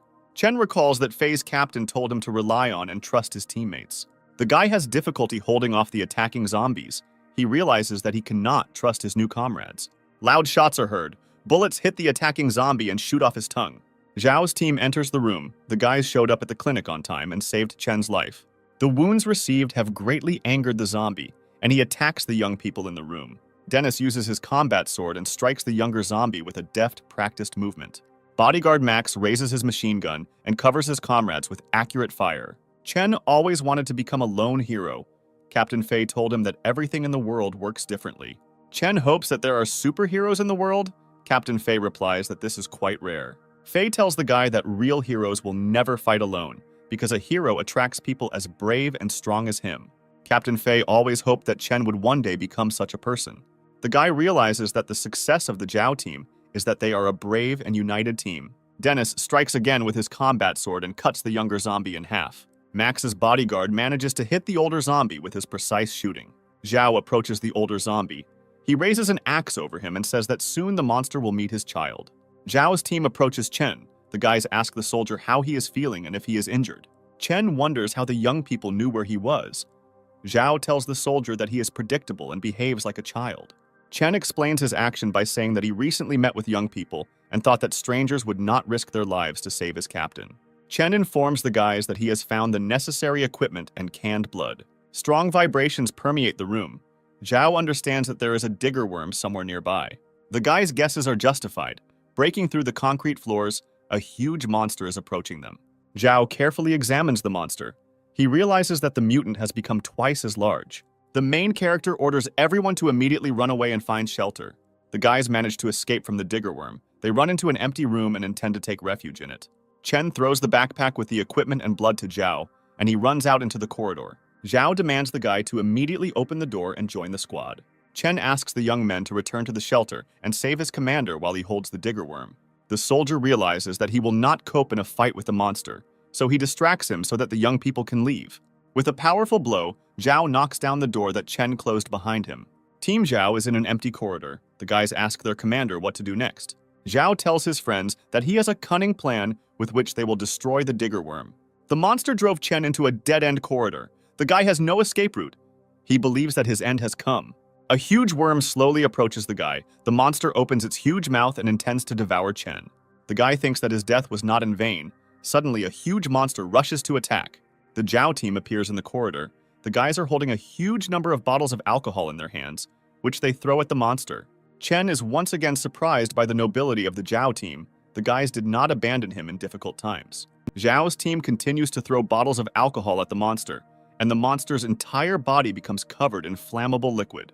Zhao throws a burning lighter at the digger worm and orders everyone to immediately move to a safe distance. A moment later, the monster's entire body is engulfed in huge flames. The worm wriggles and screams loudly. Dennis looks at the remains of the digger worm from his hiding place and tells his friends that this is the most disgusting sight. Chen is incredibly happy about the death of the monster, which destroyed so many of his comrades.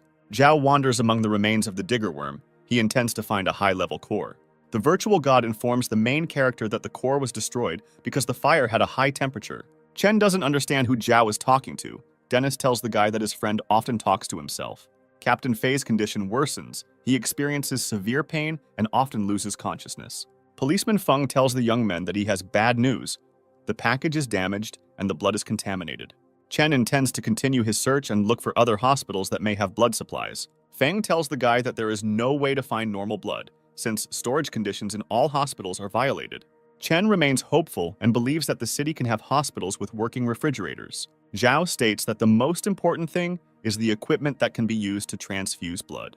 The guy remembers his blood type and asks the young people about their blood types. During the conversation, it turns out that Eliza has the required blood type. The girl agrees to the transfusion. The young people unpack the blood transfusion equipment and begin to rescue the captain. After drawing blood, Sin takes his friend to a room where the girl is going to organize rest and feed her. Eliza can hardly stand on her feet and says that she doesn't feel well. Sin learns that Eliza has anemia, for which blood sampling is not recommended. Eliza tells her friend that she did this act to help Shin. She tells Shin that they are in a weak position in the fight for the guy's affections since everyone supports Binyan. The girl reports that she is completely on the side of Shin, but in this war the forces are not equal. Eliza's voice is heard. She says that she did not want Binyan to give the blood to the captain. Otherwise, the guy would have developed sympathy for his competitor. Shin perceives her friend's words with great surprise and believes that the girl is complicating everything too much. Eliza insists that the girl must fight and not allow her place in Zhao's heart to be lost. Eliza tells her friend that the way to a man's heart is through his stomach. Shin heads to Zhao's room. She intends to treat the guy with delicious crispy chicken. Shin believes that he cannot let his friend down, since Eliza has done a lot for her. Binyan is in Zhao's room. The girl is trying to feed the guy soup. Zhao asks Binyan not to treat him like a child. He doesn't want to be spoon-fed. Shin feels very angry. She realizes that her competitor is quite cunning and is ahead of her. Zhao praises Binyan and tells the girl that the soup she made looks good and smells good. The guy gets burned by the hot soup. Binyan begins to slowly approach his face. Shin bursts into the room. She interrupts the conversation between the young people and calls Binyan an old woman. Shin tells Binyan that he should sleep at night and not visit the rooms of lonely guys. Binyan finds the girl's remarks strange and asks Shin what she is doing here. Binyan says that it is high time for girls her age to go to bed and tries to push the girl out of the room. Shin thinks Binyan can't cook at all and Zhao shouldn't eat her disgusting ginger soup. Binyan responds by telling her rival that she doesn't understand proper nutrition at all. Shin believes that men need fatty calorie foods. She wants Zhao to eat her chicken. The guy tries to calm the girls down. They ask him whose cuisine he prefers. Chen spent the last time near his captain's bed. The guy was very happy when Fei regained consciousness. He informs the captain that he has been given a blood transfusion and will soon be on the mend. Fei thanks his subordinate for his concern and asks if the guy is injured. Chen believes that he is in good company, as Zhao's team has already saved his life several times. Captain Fei learns from Chen that Zhao killed the digger worm, which greatly surprises the officer. The guy tells his commander that the Zhao team is incredibly strong. He has never seen people who fight zombies so fearlessly. Fei has a good opinion of Zhao. He believes that the guy will do a lot of good if he joins the rescue team. Chen and his commander notice a loud noise coming from Zhao's room. The main character ate chicken and ginger soup. He tells the girls that he liked both dishes. The girls are unhappy with his answer and insist that he choose one dish. Suddenly, the lights in the room go out. Sin asks the guy what happened. In the dark, a monster approaches Shin. It hugs the girl with its huge, ugly paw. The girl thinks that it is Zhao. Shin asks the guy not to pester her and says that Zhao chose the wrong time for this. The lights in the room turn on. Zhao screams loudly. He orders the girl to run away immediately. Behind Shin, there is a huge mutated zombie. He grabs the girl and hisses threateningly. Zhao throws his battle axe at the monster. This allows the girl to free herself from the grip and run away. The monster dodges the axe throw, it breaks through the ceiling and hides on the top floor. Zhao immediately runs up to the girl. He hugs her and asks if she is okay. Chen runs into the room. The guy reports that he heard a loud noise and asks what happened. Zhao tells the guy that they were attacked by a licking devourer. At the moment, he is hiding somewhere indoors. Binyan doesn't understand where the monster could have come from because Zhao's team thoroughly checked the entire room. Zhao thinks the attack has something to do with the zombie mother and child they destroyed. The guy orders Chen to immediately gather the entire team in the living room. A loud scream is heard coming from Eliza's room. Sin screams loudly and rushes to help his friend. Team Zhao runs to Eliza's room. They open the doors and find themselves inside the room. The mortally wounded Eliza lies on the floor of the room. The girl holds her wound with her hand and moans quietly. Zhao orders his team to immediately check on Captain Fei and search every room. Shin cries loudly and rushes to her friend who is lying on the floor of the room. Eliza turns to Zhao. The girl asks the main character to fulfill her last request. Eliza asks the guy to promise her that he will marry Shin and tells him about the girl's feelings. Eliza's strength is gradually leaving her. She says that although Shin is a famous girl, she is actually lonely. Eliza's voice is heard. The girl says that Zhao is a good person who can take care of her friend. Eliza says that she is dying. Shin screams loudly. The girl asks not to leave her, since she has no one except Eliza. Zhao tells Eliza that as long as he is alive, he will protect and take care of her friend. Eliza tells the guy that Shin is the perfect match for him, and faints. Dennis and bodyguard Max pursue the devourer. The guys notice that this monster is much stronger than those they have met before. The devourer jumps out from around the corner and rushes at Dennis. He grabs his sword with his huge paw. Max cannot fire the machine gun. He asks Dennis to step aside as he needs to aim. Dennis bowed his head. At this time, Zhao throws his battle axe at the monster. Zhao becomes very angry and intends to destroy the monster at all costs. The main character is surprised by how strong the monster's head is. The blow of the battle axe did not cause him any noticeable harm. Max's bodyguard takes a comfortable position and shoots the monster with his machine gun. The devourer spits out his huge tongue. He snatches the machine gun from Max's hands and drops the guy to the floor. The next attack of the monster falls on Denis. With the help of his tongue, he inflicts a strong blow on the guy. Zhao manages to sneak behind the monster and swings his battle axe to strike. The devourer notices the guy's attack. He dodges the blow and hits Zhao with his tongue. The devourer holds Zhao tightly. He lifts the guy into the air and intends to tear him apart. Suddenly, Shin saves Zhao. The girl runs up to the monster from behind and stabs him with a knife. The devourer deals Shin a strong blow, which throws the girl aside. Zhao breaks free of the devourer's grip and strikes him with a series of powerful blows.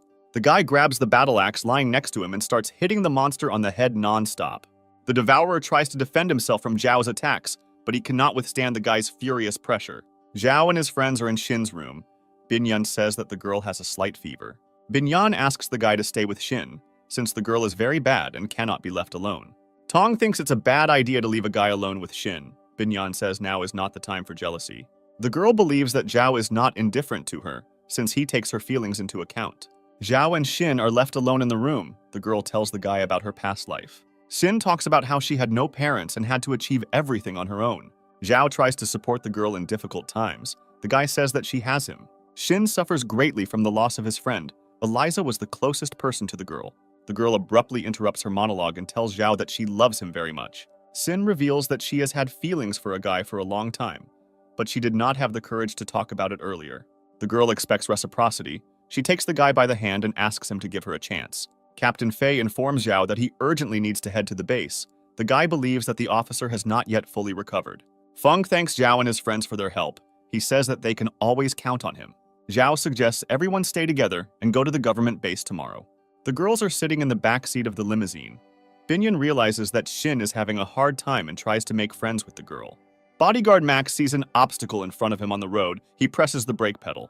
Zhao sees the reason for the stop. A huge zombie dog is standing in front of the car on the road. A huge pack of aggressive zombie dogs attacks Team Zhao's convoy. Policeman Feng opens the car window and begins to shoot the attacking monsters. The sounds of gunshots attract monster dogs, and there are more and more of them every minute.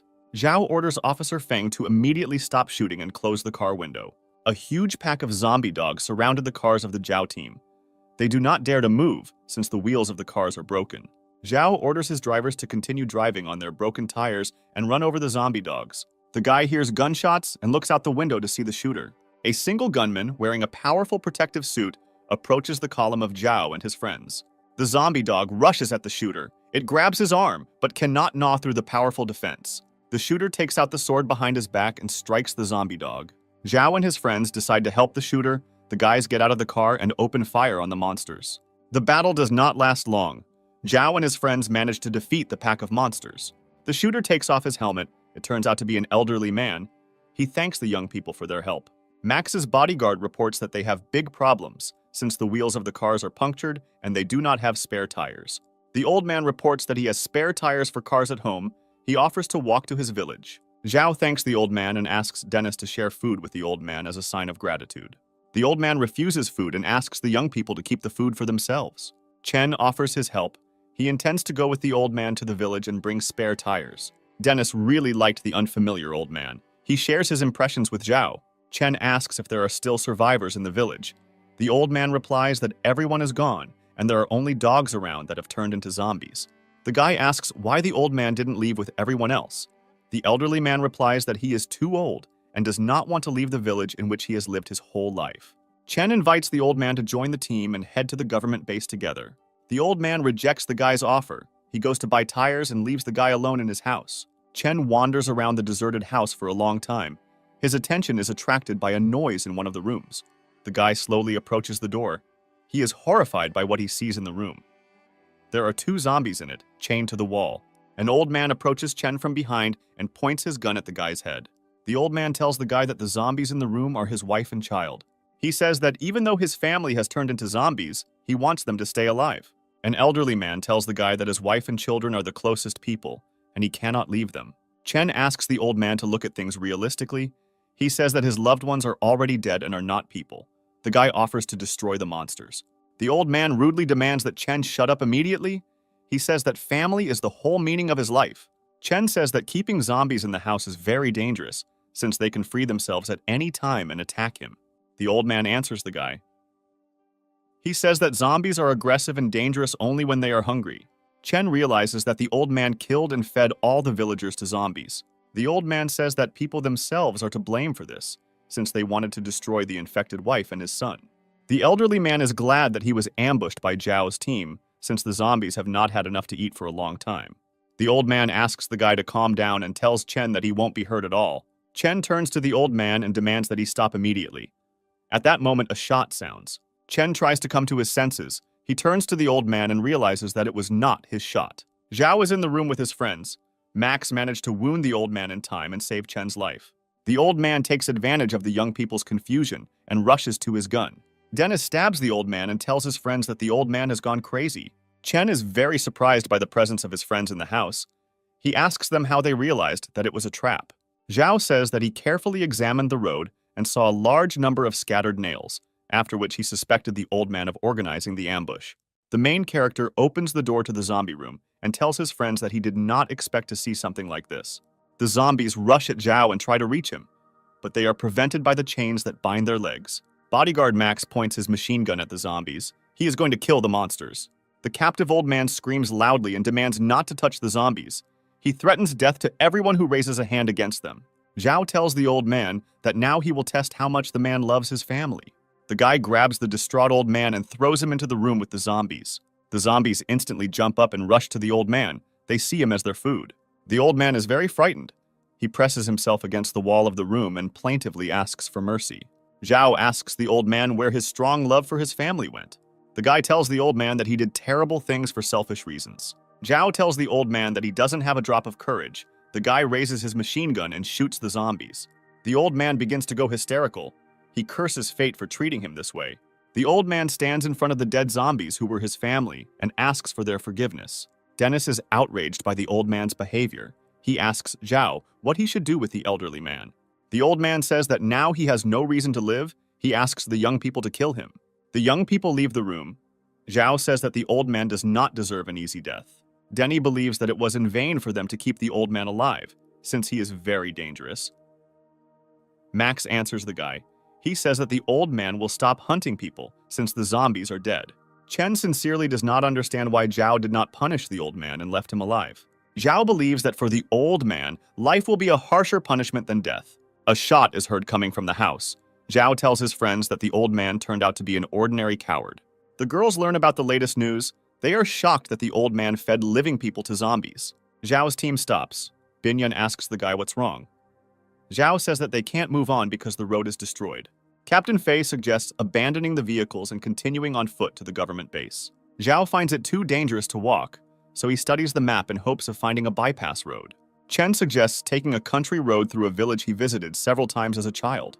Zhao's team accepts Chen's offer, and they move along a narrow and broken country road. Suddenly, the convoy comes under attack. Nets are shot from the bushes, blocking the movement of cars. Loud screams are heard, and Zhao's team is attacked by a group of peasants armed with improvised tools. The peasants behave extremely aggressively. They surrounded the cars and demanded that the young people get out. The guys don't know what to do in this situation and turn to Zhao for advice. The main character opens the car door and tries to explain to the villagers that they are not a threat to them. The peasants do not believe Zhao's words. They believe that young people can be dangerous to them. Zhao tells the villagers that they are not infected and are heading to the government base. One of the peasants accuses the guy of lying, claiming that the government base has been destroyed. Chen grabs the peasant by the clothes and demands to know more about the government base. The peasant breaks free from the guy's grip and offers to beat up the aggressive strangers. A crowd of villagers surround Zhao and his friends, showing extreme aggression. Policemen Feng and Max try to fight off the attackers and ask the peasants to calm down. Dennis sees that the situation is heating up. He raises his pistol and fires a shot into the air. The peasants see that the young people are armed with firearms. They immediately run away. Dennis shouts after the fleeing peasants. He says that he and his friends will not harm anyone. Chen continues to interrogate the frightened peasant. Captain Fei demands that the guy stop the interrogation immediately. One of the villagers stops by and recognizes Chen, who lived in this village as a child. Chen looks at the villager and realizes that it is their former neighbor named Pin. Pin tells the guy that the last time he saw him was a child. He is very glad that the guy became a military man.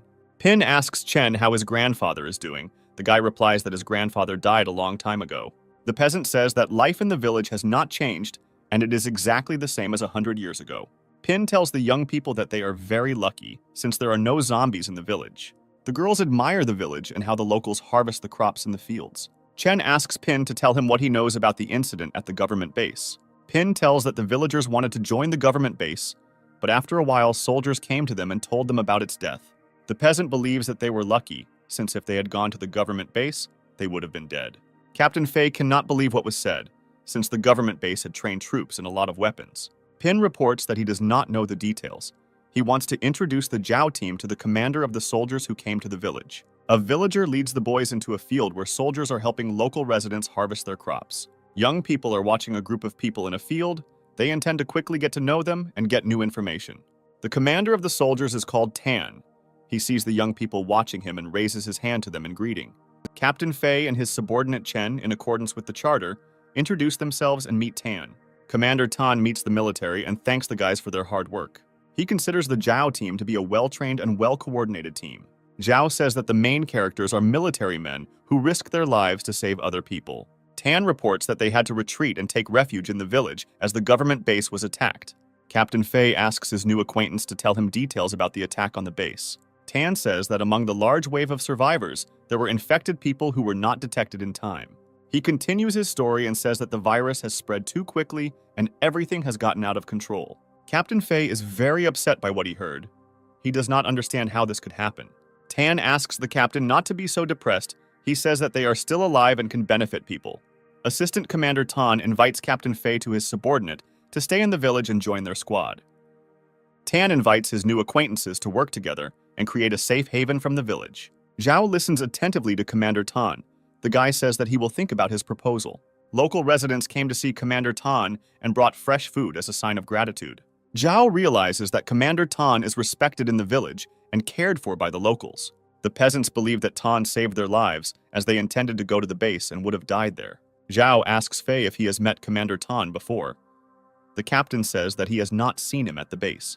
Captain Fei reports that there were a lot of people present at the base. He could not know all the employees by sight. Chen has been at the base for a short time. He believes that there is nothing suspicious about the fact that no one knows Commander Tan. The guy asks Captain Fei what they should do after the government base is destroyed.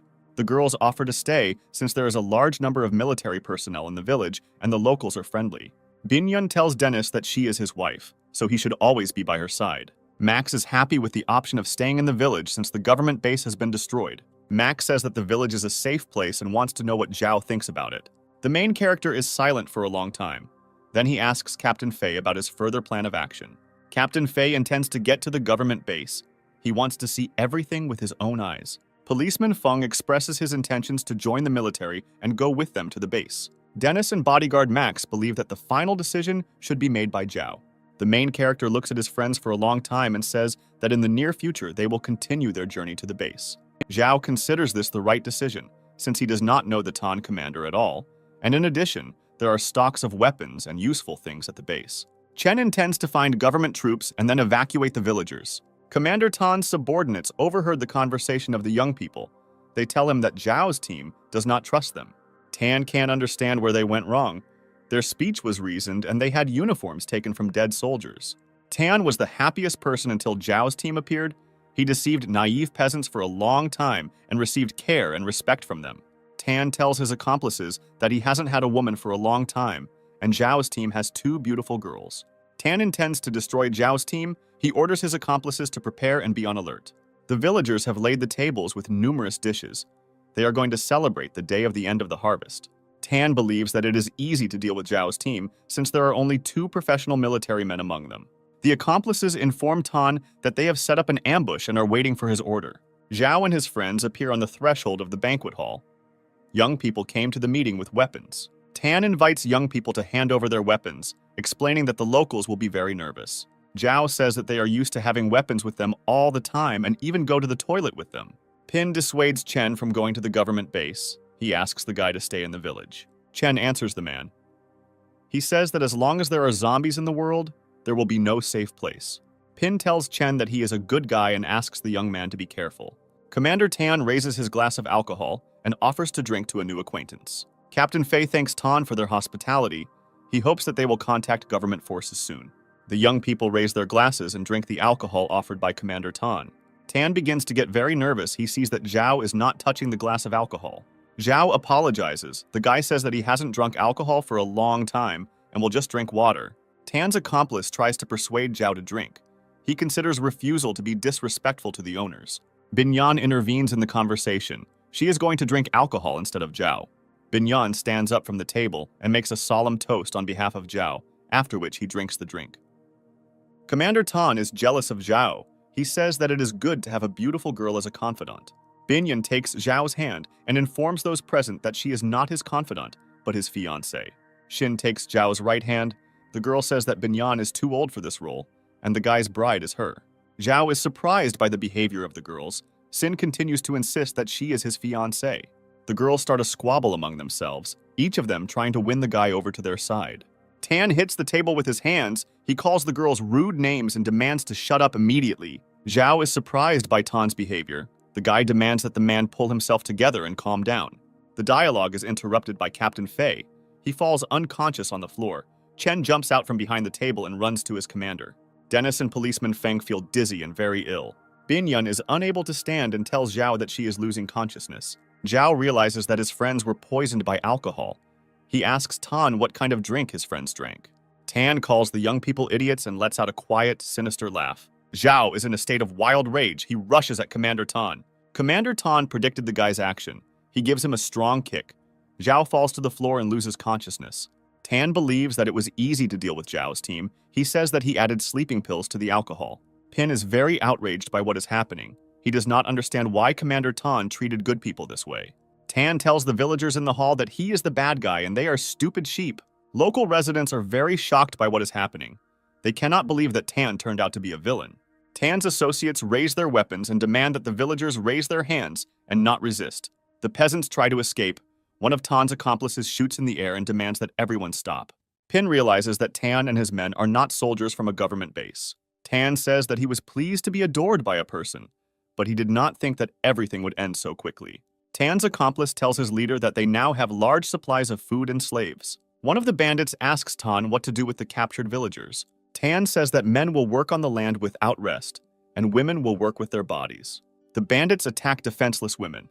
The captives scream loudly and beg for mercy. Tan's accomplice stops the bandits. He tells them that they are ungrateful ignoramuses.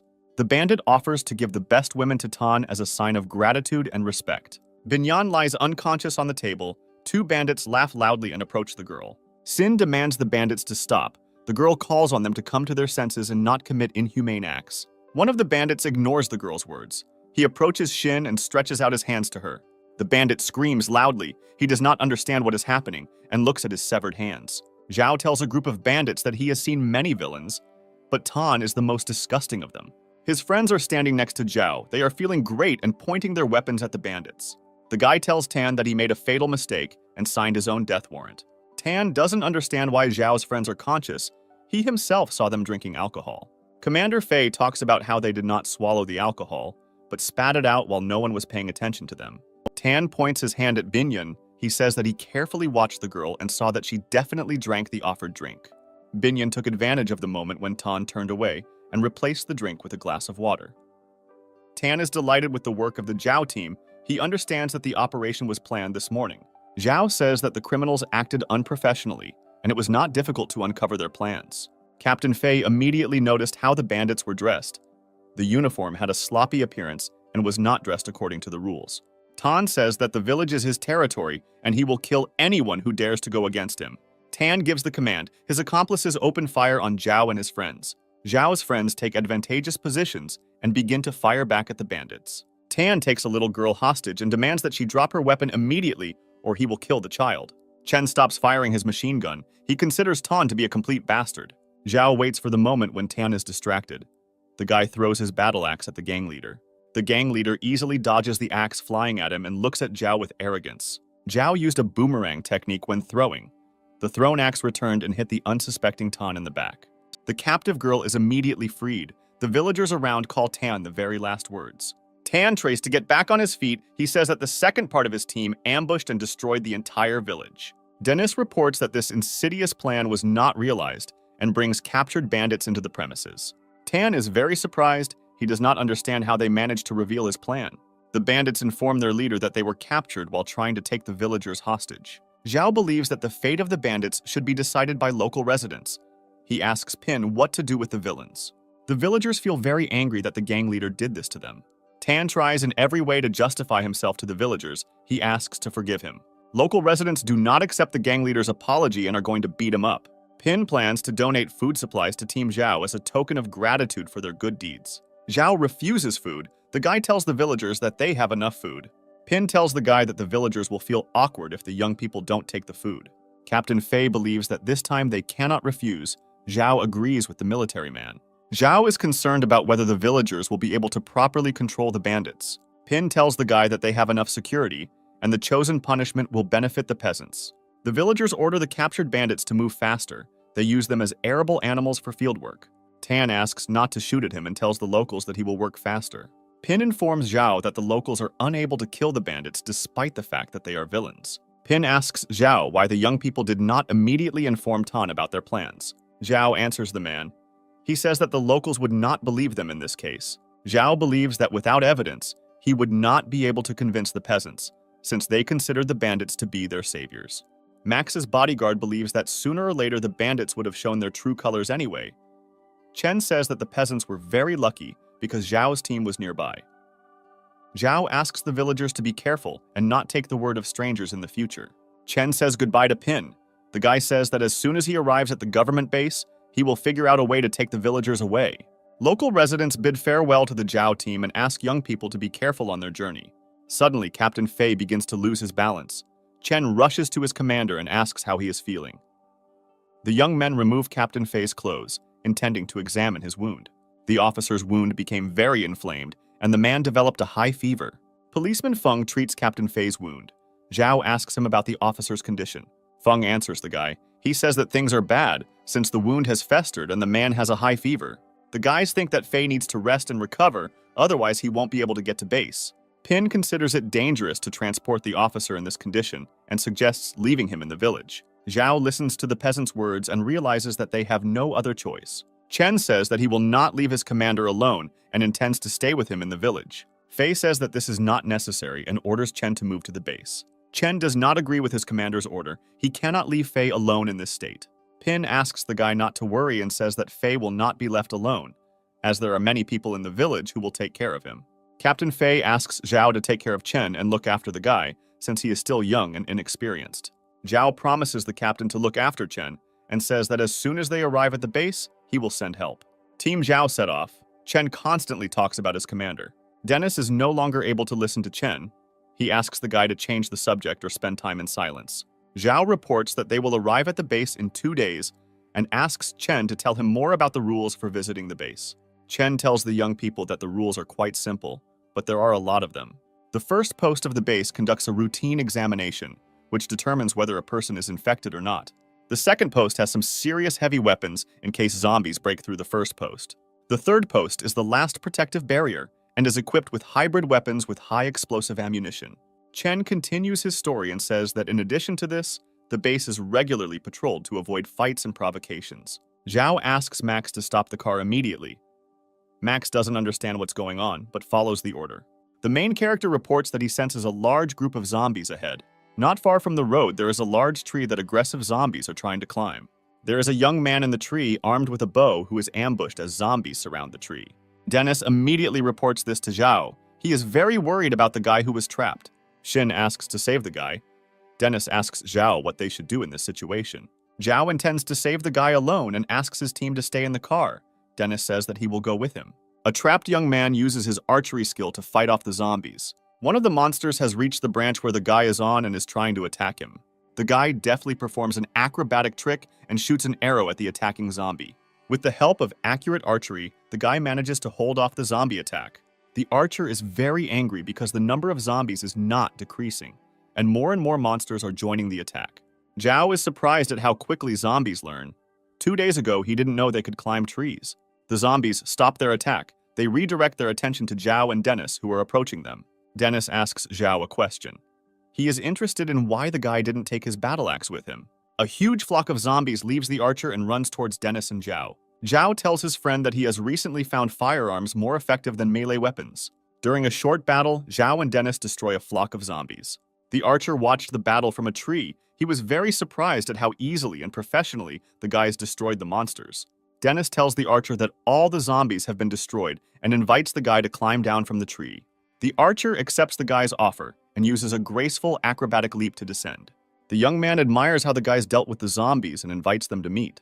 The archer approaches the guys. He says that he is 20 years old and his name is Robin. Robin tells Zhao that he was born and raised in a mountain village. After an outbreak, all the villagers died, and he was left alone. Zhao asks the guy why he stayed in the village and didn't try to find living people. Robin reports that his parents' graves are in the village. He doesn't want to leave them, so he didn't run away. Robin carefully examines the monsters he destroyed. The guy does not understand why other people cannot resist zombies with the same ease. Zhao takes out his battle axe and tells the guy that killing zombies is not so easy. If you don't hit the monster in the head, then it won't die. Robin thanks Zhao for the information and asks what his and his friends' names are. Zhao tells the guy his name and says that his best friend Dennis is nearby. Robin is grateful to the guys for saving him and hands them a piece of dried meat as a sign of respect. Zhao tells Robin that it will soon be dark and asks the young man to return to the shelter. Dennis is very surprised by how Robin is still alive. The guy believes that he does not even have basic knowledge to fight zombies. Robin carefully watches the guys leaving and pays attention to the binoculars that hang on Dennis's belt. Robin calls the guys bloody freaks and pulls the bowstring, about to shoot his bow. Dennis sees the guy's aggressive intentions and demands to stop immediately. Robin shoots with his bow but misses. He takes out an arrow for the next shot. Dennis, with the help of his sword, repels the arrows fired by Robin. The guy does not understand why Robin attacked them.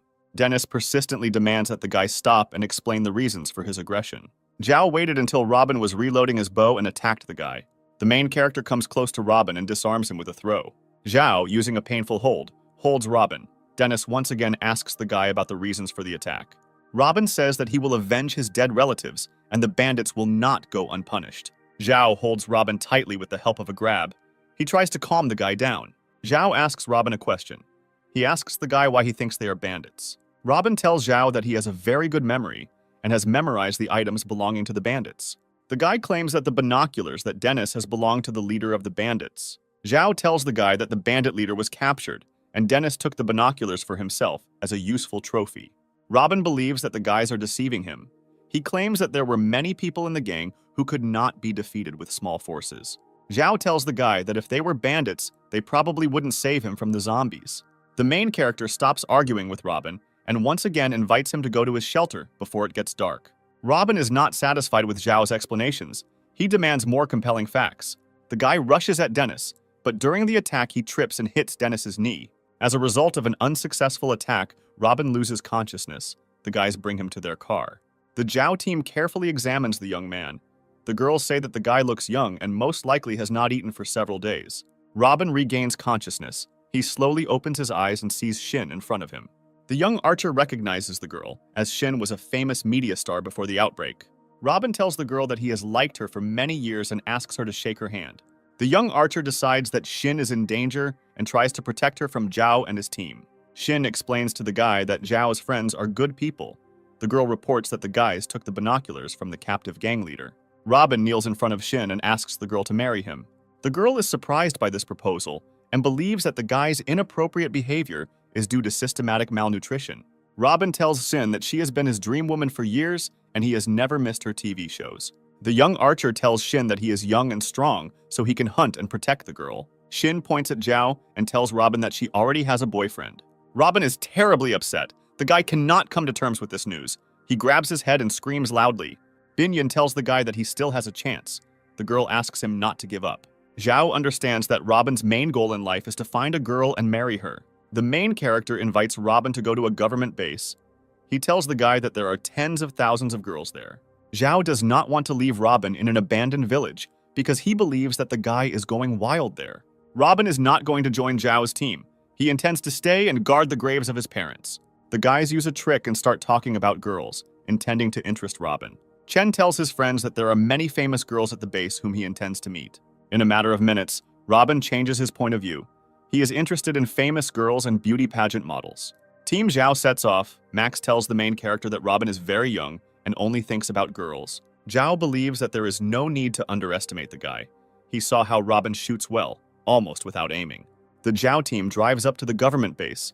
To get there, you have to stand in a queue for many kilometers. Chen is very surprised by the number of people who want to get into the base. Dennis says that they will have to go through the check for ages. Chen is trying to negotiate with the base security to allow his team to skip the line. The guy manages to convince the guards that Zhao will be very useful at the government base, so his team should be allowed out of line. The head of security reports that he has reported the situation to the command, and if the order comes, he will let Zhao's team pass without a turn. The Zhao team is located on the base. They are going through the first stage of inspection, which consists of disinfection. Nurses then draw blood from the young people to be thoroughly tested for infection. Zhao and his friends are given temporary ID cards. The guard informs them that as of today, they are official members of the base. The security guard promises to organize recreation for the young people and provide them with temporary housing. Dennis notices a large amount of modern weapons at the base.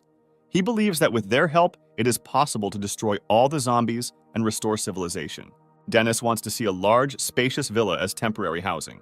Robin is absolutely not interested in the quality of housing. His thoughts are occupied with fashion models and beautiful girls.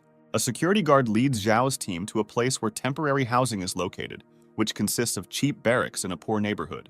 The military officer informs the young people that recently many people have been arriving at the base, so the government cannot provide quality housing for everyone.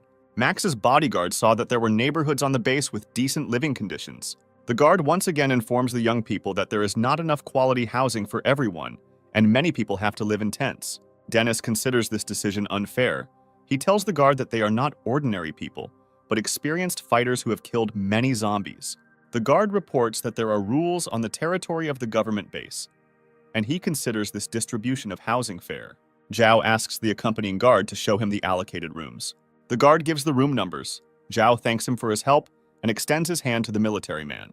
The military man thanks Zhao for saving Captain Fei, but he cannot solve the housing problem without orders. Robin says that the allocated housing is worse than his house in the mountain village. Dennis demands that the guy shut up immediately. Bodyguard Max considers the living conditions very modest, especially for girls. Dennis believes that with their merits and skill, they cannot be in such rooms and invites Zhao to leave.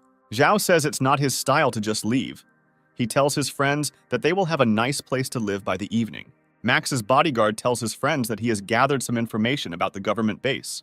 The guy says that they are in the 3rd district with the largest population and the worst living conditions. The 2nd area of the base is home to the elite and former celebrities who represent the last hope of civilization. The guy continues his story and says that government troops and leaders live in the 1st area, and other residents of the base are prohibited from entering this area.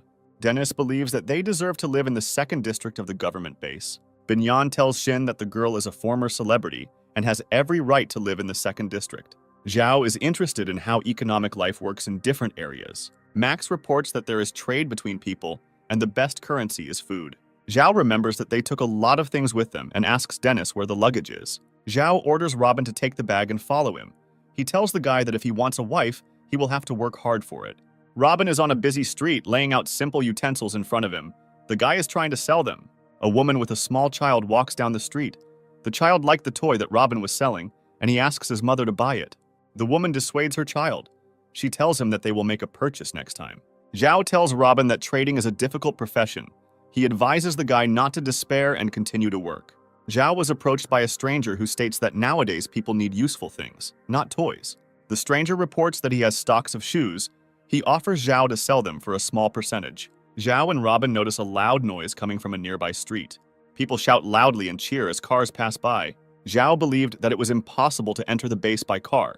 The stranger reports that the Hunting Legion has such a privilege. Zhao knows nothing about the Hunting Legion. He asks the stranger to tell him more about it. The stranger reports that the surviving people have their own private militias. The man says that the Hunting Legion carries out independent combat operations and conducts forays for food. Many people join the Hunting Legion because work there is generously rewarded. The Hunting Legion was organized by brothers from the Liu family. The older brother's name is Hen, and the younger one is Yufen. Zhao asks where he can find the brothers. The stranger reveals that they often visit their large stores in the center of the market. Zhao intends to meet the brothers as quickly as possible and make new acquaintances. Zhao, together with Robin, heads to the center of the market, around which there is brisk trade in various goods. Robin is very surprised by the wide variety of products on the market. A man approaches Zhao and Robin and offers his help in finding goods. Zhao tells the stranger that he came to the market not to buy, but to sell his goods. The stranger is very interested. He asks the guy what he is going to sell. Zhao says that he has a very expensive product, so he wants to meet Mr. Hen. The stranger reports that such a meeting is very difficult to organize, and asks first to let him check the quality of the goods. The merchant asks Zhao not to deceive people. He says that the guy was selling children's toys. Zhao takes out a package of medicines from his pocket. The guy says that he has various medicines in large quantities. Medicines are considered a valuable commodity in the government base. The man asks Zhao where he got the medicines. Zhao tells the man that this is his secret that he cannot share. The man is very interested in purchasing medicine. He starts bargaining with the guy. The stranger orders his subordinate to immediately go to Mr. Hen. Robin believes that selling scarce goods is much easier than selling old children's toys. Mr. Hen's subordinates bring Zhao a chair and fresh fruit. They want to make a good impression on the new client. An unfamiliar young man approaches Zhao and says that he will pay much more for the medicine than Mr. Hen. Mr. Hen's subordinate is very dissatisfied with the guy's behavior. He considers it impudent to compete with his master in such a way. The stranger speaks disrespectfully of the Liu family and does not consider Mr. Hen to be a special person. Hen's subordinate grabs the guy by the clothes. The young man tells him that he is from the 2nd district and can create serious problems for the man. Robin is surprised at how arrogantly and rudely people from the 2nd district behave. The Liu brothers come to the market. Mr. Hen asks his subordinate to let the guy go. Zhao carefully examines the young people. He realizes that the Liu brothers are standing in front of him. A guy from a rival clan asks Mr. Hen not to worry. He says that he just wanted to know the price of the medicine. Mr. Hen's younger brother takes out a knife. He is outraged by the impudent behavior of the young man. Hen asks his brother to put the knife away immediately. He says that they are civilized people who can always agree. Hen tells Zhao that he and his brother founded a hunting corps in order to maintain order in the third region. The guy doesn't like the fact that Hen and his brother feel like they are the masters of the third district. Hen informs the guy that the second and third districts are not much different. If any person disappears, the government will not interfere with it. The guy reacts emotionally to the threat. He makes sarcastic comments about Hen's organizational abilities. Zhao is closely following the proceedings between the two competing factions. He believes that Hen will win. Robin says that people are not much different from animals. The strong always try to dominate. The guy from the rival organization is called Wei, and he tells Hen that his family won't let him take over the entire market. Hen invites Wei to hold an auction. Zhao will sell the medicine to the highest bidder. Mr. Hen approaches Zhao. He asks the guy his name and introduces himself to him. Hen tells Zhao that no matter the outcome of the deal, he will consider him a friend. Zhao answers Mr. Hen. The guy says that he is new here, and it is a great honor for him to become a friend of influential people. Zhao wants to hear the price Hen and Wei are willing to pay for the medicines he has. Hen offers to pay for the medicines Zhao has with a large amount of food. Wei reports that he is willing to pay twice as much as Mr. Hen. Robin thinks that we need to agree to Wei's terms. Zhao asks the guy to take his time. Zhao tells buyers that he doesn't need food. He says he needs a new home. Wei tries to convince Zhao that the main thing is food, and living conditions are almost unimportant. Zhao suggests stopping negotiations if Wei does not have a suitable building. Wei says that he will contact his master soon, and Zhao will find good housing in the third district. Zhao wants to get the house of the master whom Wei serves. This option suits him most. Wei considers such a demand a stupid joke. He says that his master would not exchange life in the second district for a couple of boxes of medicine. Zhao turns to Mr. Hen and asks what his proposals will be. Hen tells the guy that this is not a problem for him. He can move out of his house today. Wei is very dissatisfied with the fact that Mr. Hen was able to cleverly outplay him. The guy expresses himself rudely towards the hunting legion. Yufen takes out a knife and demands Wei to immediately move to his quarters if he wants to stay alive. Wei harbors a grudge against the brothers. He is going to tell his master about the incident and take revenge on the brothers in the near future. Hen tells Zhao that the guy lost a major client today. Zhao was not very upset, since he prefers to make transactions without intermediaries. Zhao is surprised that Hen did not ask him about the amount of medicine and immediately offered to exchange them for a house. Hen says drugs are in short supply today, and even a small amount can save someone's life. Dennis runs up to Zhao. The guy tells the main character that several armed soldiers have come for him. The military man informs Zhao that the leadership wants to meet with him, since they learned that the guy defeated the mutants and saved Commander Fei. Zhao is brought to the officer standing at the entrance of the headquarters. He asks the guy what his name is. Zhao introduces himself and gives his name, after which the military thoroughly searches him. The military man reports that this is being done for security purposes, and all people entering the building are subject to inspection. The private informs his commander that during the search, a large battle axe was found on Zhao. The guy reports that the axe is a means of self-defense. This weapon helped him stay alive and get to the base unharmed. Zhao tells the military man that the axe is his personal property. He demands that the weapon be returned to him later. The guy tries to enter the building, but a security officer blocks his way. The security officer reports that the boss just finished a meeting and is now having lunch. The guy is extremely dissatisfied with the current situation. He is outraged that he was searched, and now they are making him wait. The officer thinks that Zhao has a very high opinion of himself. He considers the guy to be an ordinary bully who killed a couple of zombies and considers himself special. Zhao tells the officer that he hasn't eaten yet today. He is jealous of the commander because he follows his diet. The guy tells the officer that he will take an example from the commander and leaves to have lunch. The officer is very dissatisfied with Zhao's behavior. He demands that the guy obey the chain of command and stop immediately. The guy ignores the military man's words. He continues to slowly move away from the headquarters building. The officer gives a loud order to his subordinates, demanding that the soldiers immediately detain the guy. One of the soldiers catches up with Zhao. He tries to arrest the guy and grabs his clothes. Zhao is upset that not even a day goes by calmly. He suddenly turns around and attacks the aggressive soldier. The security officer and his subordinates did not expect such behavior from the guy. They are outraged that a civilian decided to hit a military man. All the guards who were at the entrance to the headquarters rush to the aid of their colleague. The soldiers throw numerous punches and kicks at Zhao, but the guy deftly blocks them. The military man demands the security officer to stop his subordinates, since he promised the commander to bring Zhao safe and sound. Zhao has a higher level of combat prowess, which allows him to deal with guards without much effort. The military is impressed by the guy's fighting skills. The security officer cannot believe that Zhao single-handedly dealt with several military personnel. The guy stands surrounded by defeated military men and makes sarcastic jokes at them. The security officer intends to teach Zhao a lesson, and he attacks the guy. The military man screams loudly and asks the security officer to stop immediately. The military man believes that Zhao does not have the slightest chance to resist the security officer, since he is proficient in all types of martial arts and has many years of combat experience. The head of security deals a series of powerful blows to the guy. Zhao deftly dodges them. The officer was very surprised by the guy's fighting skills. He did not expect that Zhao would be able to repel his blows. Zhao takes an advantageous position. He intends to counterattack the officer. The senior guard recognizes the guy's intention. He gets ahead of him and raises his hand to strike. Zhao effectively counters the security officer's signature move and throws the military man aside. The military man asks the security officer how he feels. The officer tells him that he cannot feel his hand at all. Zhao tells the military man that he has good equipment, but all his actions are formulaic and predictable.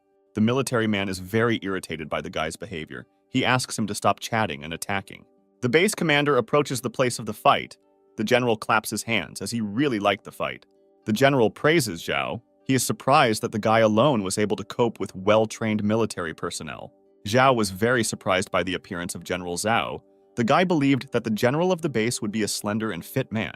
Zhao thinks the guy is funny. He says that he has a meeting over and invites Zhao to talk over lunch. Zhao is surprised that the base commander is having lunch in an ordinary army canteen. The guy thought it would be a luxurious restaurant with an abundance of delicious dishes. A subordinate brings General Zhao a folder with secret documents. The general asks him to put it on the table. The secret folder contains detailed information about eaters, digger worms, and other mutants. General Zhao thanks the guy for saving Captain Fei and getting useful information that will help in the further fight against zombies. Zhao asks the general why he insisted on a personal meeting. The guy believes that Zhao has plans for him. The base commander is pleased with the guy's wit. He suggests not beating around the bush and getting straight to the point. The voice of General Zhao is heard. He reports that it is necessary to immediately evacuate Captain Fei and the remaining living villagers. The base commander announces that he has created a temporary rescue team, and tomorrow it will be sent to the village to evacuate people. General Zhao asks the protagonist to join the operation and help the rescue team. The base commander believes that the guy will be useful in the squad, since he has experience fighting digger worms and other mutated zombies. Chen thinks this is a good idea, since despite the good professional training of the soldiers, they lack real skill in fighting mutants. Zhao uses the situation to his advantage. He says that he is very busy since his team is in the 3rd district and they are busy organizing their lives. The base commander scolds his subordinates. He is dissatisfied that such a good specialist as Zhao lives in the 3rd region. The military man assures General Zhao that in the near future he will solve the housing problem and find a suitable building for Zhao's team. The guy refuses help. He believes that the 3rd district is good enough to live in and says that he has already solved the problem with the house. After some consideration of the proposal, Zhao agrees to take part in the operation, but the guy demands that 3 conditions be met. The guy asks to include several of his friends in the rescue team, and also to give them new ammunition and weapons. The base commander tells the guy that this is not a problem. He is ready to organize everything as soon as possible, since people's lives are at stake. Zhao informs the general of his 3rd condition, which is that he will independently command the rescue operation. The military man behind General Zhao is unable to contain his emotions. He is very dissatisfied with the guy's conditions.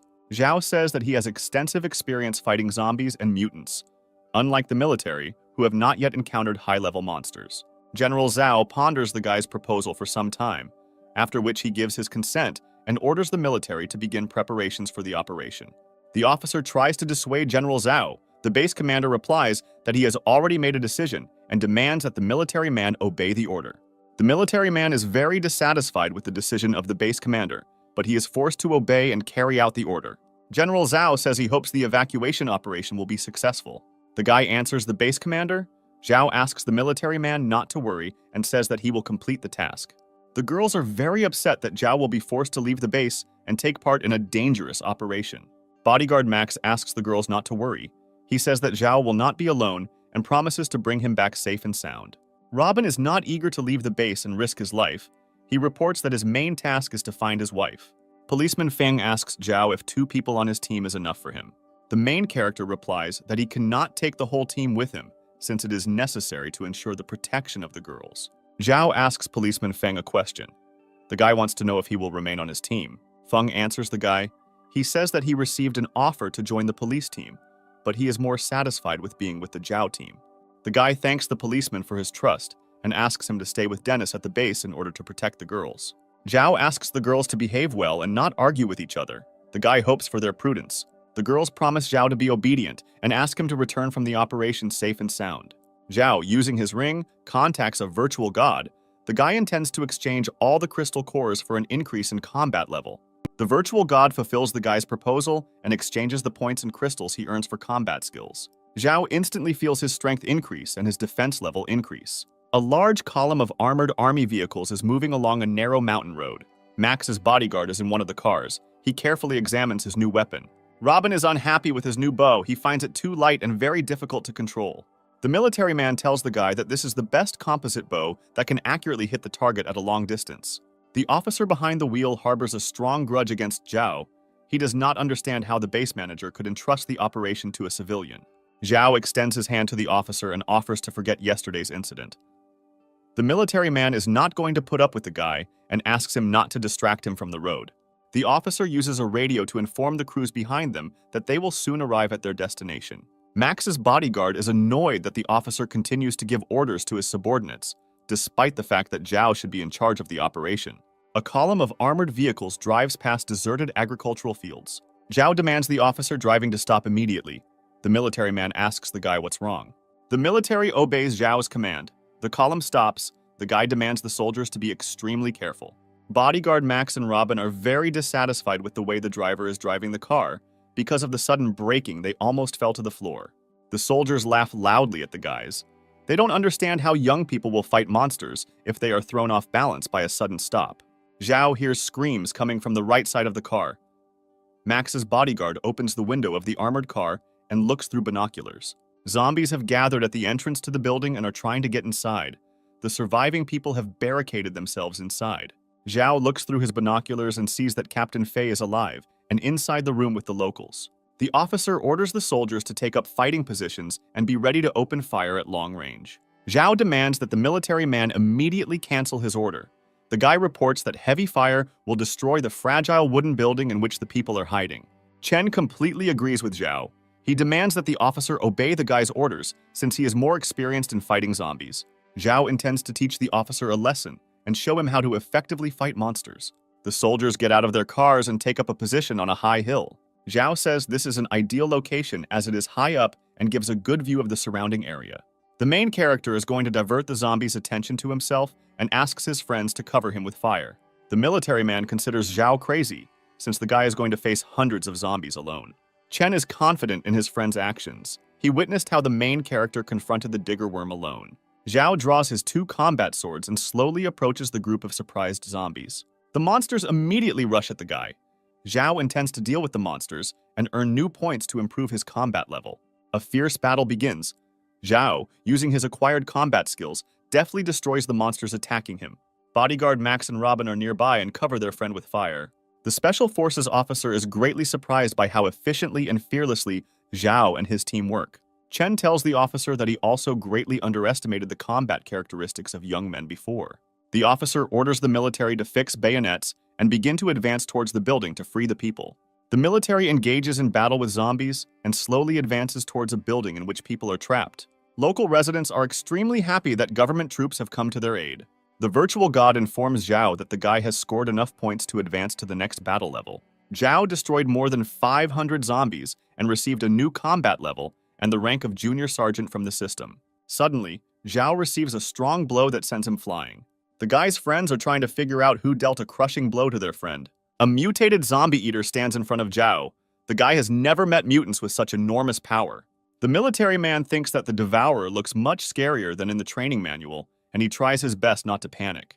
Zhao sees that the Devourer does not attack the zombies nearby, and is very surprised that the new mutant acts together with the zombies. The virtual god informs the guy that this mutant is a second-level monster and has the ability to control ordinary zombies. The Devourer strikes with his huge tongue. The virtual god warns Zhao about the presence of a poisonous thorn on the tongue. Zhao dodges the Devourer's blow and tries to stab him with a battle axe. The Devourer has a quick reaction. He parries the blows and throws the guy several meters away. The officer gives the command to cover the guy. The military immediately opens fire on the monster. The Devourer grabs the zombie next to him and uses it as a shield to protect him from bullets. Having completed a huge jump, The monster finds itself next to the soldiers and inflicts numerous blows on them, scattering them. A huge crowd of zombies rushes after the devourer to finish off the wounded soldiers. The military begins to slowly retreat. They fire continuously from their guns at the zombies. Zhao orders Chen to get behind the wheel of an armored car and start crushing the attacking zombies. Chen accelerates the car and crashes into a crowd of zombies. With his actions, he saves the retreating soldiers. Zhao rushes into another attack on the devourer. The monster has a strong body. With the help of its huge paws, it repels the blows of the sword. The guy does not reduce the intensity of his blows. This leads to results. Zhao manages to chop off one of the monster's paws. The devourer pauses for a moment, allowing Robin to fire an arrow that hits the monster's head. Max's bodyguard joins his friend and releases a clip at the wounded devourer, and with coordinated actions, they manage to destroy the monster. Max's bodyguard tells Zhao that the battle is over. They manage to destroy all the zombies. Captain Fei and Uncle Pin come out to meet the Zhao team. They are incredibly happy to see the young people. Pin tells Chen that the military arrived on time, as the villagers did not have the slightest chance to resist the zombies. Zhao orders the villagers to board the armored bus immediately, as it is not safe to be here. The military puts the villagers on the bus and provides them with the necessary medical care. The soldiers chat quietly among themselves, admiring how well-coordinated and efficient the Zhao team is. The main character asks local residents how zombies entered the village. Uncle Pin says that Tan and the arrested bandits are to blame for everything. Robin reacts strongly to the man's story. He understands that it was these bandits who destroyed his home village. Robin asks what happened to the bandits. Captain Fei says that they tried to escape and were eaten by zombies. The military believes that the bandits died too easy a death, which they did not deserve.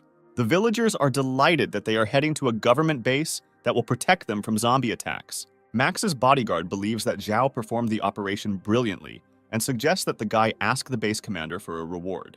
Zhao suggests focusing on the road. He says that they have not yet reached the base and are in danger. The main character looks out the car window. The guy cannot get rid of the feeling of anxiety. The young people feel a slight vibration. Max's bodyguard believes that they just hit a bump. Zhao, using a walkie-talkie, contacts the other machines. He asks if they noticed anything unusual. The military man listens carefully to the radio communications. He is very unhappy that Zhao is still giving them orders. The caravan of armored vehicles stops abruptly. The asphalt on the road begins to become covered with cracks. Captain Fei raises the alarm. He informs those around them that they have been attacked by a digger worm. A huge digging worm bursts out of the ground and attacks military vehicles. Drivers put their cars into high gear and try to get away from the digger worm as quickly as possible. The huge monster reaches the nearest armored vehicle, throws it into the air, and begins to devour it. The Special Forces officer gives the command to his subordinates to open fire with all weapons on the digger worm. The military immediately carries out the order of their commander. They open heavy fire on the monster. The bullets do not cause much harm to the digger. With the impact of his huge body, he throws 2 cars aside. Zhao orders all survivors to leave the car.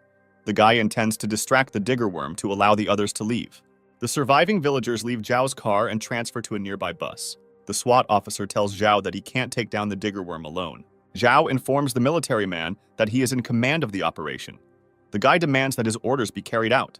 Max's bodyguard climbs out of the car's hatch and takes aim at the monster with a handheld grenade launcher. Several grenades hit the huge digger worm, causing the monster to rise into the air and roar loudly. The digger worm attacks the car containing Zhao and his friend and begins to devour it. The Special Forces officer orders the reconnaissance platoon to go to the aid of the young men, while the rest move at full speed to the base. The digger worm tries to devour the armored car containing Zhao and Max. The bodyguard says that the car will soon be destroyed. Zhao and his friend open the car doors and jump down from a great height. During the fall, bodyguard Max manages to fire several shots at the digger worm from his grenade launcher. The grenades hit the target, destroying the monster's huge mouth. Zhao looks carefully at the surprised military men and suggests immediately returning to the base. A loud crack of breaking asphalt is heard, and a digger worm appears behind Zhao. The monster rushes at Zhao and, in front of the surprised military men, devours the guy. Friends rush to Zhao's aid, but the digger worm quickly burrows into the ground and disappears from sight. The Special Forces officer orders the villagers to be sent to the base and the military to immediately begin searching for Zhao. The Zhao team is at the government base. Young people wait in complete silence for news. The doors open and a group of military men enters the room. They silently approach the young people. Binyan breaks out of his thoughts and asks the military about the results of the search operation. The military continues to remain silent. The girl understands that the search operation did not bring results. Shin speaks her mind. She says that Zhao should not have been allowed to join the military squad. Tong believes that we need to come to terms with reality. She adds that 3 whole days have already passed, and Zhao is probably dead. Dennis grabs Max's bodyguard by his clothes and accuses the guy of failing to protect Zhao. Officer Fei asks the guy to calm down. He reports that Max's bodyguard did everything possible. Fei offers his condolences to the Zhao team. He is very upset by the death of the main character. The Special Forces officer changed his attitude towards Zhao since the guy sacrificed his life in order to save other people. The officer reports that the base command has decided to award Zhao the highest medal and will organize a memorial service in the near future. Dennis believes that his friend is still alive, and a memorial service is out of the question. The young people try to calm the crying Shin. Binyan asks the military to continue the search operation. The officer reports that the military has done everything possible, and further searches could be dangerous for the soldiers. Dennis rudely tells the military that his friend did not think about the dangers. Policeman Feng tries to calm the guy down. Binyan does not believe that Zhao is dead. She believes that young people need to continue the search on their own. The guys intend to start searching. They will not believe that Zhao is dead until they see his body. Tong suggests choosing a new team leader before the guys go looking for Zhao. The girl believes that Dennis will be a good new commander, since he communicated with Zhao the longest. Binyan listens silently to his friend. She is deep in her thoughts. Mr. Hen comes into the young people's room and says that he has just returned from work and heard bad news. Hen offers the help of his people and army equipment to search for Zhao. Binyan thanks the guy from the bottom of his heart. Mr. Hen tells the girl that Zhao is his friend, and he can't just sit idly by. Tong thinks that Mr. Hen is minding his own business. Dennis sits on the bed and silently listens to his wife. Dennis considers Mr. Hen a good person, since he came to the rescue in difficult times. Dennis asks his wife why she started talking about the new team captain. Tong calls her husband a stupid young man. She tells him that she did everything only for his sake. The girl demands from her husband that he begin to take himself more seriously. She believes that Dennis has made a great contribution to the team and should take the place of commander. Tong believes that Zhao has overshadowed her husband's talents, and now it's time for Dennis to take over. Dennis does not want to believe that Zhao is dead. The guy hopes that he managed to escape. Tong believes that it is necessary to think about the future. She does not place high hopes on the government base and believes that only her own team can provide security. The girl tells Dennis that the military used Zhao for their own purposes. She asks the guy to think about what will happen if they are not useful to the military. Tong believes that in these difficult times, it is necessary to rely only on one's own strength. The girl gives the example of Mr. Hen, who is the head of an influential family, and even the military is wary of him. Tong insists that Dennis take more initiative when she proposes choosing a new team captain. An unfamiliar girl in a black robe and with a mask on her face is moving through a forest overgrown with vines. The girl uses a device that shows a high level of mutation located nearby. After some time, she approaches the dead body of a huge digger worm. The girl comes closer to the huge monster. She understands that only a professional could cope with such a serious opponent. The stranger knows very well how difficult it is to find a digger's weak point and deal him a fatal blow. The body of the digger worm begins to move. The girl jumps back and draws her combat sword. Using a battle axe to cut through the dense skin of the digger worm, Zhao tries to get out. The girl was very surprised by what was happening. She did not expect to see a living person getting out of the monster's belly. Zhao got out. The guy is trying to get to his feet and regain his lost breath. The stranger asks Zhao who he is and how the guy ended up inside the digger worm. Zhao answers the girl. He tells her that he is an ordinary poor young man who was on the verge of death. The girl perceives Zhao as a threat. She takes a step back and points her combat blade at him. Zhao finds the girl no less strange than him, since she is dressed all in black, has a mask on her face, and is armed with a combat katana. The guy asks the girl to move away and not stand in his way. He tells the girl that he doesn't have time to talk. He urgently needs to find water to wash off the mucus. The girl believes that Zhao has taken possession of a high-level core and orders him to stop. Zhao invites the girl to taste the mucus of the digger worms. He sprays her with mucus. Taking advantage of the situation, Zhao manages to easily break away from the pursuit of the girl and hide in the nearby thickets. The girl is unable to pursue Zhao. She has been exposed to the acidic slime of the digger, which is corroding her clothes. Having cleared her clothes of mucus, the girl is about to chase the guy. She realizes that Zhao took the expensive core. Zhao takes water treatments in a small lake. He realizes that this time he is very lucky. The guy is glad that he managed to get the 4th level crystal. He intends to save it in order to use it at the right time. Zhao's thoughts are interrupted by a girl approaching him. She persistently demands that the guy return the core. The girl takes out her combat katana and points it at the guy. Zhao silently watches what is happening. The guy throws the cannonball in his hands. Zhao does not intend to give it to the girl. He says that he risked his life in order to get the cannonball. The girl tells the guy that in this case, she will take his clothes and he will remain completely naked. Zhao stands up to his full height. He tells the girl that he is a man and has nothing to fear. The girl is filled with a wave of strong anger. She has not met such arrogant and self-confident guys for a long time. A girl approaches a guy. She intends to seduce Zhao in order to get an expensive core. The stranger tells Zhao in a quiet voice that he will be satisfied with the proposed deal. The girl waited for the moment when Zhao lost his vigilance and snatched the cannonball from the guy's hands. The stranger runs away to a safe distance. She tells Zhao that he is a young and stupid man. The girl unclenches her fist. She understands that the guy deceived her, since there is an ordinary stone in her hand. A feeling of rage fills the stranger. She rushes to attack and strikes Zhao with a strong blow with her hand. The guy has a sufficient combat level to repel the girl's strong blows. Zhao repels the girl's next attack and uses a throw to drop her into the water. The guy holds the girl underwater. He promises to let her go if the stranger leaves him alone. Zhao realizes that he overdid it a little. He sees that the girl choked and lost consciousness. The main character pulls the girl ashore. He intends to give her a heart massage and perform artificial respiration. Zhao carefully examines the stranger. He does not understand for what purpose the girl wears a mask on her face. After performing a direct cardiac massage, the guy approaches the girl to begin artificial respiration.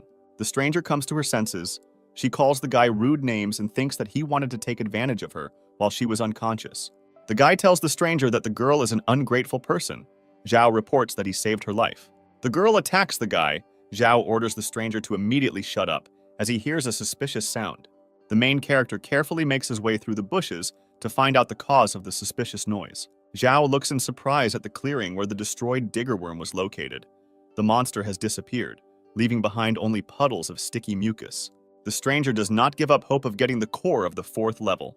She tells the guy that they have not finished the conversation yet. The girl tells Zhao that she will not leave him until he gives her the core.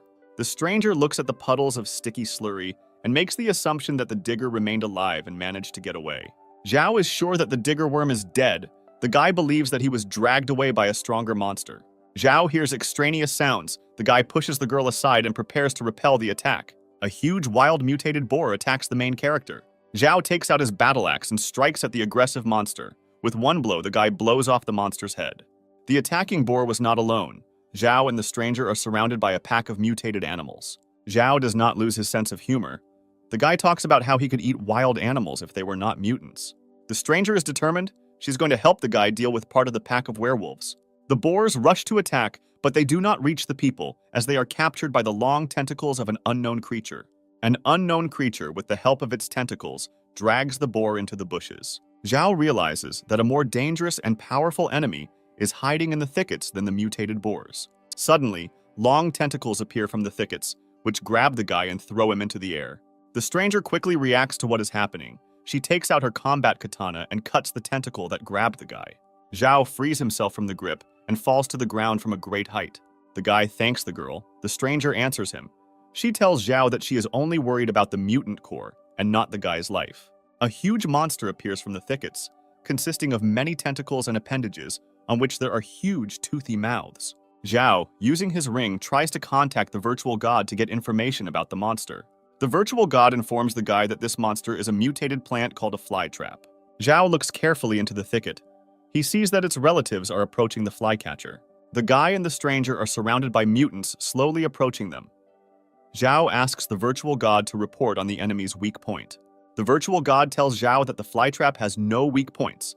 The guy understands that the only way to escape is to escape. The stranger asks Zhao why they didn't accept the fight. The guy explains that this monster is level 7, and it will be very difficult to deal with it in battle. The stranger stops her run. She intends to fight the monster to get a high-level core. The girl rushes at the monster, pursuing them. She draws her blade and jumps on the monster. With a powerful and precise blow, the stranger cuts the mutated flytrap into 2 parts. The girl stands next to the defeated monster. She tells Zhao that it was not difficult to deal with him. Zhao is dissatisfied with what is happening. The guy learned from the virtual god that it is impossible to destroy a mutant in this way. Any cut-off part of the monster turns into a separate individual.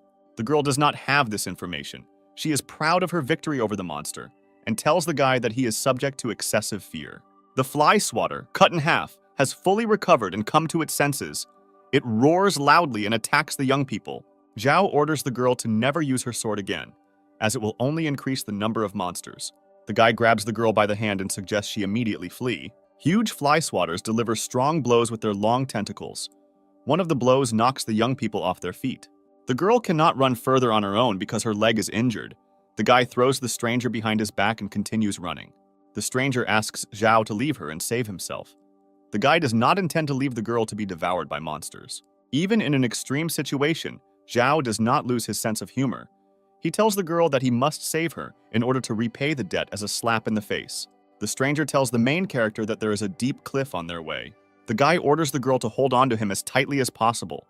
He runs with all his might and jumps to the opposite side of the cliff. Zhao fails to jump over the cliff. The guy and the stranger begin to fall down. Zhao uses his battle axe to slow down the fall. Huge mutated fly swatters reach the edge of the cliff.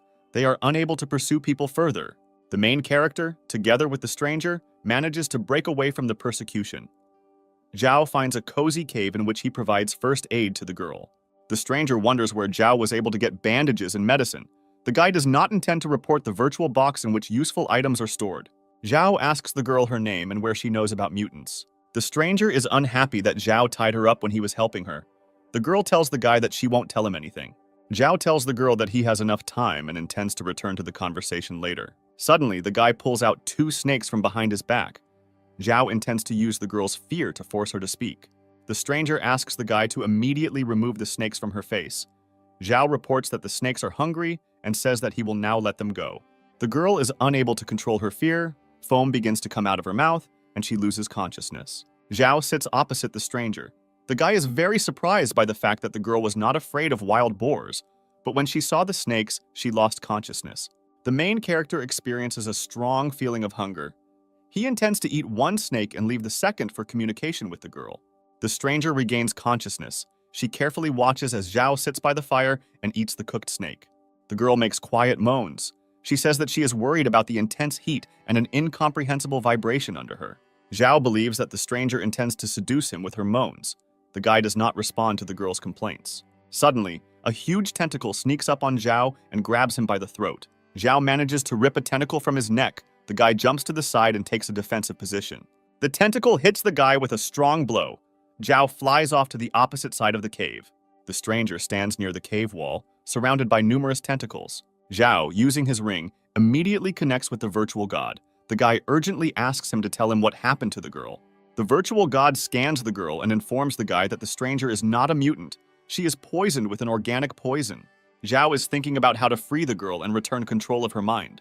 The virtual god tells Zhao that the mutated poison entered the girl through the wound she received in the fight. The guy understands that if the girl is not freed from the poison soon, it will completely mutate her body. Zhao considers such a mechanism very vile, since it allows you to use other people for your own purposes without their consent. The mutated stranger lets out a loud laugh and attacks Zhao. The guy runs up and uses a somersault to get behind the stranger. Zhao finds himself behind the girl. He grabs her by the tentacles and thus blocks the stranger's movement. The virtual god informs the guy that if he frees the girl from the tentacles by force, she will die instantly. The guy listens to the instructions of the virtual god, which is that the girl needs to be injected with an evolutionary fluid that will make her immune to poison. The stranger screams loudly. She manages to escape from the grip and strike the guy several times with her tentacles.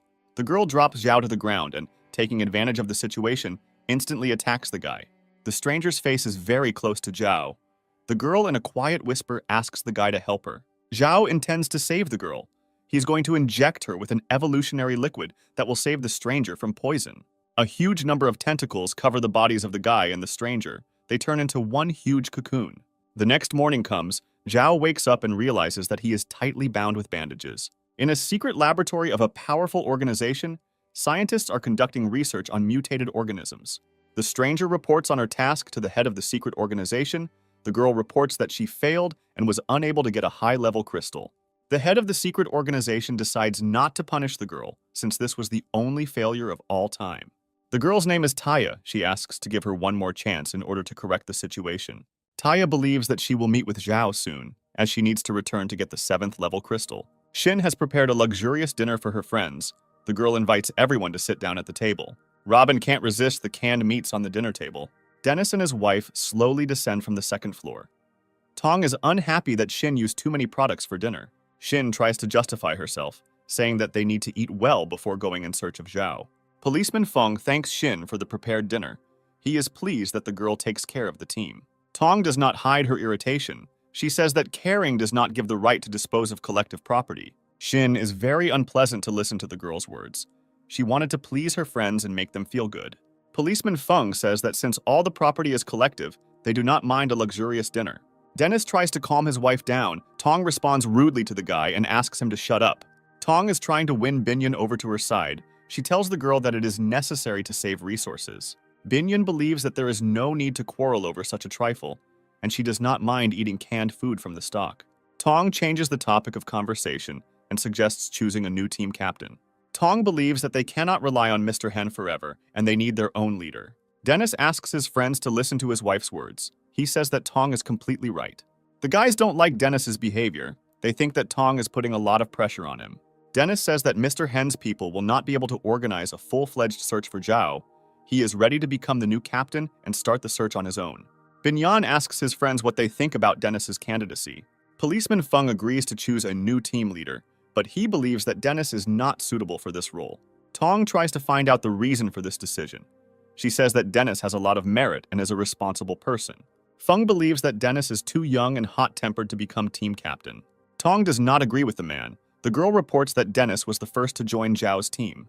Policeman Feng continues to insist on his position. He believes that Dennis can be a good deputy, but not a captain. Feng suggests promoting bodyguard Max to the position of team captain, since he is a calmer and more reserved person. Tong falls into a state of intense irritation. The girl believes that Max is just new to the team, and therefore has no right to be captain. Policeman Feng asks the girl not to be angry. He says that he just expressed his opinion. Binyan fully supports Feng. She says that everyone on the team has the right to express their thoughts. Tong demands to vote immediately. She informs those present that her vote will be for Dennis. Policeman Feng and Robin think twice and cast their votes for bodyguard Max. Sin joins the vote. The girl considers bodyguard Max to be the best candidate. Tong attacks the girl. She rudely informs Shin that she does not have the right to vote. The guys are shocked by Tong's behavior. The girl continues to insist on her husband's candidacy and accuses the young people of ingratitude. Dennis gets tired of watching his wife's disgusting behavior. He loudly demands Tong to shut up immediately. Tong is unable to control her anger and is outraged that Dennis speaks to her in such a tone. The young people's conversation is interrupted by loud noise and screams coming from the street. Zhao's team immediately approaches the windows. There are a large number of people on the streets. They are very scared and are trying to escape. The government base has been attacked by zombies. Mr. Hen is in his car and is trying to organize the evacuation of people. Zhao's team approaches Mr. Hen's car. The young people ask him what is happening. Hen reports that the government base has been attacked by zombies. Monsters are roaming the area and are approaching the residential sector. The military on the bridge is hastily installing defensive fortifications. The officer orders the military to block the bridge as quickly as possible and not allow anyone into the government base. The machine gun company takes its combat positions and informs the officer of its full readiness. The military man expects a possible zombie breakout to occur on the bridge, and he closely inspects it and the surrounding area. A group of Zhao approaches Captain Fei. Young people announce their readiness to help the military. The military man reports to Captain Fei that the artillery and machine gun positions are fully prepared to repel the attack. One of the military notices the approach of zombies. He loudly reports this to his superiors. Single zombies begin to appear on the bridge, and every minute there are more and more of them. Dennis is very surprised by the number of zombies. He says that they are much faster than those they met before. The military man does not understand where such a large number of zombies could come from. Military patrols destroyed all the monsters on the outskirts of the city. Captain Fei sees the mutated zombies as a strong threat. He believes that if they break through the defenses, they will reach the second line in a few minutes. The officer gives a loud command to his subordinates to open fire on the zombies with all weapons. A powerful barrage of artillery and machine gun fire destroys the first wave of attacking zombies. The military man is given the opportunity to destroy the attacking zombies. The officer gazes into the distance. The smoke clears, and a huge number of zombie eaters attack the first line of defense. The officer sees that his subordinates cannot contain the attack of mutated zombies. He orders his soldiers to flee. The zombie eaters are joined by ordinary zombies. They catch up and destroy the retreating soldiers. The military man believes that it is necessary to blow up the bridge in order to secure the government base. Captain Fei is against this, since there are military survivors on the bridge. The military man believes that he must sacrifice his comrades in order for everyone else to survive. Policeman Feng asks the military man to take a close look at the bridge. The military man immediately takes his binoculars and looks into the distance. The military man tells those present good news. He saw a car on the bridge with Zhao in it. The guys from the Zhao team do not hide their joy. They see that their captain is alive. Zhao is driving an armored car. He asks the virtual god why zombies have begun to evolve so much faster. The virtual god informs the guy that the zombies have remained the same. Their high speed is due to the fact that they are controlled by the mutant captor. In order to stop the attack, Zhao needs to find the mutant captor and destroy him. The guy uses sound waves to find him. Zhao, in his armored car, crashes into a huge crowd of zombies, and the strong impact throws the monsters to the sides. With the help of sound waves, the guy manages to find the mutant captor among the crowd of zombies. The main character presses the gas pedal. His car jumps up and flies towards the zombie leader. Zombie eaters come to the aid of the mutant captor. With the help of their bodies, they throw the armored car aside. Zhao manages to balance the car. The guy lost sight of the zombie captor. Zombies attack Zhao's car. They try to break the windows to get inside. Zhao's friends see that their captain has fallen into a trap. They understand that he cannot cope alone. Bodyguard Max asks Captain Fei to give him a car to save Zhao. The officer says that one cannot take such a risk as the safety of the entire area is at stake. Captain Fei makes a decision. He cancels the bridge explosion and gives permission to the Zhao team to save their captain. The officer and Chen are covering the retreating military. The guy believes that they will not be able to resist the zombies for long. Pushing aside the crowd of monsters, an armored car drives up to the military, braking sharply and stopping next to them. Policeman Feng orders the military to get into the car as quickly as possible. The zombies continue to continuously attack the car containing Zhao. One of the monster eaters breaks the car window and tries to reach the guy with its paw. At this moment, a car with his friends appears next to Zhao. The young people open heavy fire on the attacking zombies. Zhao asks his friends to cover him. He jumps out of the car and goes in search of the zombie captor. The main character quickly runs towards the leader of the zombies. His friends clear the way for him with dense fire. Zhao finds a captor in the crowd of zombies. He takes out his battle axe and uses it to clear the way for himself. After some time, the guy gets to the zombie leader and inflicts a strong blow on the monster. After the death of the captor, ordinary zombies lost their speed. Zhao orders the remaining monsters to be immediately destroyed. The military immediately rushes to the attack. They intend to destroy the slow zombies as soon as possible. The military opens fire with their small arms. The monsters are not fast enough to react and dodge the bullets. Zhao hears a loud roar behind him. The zombie captor is still alive. He raises his huge paws and rushes at the guy. A hand-to-hand fight ensues. Zhao picks up a metal crowbar from the ground and breaks the head of the zombie captor with it. The guy considers the leader of the zombie to be smart enough. Since he pretended to be dead, he leans over his body and removes the precious core. Zhao, accompanied by an officer, comes to the house where his team is located. The enthusiastic voices of the girls are heard. The girls rush to the guy and hug him tightly. Sin cannot hold back his tears. Policeman Feng is proud of the guy's actions. The government base could have been destroyed if Zhao had not found and destroyed the zombie captor. Captain Fei, on behalf of the command, expresses his respect to Zhao. The officer asks the guy to forgive him for his past behavior. The officer tells the guy that he was wrong when he considered him an arrogant hooligan. Zhao is glad that good friendly relations have developed between him and the officer. The guy offers to forget past grievances. Tong tells Zhao that the whole team was very worried about him and always believed that he survived. The girl reports that her husband, despite the threat of being destroyed by zombies, went out every day to search, hoping to find Zhao. Captain Fei invites the guy to have a good rest, and tomorrow to go with him to headquarters to discuss the detailed situation.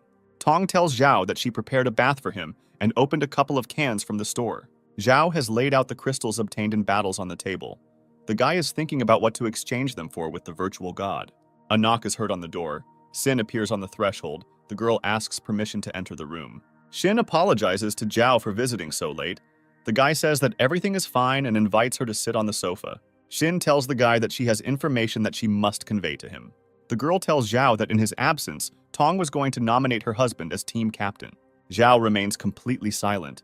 The guy sits motionless and is deeply immersed in his thoughts. Shin doesn't see anything wrong with the fact that in Zhao's absence, the team decided to choose a commander, but she considers it necessary to inform the guy about this. Zhao thinks that no one chose Dennis as the team captain. Perhaps Dennis harbored a grudge, and in the future this will not play into the team's hands. Zhao thanks the girl for informing him.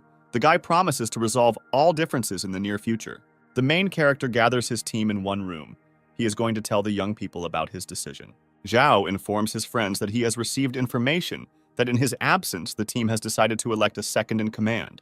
Tong says that this is not necessary at the moment, since Zhao has rejoined the team. Tong reports that she herself wanted to tell Zhao about this situation. The girl points her finger at Xin and says that someone has a very long tongue. Tong accuses Xin of intending to replace Binyan and become the commander's wife. Xin admits that she told Zhao everything, but the girl denies using the situation for personal gain. Dennis tries to protect his wife. He tells Zhao that the choice of a new commander is his idea. Zhao tells his friends not to worry, as he really likes the idea of a deputy.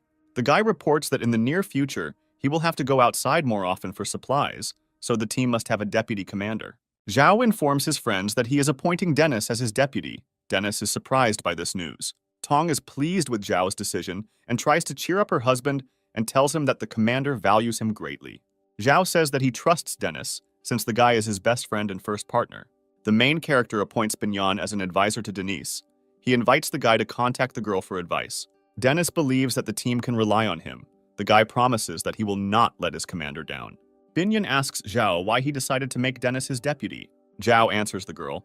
He says that it was necessary to calm Tong down. Besides, Dennis is a simple and loyal person. The main character asks bodyguard Max how he feels about his choice. The guy considers Denny a good deputy. Zhao offers Max to become the deputy of the search party. He believes that without Max, he cannot do reconnaissance operations. The main character invites Max to go visit the Liu family to discuss the current situation. Max gladly agrees to join the company. Mr. Hen is delighted with how Zhao destroyed the zombie hordes and saved the base area from destruction. Zhao tells Mr. Hen that he was only helping the military. The real saviors of the base are the military. The main character informs Hen that he came to personally thank him for the care and help that was provided to his team. Mr. Hen invites Zhao to join his hunting association, intending to appoint the guy as commander. Zhao thanks Hen for his trust and promises to think about his proposal. The office doors open sharply. Mr. Hen's subordinate is standing on the threshold. The man says that he brought very bad news. A wounded soldier of the hunting association is brought into the office. He talks about how they were attacked by an unknown group of bandits. Mr. Hen asks his subordinate where the other hunters are and why he doesn't see his brother. The wounded soldier says that they were attacked by a group of masked people led by a blonde girl. All the fighters in the squad were killed, and Brother Hen was taken hostage. Zhao makes the assumption that he knows who the blonde girl in the mask is. The wounded soldier talks about the conditions that the bandits put forward. They will release Brother Hen if they are given 500 kilograms of food in return. Mr. Hen is outraged by the way the bandits are treating a member of his family. He demands to immediately prepare a car and provisions. Zhao asks permission to join the rescue operation. He says that extra soldiers will not interfere with Mr. Hen. Hen thanks Zhao and his friend for offering to help his family in their time of need. The rescue team heads to the bandits' lair. Hen asks his subordinate to tell the details of the incident. The guy begins his story. He says that the team led by Yufin's younger brother entered the supermarket and immediately saw a girl at the entrance. The girl was sitting on the floor near the entrance and crying quietly. The men slowly approached her. Yufin tries to calm the girl down. He asks her not to be afraid and stop crying. Suddenly, the girl stands up to her full height and turns to the man. She takes out a pistol from her raincoat and releases a clip at Yufin. At the same time, machine gunners descend from the upper floors using ropes and fire continuously at the Yufin group. Hen's younger brother is shot in the arm, and his subordinate tries to lead his boss to safety. An unfamiliar masked girl holds a huge bat in her hands and uses a hoverboard to catch up with Yufin and his subordinate. The stranger quickly overtakes the men. She hits Yufin's subordinate with a bat. The guy falls dead to the floor. A group of people with bats in their hands slowly approaches Yufin. They joke rudely at the guy and laugh quietly. Yufin is wounded and unable to resist. The bandits beat the guy with impunity. The wounded man reports that the bandits found out who Yufin is. They left him alive so that he could convey the message. After some time, Mr. Hen's car drives up to the supermarket where the bandits are located. One of the bandits is in the video surveillance room. He informs his accomplices that a military vehicle has arrived at the entrance. The girl reacts to this news with joy.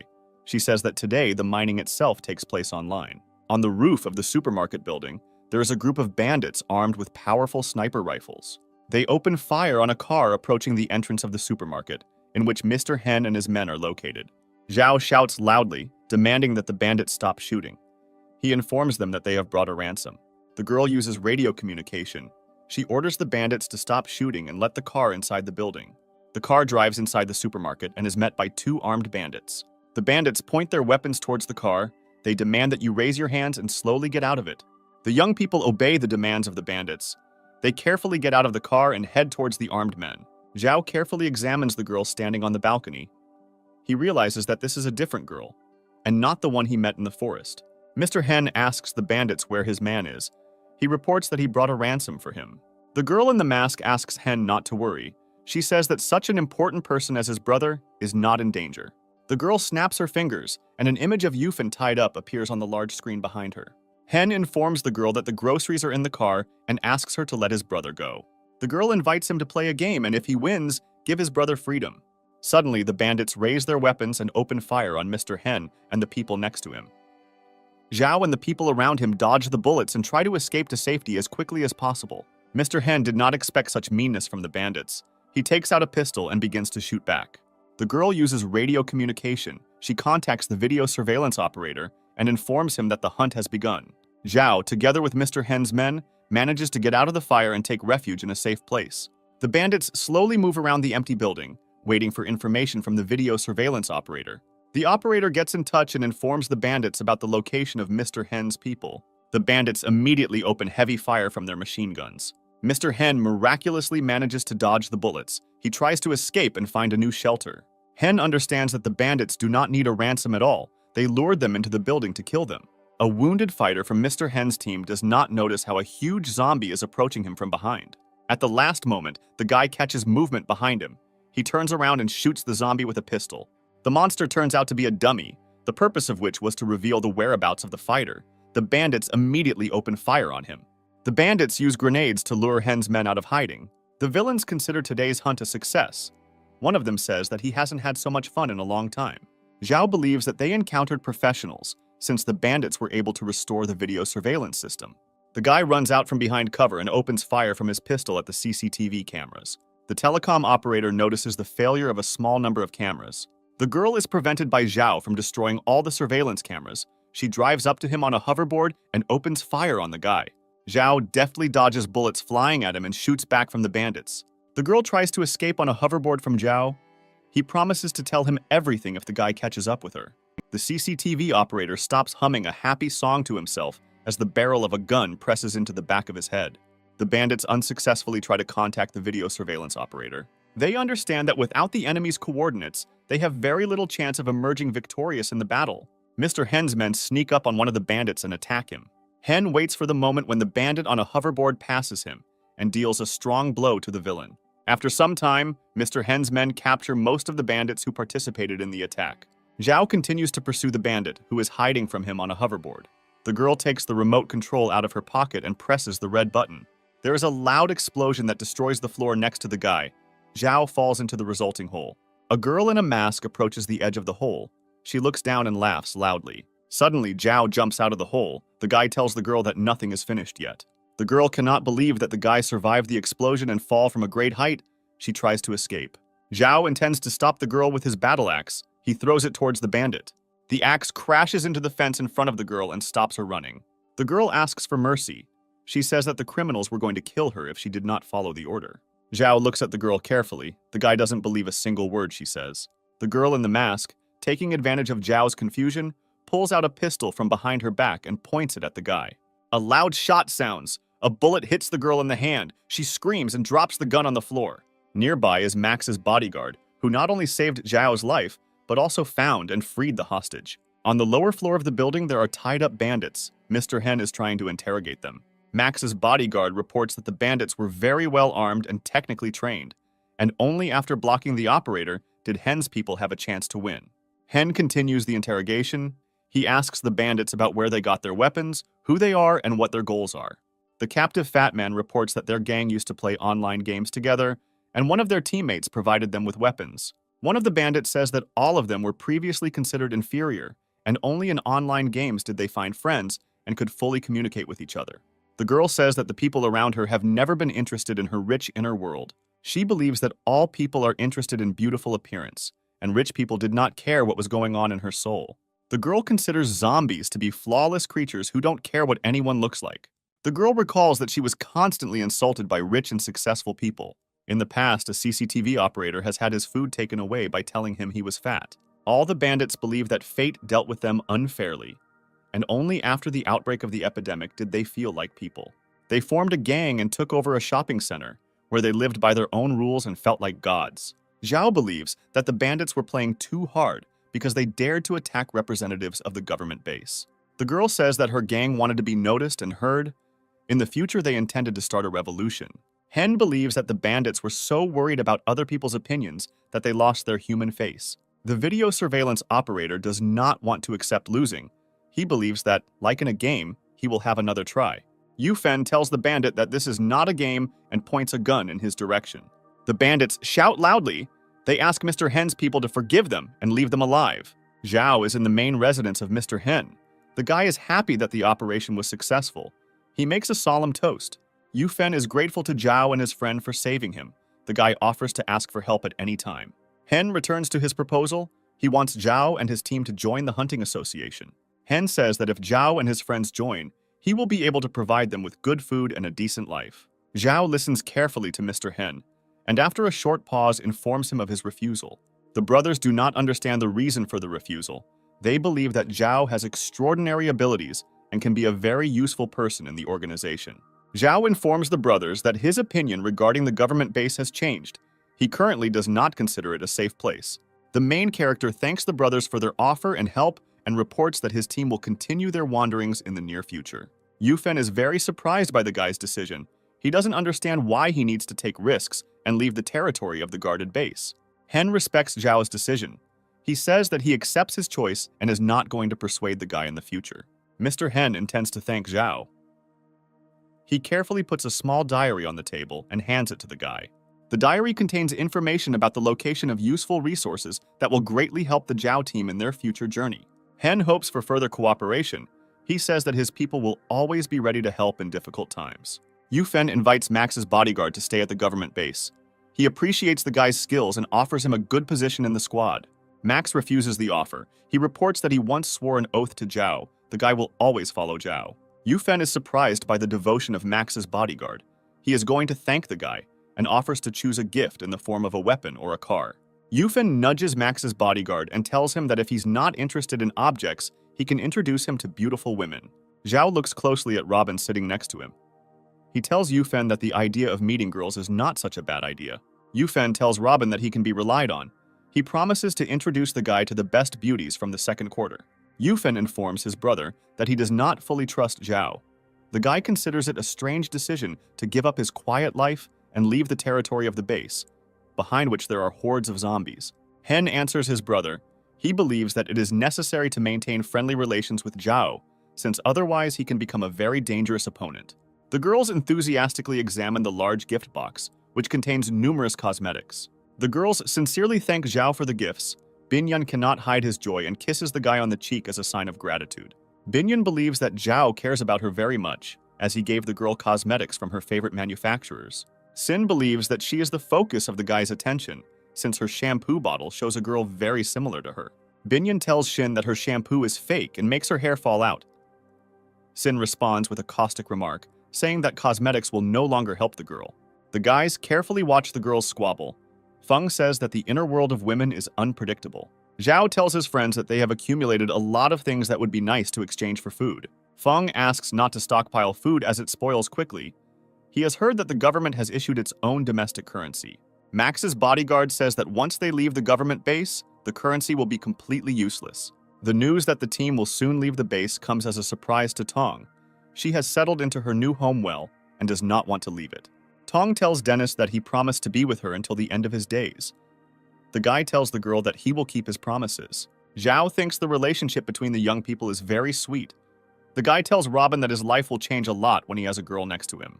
Binyan expresses to Shin his assumptions about the orientation of bodyguard Max. The girl reports that the guy is not at all interested in women. Binyan believes that a possible reason is that Max's bodyguard has feelings for Zhao. Max calls the girl's words nonsense and tells his friends that he has a lover. He talks about his beloved, with whom he lived next door and grew up together. And after they grew up, they studied in the same university group. Max and his girlfriend agreed that when they graduated from university, the two of them would move abroad. But the girl was from a poor family and had no money. Max dropped out of school and got a job as a bodyguard. After some time, the guy saved up enough money to realize his dream. There was an outbreak of an epidemic, after which Max never saw his beloved. He hopes that the girl survived. Robin counts the team members on his fingers and comes to the conclusion that only he and Policeman Feng do not have a girlfriend. Policeman Feng asks Robin not to include him in the list. He says that he communicates with women and is successful with them. Robin demands that Zhao immediately contact Mr. Hen so that he can introduce him to the girl. Zhao promises the guy to return to this topic later, since now he needs to collect unnecessary things and sell them at the city market. Robin is at the city market. He thinks it's unfair that he has to do hard work. The young man considers his fate unfair. He is still lonely and has not found a life partner. Robin successfully sells items brought to the market and earns a good amount from their sale. The guy sees a running crowd in front of him. People are very excited and screaming loudly. Robin follows the running people and ends up at a concert of a popular girl group. Fans idolize pop singers. One of them never missed a single concert. The guy in the audience wanted to commit suicide, but after hearing the group's songs, he changed his mind about it, and now he considers the girls his goddesses. The singers thank their fans and ask them not to despair and not give up in these difficult times. One of the fans asks the girls for permission to take a photo with them, to which they immediately receive consent. Robin cannot take his eyes off the model-looking girls. He is fascinated by their beauty. A young man approaches the guy and says that this group is the most popular in the country. The man tells Robin that for 10 credits, the guy can take a photo with the girls. In addition, for a certain amount, he can organize a personal meeting. The man tells Robin that he is very lucky because he provides services to single men. The stranger tries to interest Robin and promises to give him a good discount. The dark side of Robin advises the guy to forget about the problems of the team and take care of his personal life. The bright side tells the guy that love is priceless and cannot be bought with money. Robin can't make up his mind. The guy feels a sense of despair, which he tries to drown out by running fast. The guy does not notice the girl standing in his way. This leads to the young people bumping heads. A girl is sitting on the ground in front of Robin. She holds her forehead with her hand and says that she is in great pain. The guy is very upset by what is happening. He asks the girl for forgiveness and asks how she feels. The stranger asks the guy not to worry. She considers such an incident a mere trifle. The girl feels very weak. Robin carefully takes the girl by the arm and helps her get to her feet. The girl's name is Anna. She tells the guy that she cannot walk on her own because she has sprained a muscle in her leg. Anna tells Robin that her house is nearby and asks the guy to help her get home since she needs to hurry. Robin brings the girl home. Anna apologizes for the fact that her house looks poor and is not tidy. Anna opens a small box containing a small kitten. The girl tells the guy that she was in a hurry home because of him. The girl takes a bottle of milk from her bag and pours it into a saucer. Robin is impressed by the girl's kindness. He understands that Anna was in a hurry home to feed the kitten. Anna says that she found a little kitten on the street yesterday, and if she had not taken it home, the pet would have died of hunger. The girl intends to take care of her pet, despite the fact that finding fresh food is very problematic. Robin considers the girl a very noble and kind person. The guy is glad that he met Anna. The girl says that her entire family died after a zombie attack, and her friends left, and now she has no one except a small kitten. The girl asks for forgiveness for talking a lot, and says that she hasn't shared her thoughts with anyone for a long time. Anna offers Robin a drink of freshly brewed coffee. The girl goes to the kettle and turns it on. Anna twists her sprained leg. Robin immediately rushes to the girl's aid, and at the last moment saves her from falling. The guy is forced to take off his clothes because he doused himself with water from the kettle that Anna dropped. The girl looks carefully at Robin. The guy thinks that a spark has run between him and Anna. Anna's voice is heard. The girl asks Robin to close his eyes. The guy believes that the gods have heard his prayers.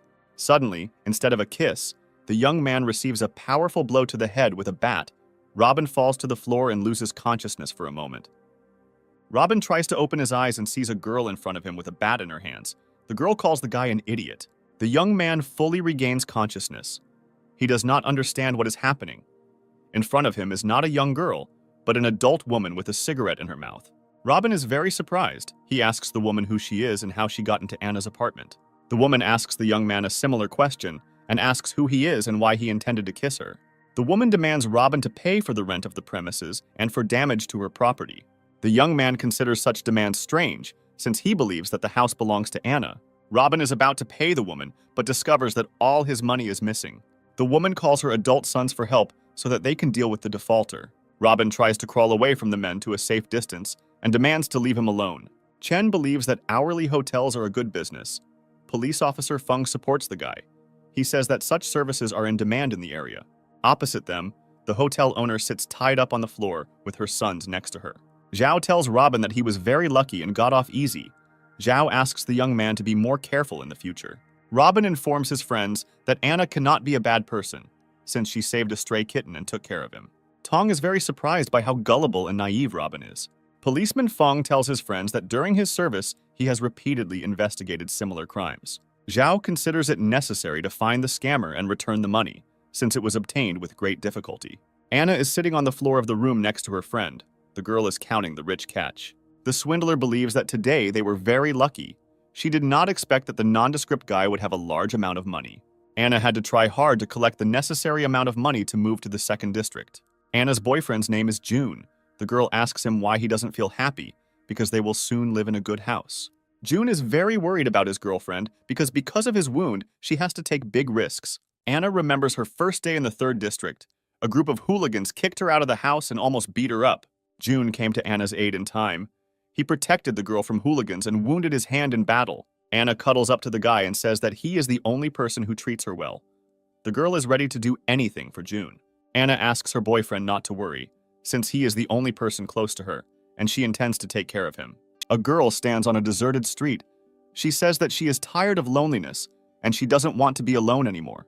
The guy approaches Anna. He offers the girl his care and attention. The girl uses a paralyzing substance. She sprays it in the guy's face, causing him to lose consciousness. Anna takes money out of the victim's pocket. The girl is very dissatisfied with the amount of money. The girl says that lately, she has come across only poor people, and it is becoming increasingly difficult for her to raise enough money for good housing. Anna is going to head to the city market in the hope of finding a rich victim there. A young man is at the city market. He receives a large number of credits for the goods sold. The policeman considers it unsafe to move around the area with so much money, he offers the guy an escort. The young man answers the policeman. He tells him that he does not need help, since he is an adult and a strong person.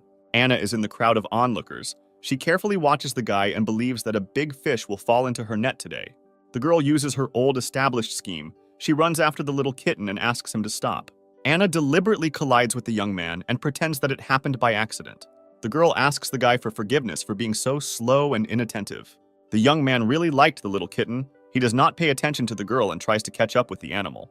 Anna informs the guy that she has several cats at home. She invites the young man to play with the animals at her house. Zhao grabs the girl by the hand and tells her that he prefers cunning young foxes. Anna behaves extremely aggressively.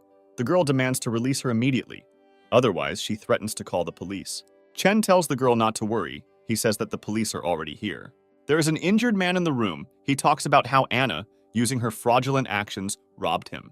Chen praises Zhao for his intelligence and is impressed with how easily the guy was able to find the scammer.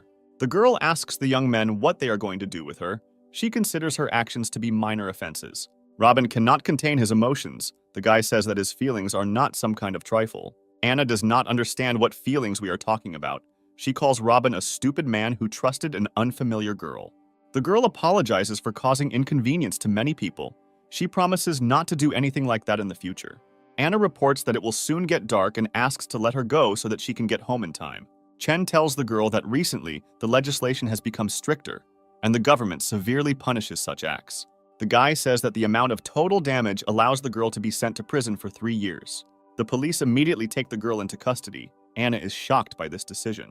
The girl asks to be released at least for a while so that she can visit her wounded boyfriend.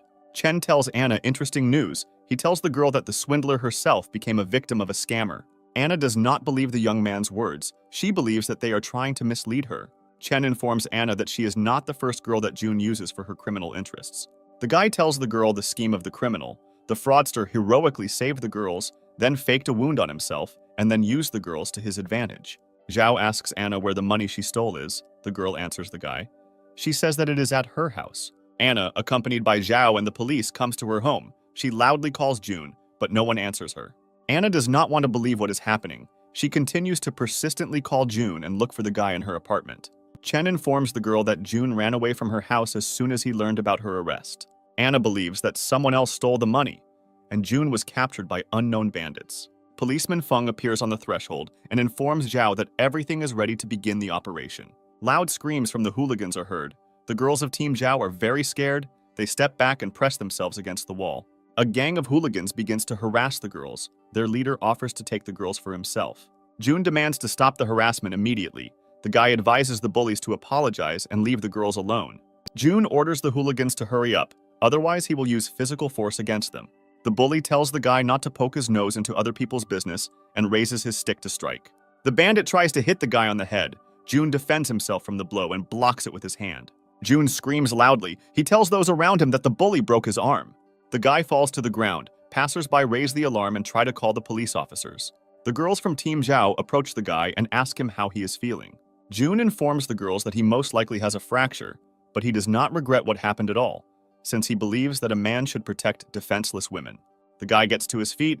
He is about to introduce himself to the girls of Team Zhao. Anna is ahead of the guy. She tells the girls of Team Zhao that his name is June. The swindler, along with his accomplices, is in a military station. The criminals silently await their fate. Zhao thanks policeman Feng for brilliantly organizing the operation. Xin tells her friends that she is impressed by June's acting skills. The swindler's accomplices ask the police to let them go. They say that they have nothing to do with the fraud. Anna asks June to tell her that everything that happened was a misunderstanding. The girl still believes in the sincerity of the guy's feelings. June loudly shouts at the girl. He says that she herself is a misunderstanding, since because of her the police were on his trail. June tells Anna that if the girl had not worked so hard, he would have gotten rid of her long ago. Anna experiences severe shock. The girl closes her eyes. Bitter tears flow down her cheeks. June greatly regrets that he did not immediately get rid of Anna. The guy blames the girl for his arrest. Robin runs up to June. He calls the swindler a vile bastard and deals him a strong blow. June calls the police officers for help. The guy demands to stop the assault immediately. Robin tells June that he doesn't know how to talk to girls, but he knows how to deal with scammers like him. Anna thanks Robin for not pressing charges of stealing money, which is why the girl's prison sentence was reduced to 2 months. Anna tells the guy that he is a good person and hopes that Robin will soon find a worthy life partner. Robin tells Anna that this is not a problem for him, since guys like him are in great demand among girls. Anna asks her boyfriend to look after her pet cat while she is in prison. Robin happily agrees. Anna reveals a little secret to Robin. She says that girls are more greedy for small animals than for guys. The police begin to escort the girl to the prison building. Anna turns and waves goodbye to Robin. Zhao team believes that today's incident will be a good life lesson for Robin. Robin thinks that loneliness is a terrible thing, but it's much worse to lose the person you like. Suddenly, an unfamiliar girl appears in front of the young man. She is greatly delighted with the cat that Robin is holding in her arms. The girl tells the guy that she had a similar cat and asks Robin for permission to take his pet in her arms. A young man hands a cat to a girl. A stranger tells the pet that he is very lucky to have an owner. The girl tells the guy that she lives in the 3rd quarter and asks Robin for permission to come visit and play with the cat. Robin is happy to fulfill the girl's request. He tells the stranger that she can come visit any day. Zhao tells his friends that Robin has a memory like a goldfish, as the guy instantly forgot about his loss. An elegantly dressed young man slowly walks past the Zhao team. Xin turns towards the young man and silently looks at him for a long time. Xin tries to catch up with an unfamiliar young man. Zhao shouts to the girl and asks her what's the matter. Xin runs into the yard where the young man entered. There is no one in the yard. The girl does not understand where the man could have disappeared. Xin tells her friends that the elegantly dressed stranger was her younger brother, named Wen. Robin tells Xin that he has never heard of the girl having a younger brother. Xin tells her friends that she is the only child in the family, and Wen is her half-brother who went to live abroad as a child. Tong believes that the girl was mistaken, especially since her half-brother lived abroad. Zhao advises Xin not to worry and asks the girl to describe her brother. He promises to start looking for him tomorrow. Wen enters an elite entertainment establishment and 2 managers immediately run up to him. They inform the guy that he came on time because Mr. Go lost a large amount of money. Loud music is playing. Young people are having fun on the huge dance floor. A wealthy man is in a swimming pool. He is surrounded by beautiful girls of model appearance. In one of the rooms of an elite establishment, a fight without rules is held, in which the best fighters of the continent participate. Mr. Go encourages his fighter. He hopes for his victory in the fight since there is a big money stake at stake. Go takes the fight very emotionally. He tells those present that his fighters are the best. Mr. Go's fighter tries to put up a defense, but he misses a series of blows from the foreign champion. The foreigner technically unbalances the opponent and performs a throw. The fight ends with the loss of the Go fighter. Mr. Pan can't contain his joy as he won the bets again, and Go lost another 10,000 credits. Mr. Go intends to get even. He proposes to immediately arrange another duel. Mr. Go's subordinate informs him that Pan has the best fighters on the continent, and they have no chance of winning. Go is very angry with the guy's statements. He orders him to stop discussing such topics in public. Pan believes that Go has no worthy fighters, and in an ironic manner he offers him his bodyguards for security. Go takes the criticism to heart and says it still has some upside. Pan gives Mr. Go a chance to recoup and, taking advantage of the opportunity, raises the bets 3 times. Wen enters the room, he accepts the challenge and is ready to fight with the foreign champion. The champion expresses contempt for the local fighters with his gestures and shows disrespect for Wen. The guy immediately rushes to attack the champion and inflicts a series of powerful blows on him. The champion is surprised by the speed of Wen's attacks, and he has difficulty fending off numerous attacks. Wen moves to mid-range, which allows him to use his feet effectively. After some time, the foreign champion is knocked down. Mr. Go jumps up from his seat and shouts joyfully. Recovering, the foreign champion launches a counterattack, carrying a hidden knife in his boot, with which he intends to destroy Wen. The guy deftly blocks the attack of the foreign champion and deals him a crushing blow. Wen puts a knife to his opponent's throat. The guy tells him that he is too young and inexperienced. The champion asks Wen to spare him. He accepts his defeat. Wen accepts the opponent's surrender and informs him that the champion will have to pay for the disrespect. Wen grabs 2 fingers on the champion's right hand and breaks them with a sharp movement. Pan is outraged by Wen's actions and demands that Mr. Go stop his fighter immediately, since such behavior violates the rules. Go laughs loudly and reports that the foreign champion was defeated by an ordinary bodyguard. Mr. Go approaches the pool where the girls are. He invites them to immediately undress, for which he will pay each one 100 credits. Mr. Go's man loudly shouts at the girls and demands to immediately carry out his master's order. The girls are very scared. They begin to slowly take off their underwear. Mr. Go throws a handful of coins into the pool and demands to thank him for his generosity. The girls catch the coins that fell into the pool and loudly say thanks to Mr. Go. The guy revels in his power and impunity. He watches what is happening and laughs loudly. Wen is standing near the pool. The guy lights a cigarette and carefully watches Mr. Go. The street artist tells Zhao's team that Wen's portrait is ready. Zhao's team is outraged by the quality of the drawing. Xin calls the artist a fraud. She says that the portrait does not resemble her brother. The artist claims to be a high-level specialist. He tells young people that before the outbreak, they would not have had enough money for one stroke of his brush. Binyan tells his friends that the latest government laws are heavily punishing scammers. The street artist immediately redoes his work and hands Wen's portrait to the young men. Zhao suggests that his friends split up to cover as much territory as possible. On one of the streets of the 3rd district, the manager of Mr. Go is leisurely strolling, accompanied by his assistants. The manager pesters unknown girls, inviting them to attend an expensive party, where rich treats and elite alcohol await them. The girls refuse the manager. The assistants calm the guy down. They say that Mr. Go doesn't like such girls. The manager notices Xin. The girl shows passers-by a portrait of her brother and asks if they have seen a similar person. Xin is very upset. She interviewed a large number of passers-by, but still has not found any information about her brother. The girl instantly breaks away from her thoughts. She saw in the crowd of passers-by a man who looked like her brother. Xin loudly shouts his brother's name and runs after the young man.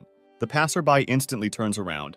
He is very surprised that the girl is following him and calling him by someone else's name. Xin apologizes to the guy. She tells the passerby that she made a mistake. The girl does not notice that her brother is several tens of meters away from her. Xin continues to talk to the passerby. She does not notice that her brother is passing very close to her.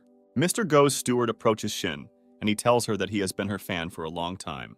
The manager informs the girl that he has a very advantageous offer. The guy asks the girl not to be afraid. He says that he is a representative of a very rich and influential family. The manager invites Xin to attend today's party. The girl is very nervous and thinks about how to get rid of the guys faster. Xin refers to the fact that she has very urgent matters. The girl is trying to get away from the manager as soon as possible. Xin runs into a deserted gateway. She tries to calm down and regain her ragged breathing. The manager attacks the girl from behind. He puts a handkerchief soaked in sleeping pills to her face. The guy holds the body of the unconscious girl. He hopes that today the gentleman will generously thank him. Tong looks at women's handbags for a long time. Dennis asks the girl to break away from this activity. He reminds her that their main goal is to find brother Xin. Tong reminds Dennis that Xin recently told Zhao and is Binyan's rival. The girl notices how a group of unfamiliar men carry away Xin's unconscious body in an unknown direction. Dennis asks his wife what she is looking at so intently. Tong tells her husband that everything is fine and invites him to continue searching. Tong tries to get her husband away as quickly as possible. She suggests continuing the search on a nearby street. The girl is glad that she managed to get rid of her competitor through the wrong hands. Zhao is very worried that Shin has disappeared. The guy asks how this could happen. Max's bodyguard found people who told him that they saw Shin with strangers who took the girl into an alley. Binyan asks Dennis and Tong why this could happen, since all three of them were supposed to be in the same group. Tong tells the young people that at first they were all together, and then they split up to cover as much territory as possible. Tong begins to cry. The girl greatly regrets that she allowed Shin to separate from the group. Dennis tells Zhao that his wife is not to blame. The guy believes that only he is to blame for what happened. Bodyguard Max believes that people from the 2nd District were involved in the kidnapping. He often saw stewards on the streets involved in dark affairs. Robin is trying to remember the name of the manager, whom he has often seen lately in the 3rd District. Zhao understands who Robin is talking about. The guy has no doubt that the manager is involved in the kidnapping. Robin tells his friends that the 2nd District is very large, and it will be very difficult to find the right person in it. Zhao is in Mr. Hen's house. He tells him that unknown people have kidnapped his girlfriend and asks for help. Hen listened carefully to the guy's story. He believes that it will be very difficult to fulfill Zhao's request. Hen tells Zhao that Mr. Go's family may be behind the kidnapping. He warns the guy and says that the Go family is very influential. Yufen has no doubt that Go was involved in the kidnapping. The guy believes that Go had his eye on Shin and kidnapped the girl. Bodyguard Max does not understand why such actions are not crossed by the military and the government. Hen answers the guy. He tells him that the Go family is very rich and has great influence in the government base. Mr. Hen tells the Zhao team that the Go family was directly involved in the creation of the government base and controls its headquarters. Yufen informs the young people that Go has an uncle who holds an important position in the headquarters. Hen has weight in the 3rd region, but his family cannot compare with Mr. Go's family. Zhao doesn't intend to cause problems for Mr. Hen. He just wants information on where to find Go. Robin says that he will completely destroy the Go family if even one hair falls from Shin's head. Hen tells Zhao that he cannot openly confront the Go family. The man intends to provide help secretly. Mr. Go's residence is surrounded by a high metal fence, and all entrances and exits are controlled by armed guards. Hen has connections among the military. He helps Zhao penetrate the territory of the residence. The team hid in a truck containing food. Zhao and his friends enter the residence. The young people were in food bags. Mr. Go is having fun in the company of young, beautiful girls. Go gets bored and decides to go bowling and orders the girls to stand on the bowling lane. The guy says that if he scores a strike, the girls will receive a reward, and if he misses, the girls will be punished. The first girl follows Mr. Go's command and stands in front of the pins on the playing track. Go vigorously spins the ball and throws it at the pins. The ball reaches the target. The guy hits the strike. Mr. Go orders the second girl to take a position on the playing track. The girl cannot control her fear. A strong trembling breaks through her body. Go takes the playing position and throws the ball at the girl standing on the track. The girl is very frightened by the approaching huge ball. She is unable to maintain her balance and falls to the side. Go goes into a state of intense rage. He screams at the girl and kicks her hard. Mr. Go expresses his dissatisfaction with the manager. He tells the guy that lately he has not brought him a single normal girl. The manager tells his master that they found something special for him today. Go is very interested in the guy's offer. Two people carry a huge gift box tied with a bow into the room. The manager tells Mr. Go that a big surprise awaits him. Shin is sitting on the sofa. She is dressed in a beautiful festive dress. The girl has not yet recovered from the sleeping pills and is half asleep. Go praises his manager for the work he has done and allows him to take all the money that is on the table. The manager and his subordinates take the money on the table. They thank Mr. Go and wish him a pleasant evening. Go approaches the sleeping girl. He calls her Sleeping Beauty and intends to wake her up. Shin constantly repeats the name Zhao. Mr. Go does not understand who the girl is calling. Go begins to harass the girl. Sin regains consciousness and tries to fight off the rapist. Mr. Go tells the girl that resistance is useless. Sin reaches for the bottle of wine next to the bed. The girl grabs the bottle and hits Mr. Go hard on the head with it. The guy becomes furious. He did not expect that the girl would show strong resistance to him.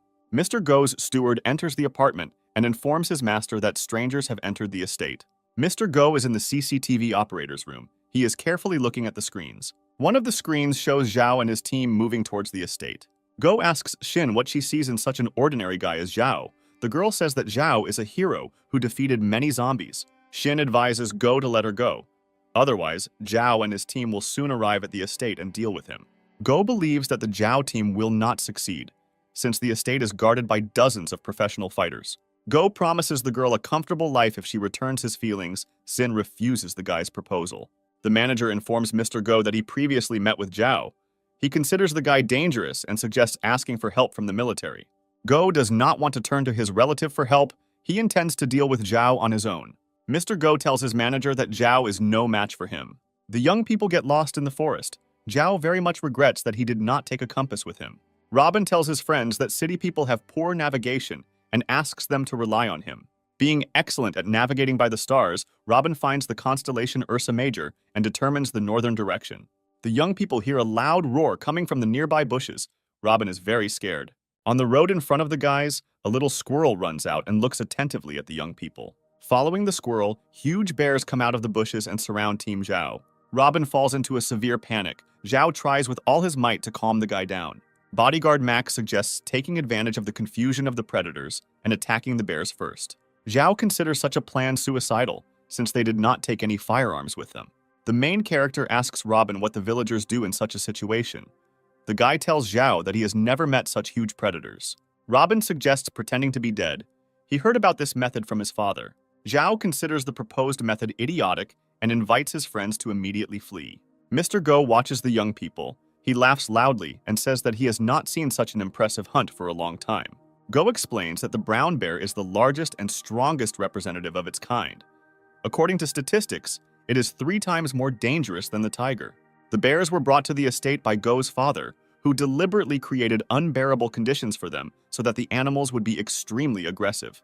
Go says that Zhao and his friends have no chance of coping with the huge predators. The guy warns Xin that in the next few minutes, huge animals will tear her friends to shreds. The young people run as fast as they can in the direction of the estate. Robin tells his friends that he has no more strength. Zhao realizes that he cannot do without the help of a virtual god. The guy orders the system to open the inventory drawer. The main character takes out huge traps from the inventory box and throws them towards the bears. Huge predators step on traps. Loud clicks of spring mechanisms and the loud roar of bears are heard. Robin cannot hide his delight. He thanks the main character for saving him. Mr. Go's face is twisted with anger.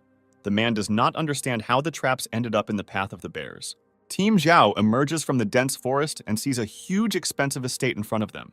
Mr. Go's steward turns pale with fear. He informs his master that the young people are only a few tens of meters from the estate. Xin tells Mr. Go that Zhao will be at the manor soon, and he will have to answer for his actions. Go asks the girl not to rejoice ahead of time and says that a lot of interesting things are in store for the guests. Team Zhao approaches a huge metal gate. A moment later, the sound of electric motors is heard. The gate shutters open. Zhao believes that if they were allowed inside voluntarily, then Xin is really in the manor. Bodyguard Max asks his friends to remain vigilant, as the opponents have prepared for their arrival. Zhao tells his friends that Mr. Go will be begging for mercy soon. The guys enter the estate. The young people are surrounded by a large detachment of champion fighters. One of the champions laughs at the young people. He intended to meet with seasoned fighters, but sees teenagers in front of him. Zhao asks the fighter to shut up and demands to hand over the captive, promising to leave everyone alive. The champion tells the guy that Mr. Go will return the captive when he has had enough of playing with her. The champion fighters take off and attack Zhao and his friends. A fight ensues. The guys reflect numerous blows from well-trained fighters. Zhao slowly backs away and deflects the slashing blows of one of Mr. Go's fighters. One of the champions tells his colleague that Zhao does not have close combat skills. The guy can only reflect blows. Bodyguard Max cannot resist the professional technique of the fighters. After a series of blows, the guy falls to the ground.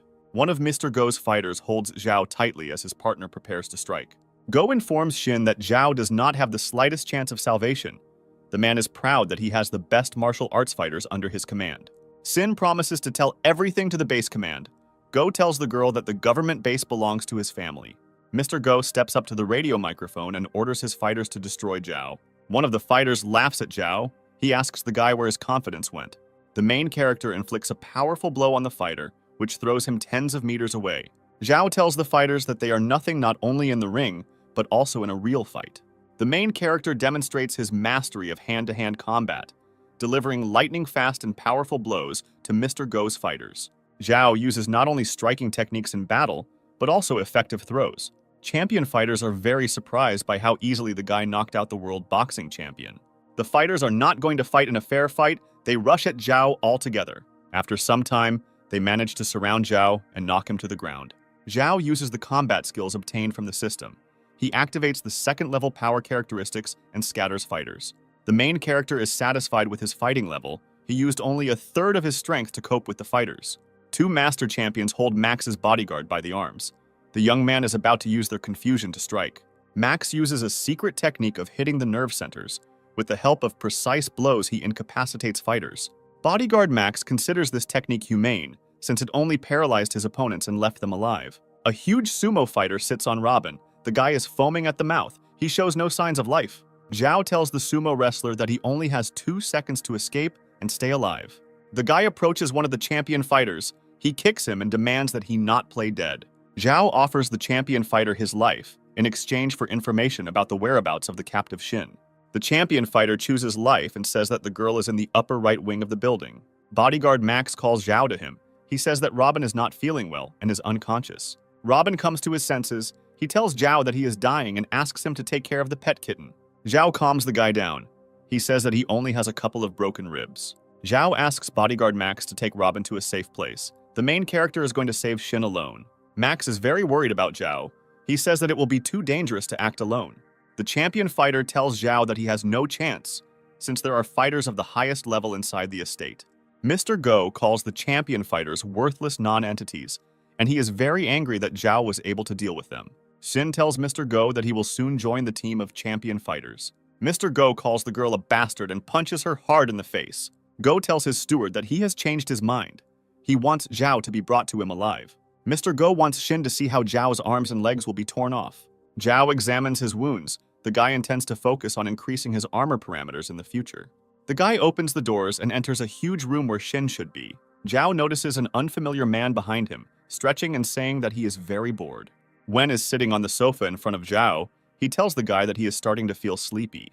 Wen watched Zhao's fight and appreciated the guy's fighting characteristics. Wen invites Zhao to surrender, in which case he promises to spare the guy's life. Zhao agrees to accept Wen's terms if Mr. Go releases Shin and lets him go with him. Wen informs the guy that this is unlikely, since Mr. Go will never agree to such conditions. Zhao decides that further conversation is useless and attacks Wen's bodyguard. Wen is very dissatisfied with the guy's unexpected attack. He is annoyed that he was not allowed to finish. Zhao tells his opponent that he has no time for useless chatter. The main character is surprised by Wen's bodyguard's technique. His opponent only dodges blows and does not counterattack. Zhao stops focusing on this. He is going to deal with Wen as quickly as possible. Suddenly, Wen changes his fighting technique. He blocks Zhao's blow and grabs his hand. The next moment, Wen stabs Zhao with a knife. The main character receives a severe eye injury. Zhao completely loses his vision. The guy slowly sinks to the floor and screams loudly. Wen delicately twirls a knife in his hand and says that in fights, it is not enough to rely only on strength. Zhao is trying to cope with the hellish pain and get to his feet in order to continue the fight. Sin is in a state of severe shock. The girl loudly calls the guy's name. Mr. Go is very happy with the outcome of the fight. He considers Wen his best fighter. Go tells Shin that her boyfriend will never compare to his bodyguard Wen. Mr. Go says that the military is constantly trying to lure Wen away, and he has to pay a very high salary to keep the professional. Go praises his bodyguard and orders him to bring the injured Zhao. Shin calls his half-brother by name and asks him to disobey Go's orders. The girl does not understand what could have happened to her stepbrother and why he agreed to work for Go. Zhao realized Wen's cunning technique. The bodyguard was deliberately pretending. He was dodging in order to distract attention and deliver a fatal blow. Zhao believes that Wen is a mutant, as his movements were incredibly fast. The main character asks the virtual god to scan Wen for mutation. The virtual god performs a scan and tells the guy that no mutations were found. Wen is an ordinary person. The virtual god suggests that the main character not to fuss and stall for time. The system has started the process of regenerating Zhao's body. The system informs the main character that he has only lost his sight, and the guy has 4 more senses. Wen approaches Zhao from behind. He raises his knife to strike. The main character hears him approaching. Zhao's body has evolved. His senses and reactions are superior to an ordinary person, which allows the guy to dodge the blow. Wen is very surprised by the guy's reaction. He continues to deal deadly blows to Zhao. Zhao uses his hearing and deftly dodges Wen's bodyguard. The main character concentrates and begins to feel air vibrations in order to predict the enemy's movement. Zhao manages to block Wen's blows. The guy grabs his opponent's clothes. The main character performs a spectacular throw. Bodyguard Wen falls to the floor with a crash. Zhao holds his opponent. Wen admires the skill with which the guy used his hearing. Wen tells Zhao that it's not over yet and stabs the guy. Bodyguard Wen gets to his feet, realizing that he should take his opponent more seriously. Wen takes a handful of small balls from his pocket and throws them on the floor in order to overload the guy's auditory sensors.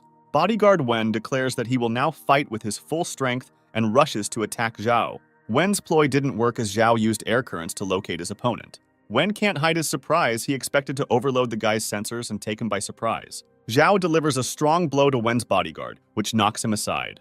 The regeneration process is coming to an end, and Zhao's vision is gradually returning. Wen decides to use his phenomenal reflexes to defeat Zhao, using his enormous speed to get behind the guy and punch him. Zhao gets ahead of his opponent. The guy dodges and kicks Wen below the belt. Wen asks Zhao how he managed to get his sight back. Zhao responds to his opponent. He says that Wen only scratched him slightly. The main character is about to leave the room. Wen demands to stop immediately and continue the fight. Mr. Go is very worried about the outcome of the fight. He did not expect that Zhao would create such difficulties. Go orders the operator to immediately activate the automatic weapon. The operator responds that unauthorized use of weapons is prohibited. Go demands the operator to shut up and follow the order. The operator presses a button on the control panel, the floor moves apart, and an automatic machine gun rises into the room. Zhao and Wen's bodyguards stop fighting and look at the machine gun that is pointed in their direction. Mr. Go orders the operator to immediately open fire on Zhao. Shin asks the operator to stop and not carry out the criminal order. With the help of a kick, Max's bodyguard opens the doors to the control room. Robin believes that they came to the rescue in time. Mr. Go and his manager are surprised to see Team Zhao appear in the control room. Robin runs up to the manager and hits him with a strong blow to the head. Max's bodyguard throws Mr. Go to the floor and uses a grapple to block his movement. Mr. Go calls his guards for help. He doesn't know that they are all unconscious in the corridor. Robin frees Jin's hands from the rope. Mr. Go does not understand how the young people found him. Robin reports that it was a trick by Zhao. Mr. Go lost his vigilance, so the young people passed unnoticed. Max tells Mr. Go that his guards were scared and told him where their master was. Zhao and bodyguard Wen continue their hand-to-hand combat. The main character tells Wen that he is not a reliable employer. Sin gets to the microphone. The girl demands the young people to stop fighting and tells Wen that she is his sister. The girl's message distracts Zhao and bodyguard Wen, and both guys miss hits. Sin cries bitterly and offers to stop the feud immediately. She tells the guys that they are both dear to her. Wen promises to fulfill the girl's request. The guy recognizes his sister, although he has not seen her for many years. Bodyguard Max asks Zhao what they should do with Mr. Go. Mr. Go tells the young men that they have no idea who they are messing with and threatens the boys with severe punishment.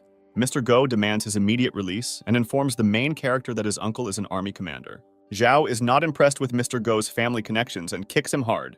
Robin suggests calling a 300-kilogram sumo fighter and putting him on Mr. Go. Go offers young people big money in exchange for their freedom. Zhao reacts angrily to such a proposal. The guy says that there are things in the world that cannot be bought with money. Wen reports that he does not mind taking with him the money that is in the safe. Mr. Go learns that Shin is Wen's sister. The man asks for forgiveness. He says that he did not know about it. Wen tells Mr. Go that such information should have been known in advance, and stabs the man with a knife. Wen stands over Mr. Go's corpse, upset that the man died quickly and couldn't talk to him. Shin cannot believe that her brother became a cold-blooded killer. The girl remembers him as a sweet and kind child. Wen tells the girl that he could not leave alive the bastard who offended his sister. Wen turns to Zhao. He is interested in why the guy is unhappy, because he killed the offender and avenged his sister. Zhao says that Mr. Go deserves to die, but they do not have the authority to administer justice. Wen reports that Mr. Go's uncle works at the army headquarters. The maximum punishment for Go would be a severe reprimand. Brother Shin continues his monologue. He says that if Go had remained alive, he would undoubtedly have begun to take revenge on his offenders. Wen and his sister leave the premises. The guy asks where the girl lives and asks permission to move in with her. The girls from Team Zhao think bodyguard Wen is a very fashionable and handsome young man. Wen tells the girls that their parents were very beautiful people. Wen approaches Binyan. He takes the girl by the hand and tells her that she is his ideal woman.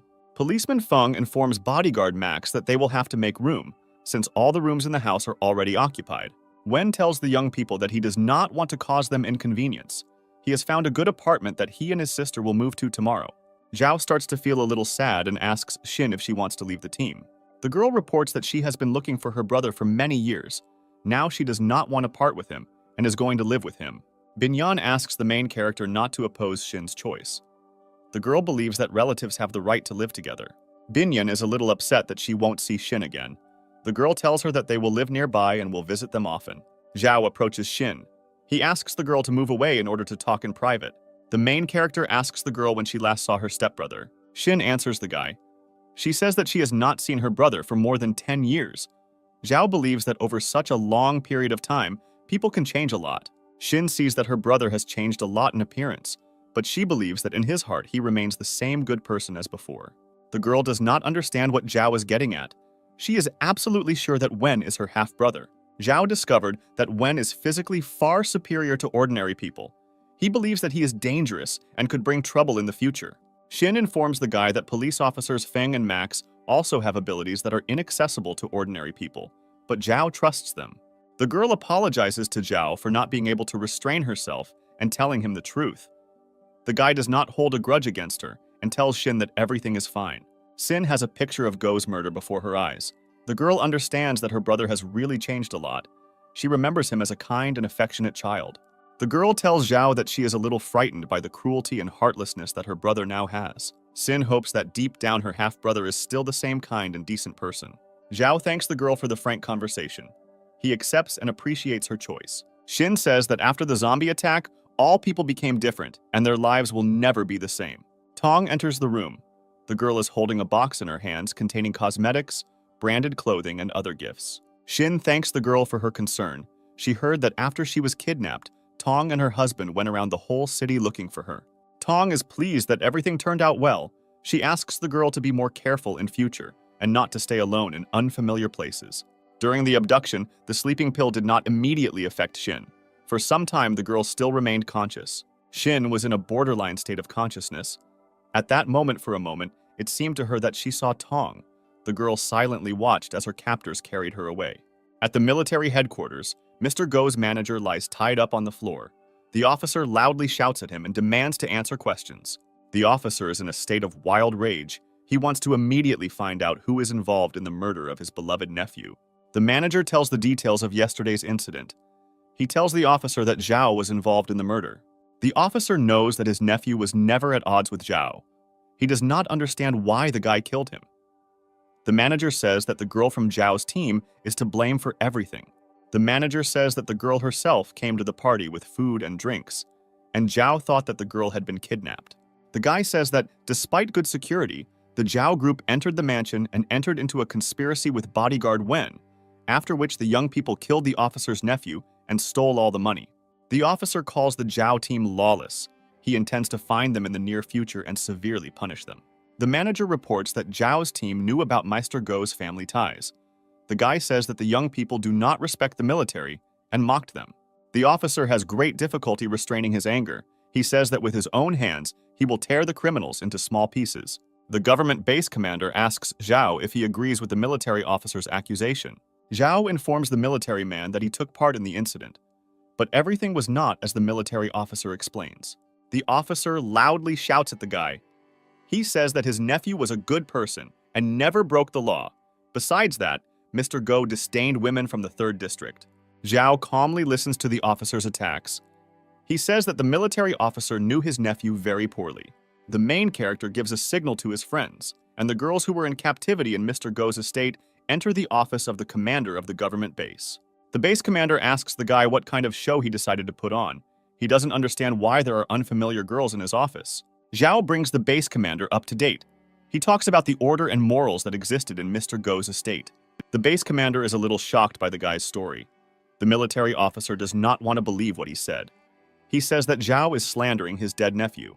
The freed girls confirm Zhao's words. They say that they were lured to the estate where they were constantly mocked and humiliated. The military officer does not believe a single word the girls say. He believes that they are in league with Zhao and are weaving intrigues in order to get away with it. Zhao invites the officer to check the information and interrogate Wen's bodyguard. He reports that the girls have been missing for a long time. The base commander asks the military officer to calm down as they consider the guy's arguments convincing. The commander remembers that Zhao saved the base from a zombie attack. He believes that his good deeds balanced out the bad. The officer says that no good deeds give an ordinary civilian the right to commit lynching. The base commander once again asks the officer to calm down and calmly discuss his proposal. The officer pulls his gun out of his holster and points it at Zhao. He believes that the guy deserves the death penalty, which must be carried out immediately. The base commander demands the officer to immediately remove the weapon. He considers such behavior unacceptable for a military man. The officer hardly pulls himself together. He calms down and puts his pistol in his holster.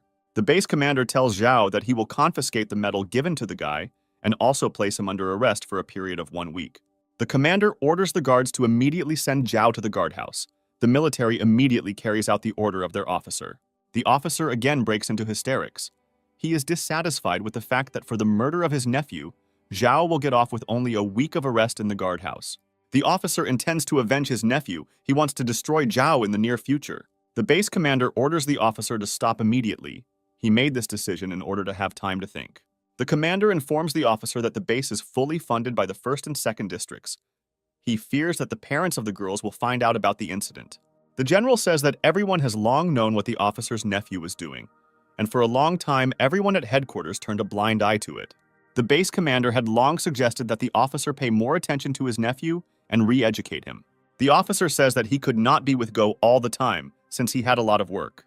The commander believes that Zhao's death will attract the attention of sensation hunters, and if an investigation begins, the whole city will be on its ears. The general believes that a small punishment is necessary so that everyone quickly forgets about the incident. The officer apologizes to the general. He asks for forgiveness for not being able to control himself. The base commander tells the officer that he needs to take a broader view of things and not get hung up on the little things. The officer leaves the headquarters building. The manager meets him on the threshold of the building. The guy asks about how long Zhao's death penalty is scheduled. The officer does not allow the guy to finish. He gives him a strong kick to the head. The officer speaks with the manager. He claims that his nephew was a good man, and instigators like the manager are to blame for his death. The officer announces to the manager that he will go to his nephew and shoots the guy with a pistol clip. In a secret laboratory, a man lies on a metal couch and screams for help, and the roar of zombies can be heard all around.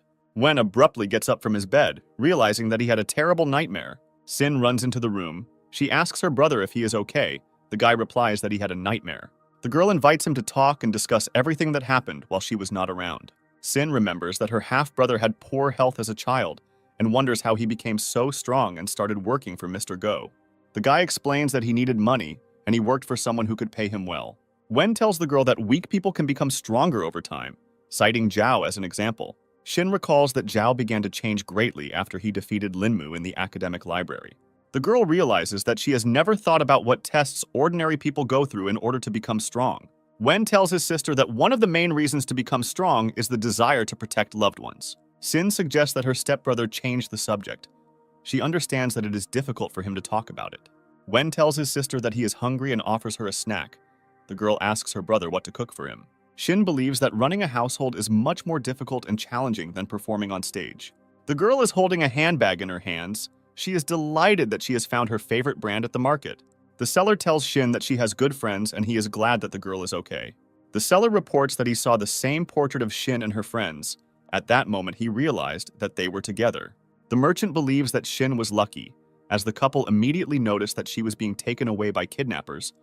The man thinks that Tong and her husband reported to the police and rescued the girl. The girl doesn't show it, but she doesn't understand what the bag seller is talking about. The man continues his story. Shin understands that Tong was aware of her abduction and did not raise the alarm. The girl tries to understand Tong's motivation. She believes that perhaps Tong intended to keep Dennis safe. Shin enters the house and is greeted at the doorstep by the festively dressed Zhao team, who congratulate the girl on her birthday and explode firecrackers. Wen tells the girl that he sent her to the market on purpose so that she would have time to prepare.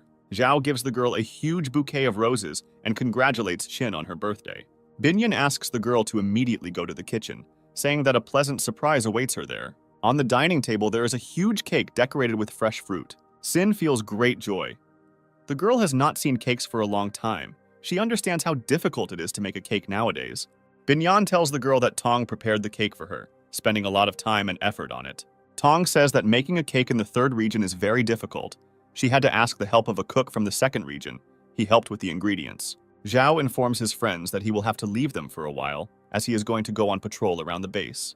The guy tells Shin that Hen and his brother invited him to join a hunting party to replenish food supplies. Zhao informs his friends that there are practically no resources left in the vicinity of the base, and they will have to go further to find them. Dennis wants to take part in the operation. He asks Zhao to take him with him.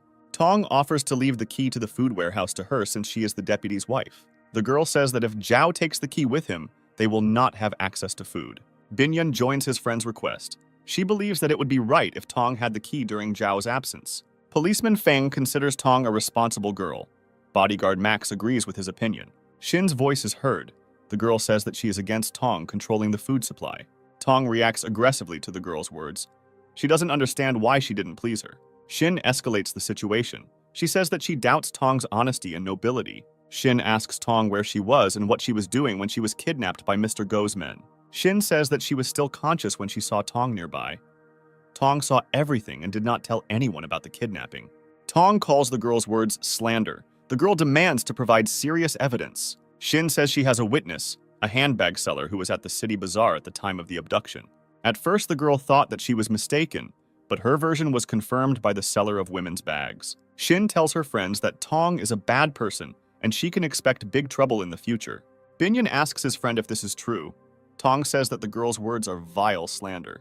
Tong turns to her husband. She demands not to believe Shin's words. Dennis is very upset by his wife's actions. Dennis orders her to shut up immediately and strikes her hard with his hand. Dennis tells his friends that as soon as Shin disappeared, his wife began to persuade him to become the new captain. Young people are very dissatisfied with Tong's actions. They have difficulty restraining their emotions.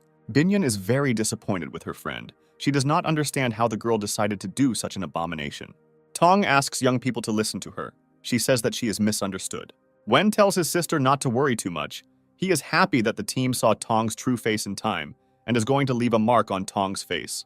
The guy throws his combat knife at Tong. Dennis reacts in time. He drops his wife to the floor and saves her from being hit by the knife.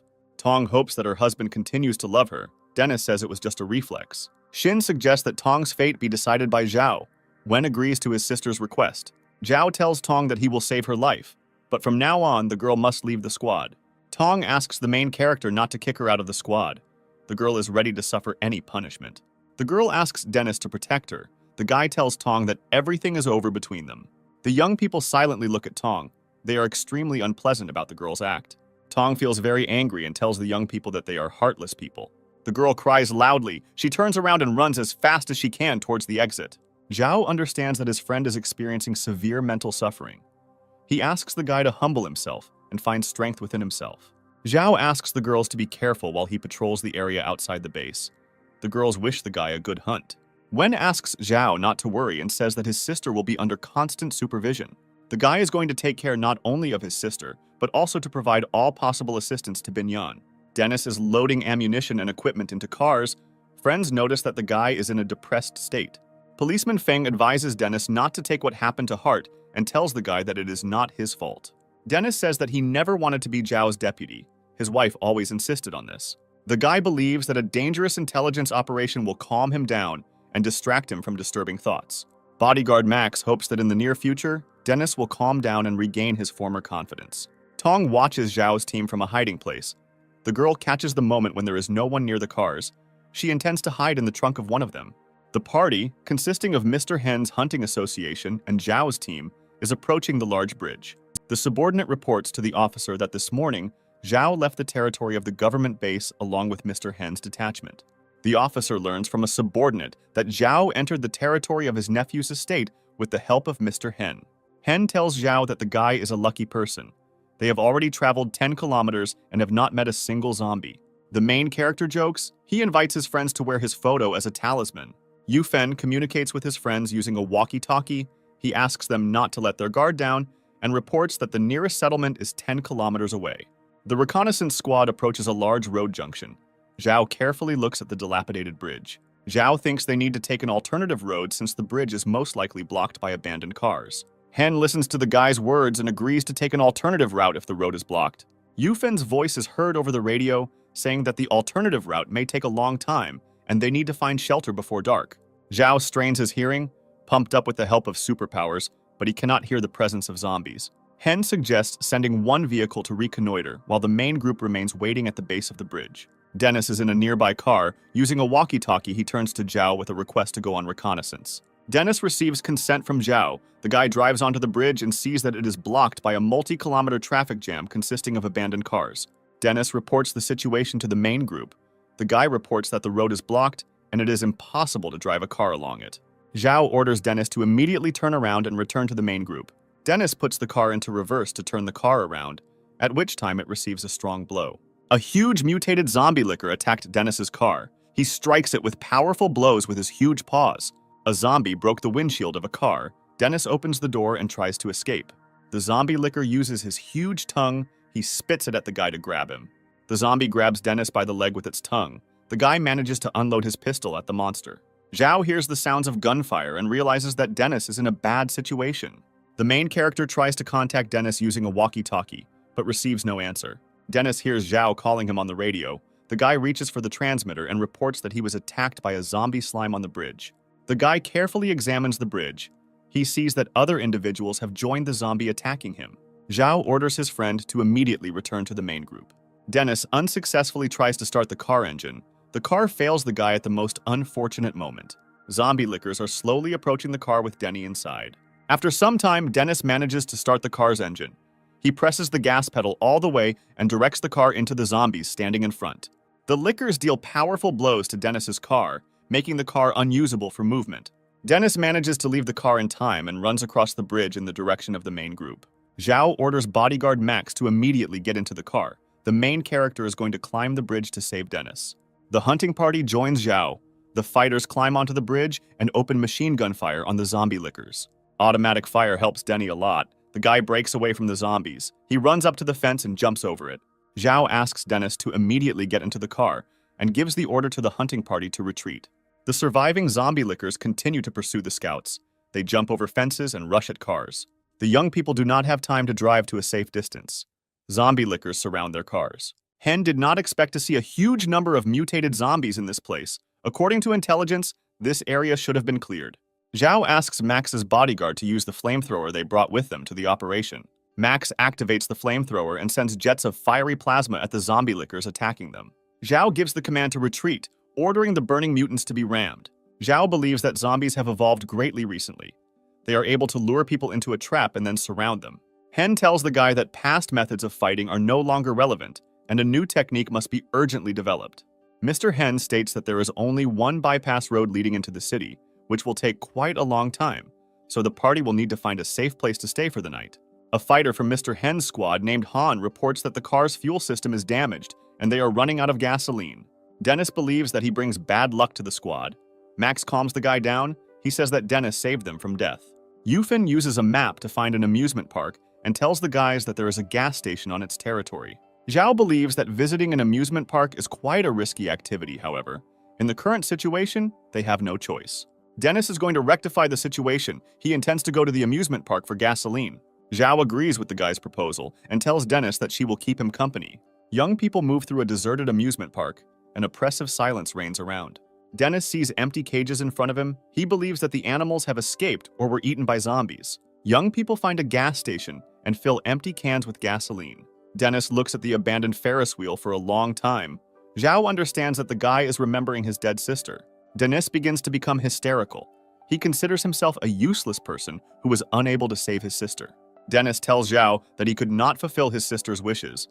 He promised the girl to find a good daughter-in-law. Zhao asks the guy if he still has feelings for his wife. The main character informs his friend that he does not wish harm to Tong, but the girl committed a vile act and could bring a lot of trouble in the future. Zhao tells Dennis that he did everything just for his sake. The guy promises Dennis to find a new wife in the future. Dennis thanks his friend for his help and support. He promises to restore his peace of mind in the near future. The young people's attention is attracted by strange sounds.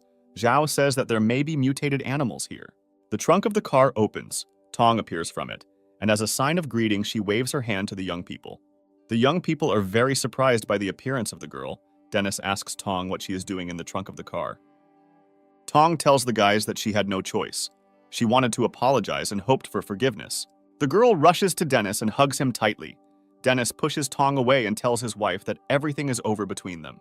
Tong says that she overheard the guy's conversation and knows that Dennis still loves her. The guy heads towards the car. He asks Zhao to ignore Tong and immediately go to his team. Zhao understands that he cannot leave the girl to the mercy of zombies. He is going to take her with him and deal with everything after returning. The hunting team found a place to stay for the night, and Han and his partner were the first to be assigned to guard duty. Han's partner reports that he has problems urinating and heads into the nearby bushes. Han's partner relieves himself near a tree. A huge mutated snake creeps up on him unnoticed from behind.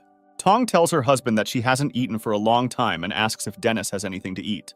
Dennis opens a bag lying in the back seat of the car and casually throws a package of canned bread to the girl. Zhao looks carefully into the rearview mirror of the car. The guy realizes that someone is following them. Dennis takes out binoculars.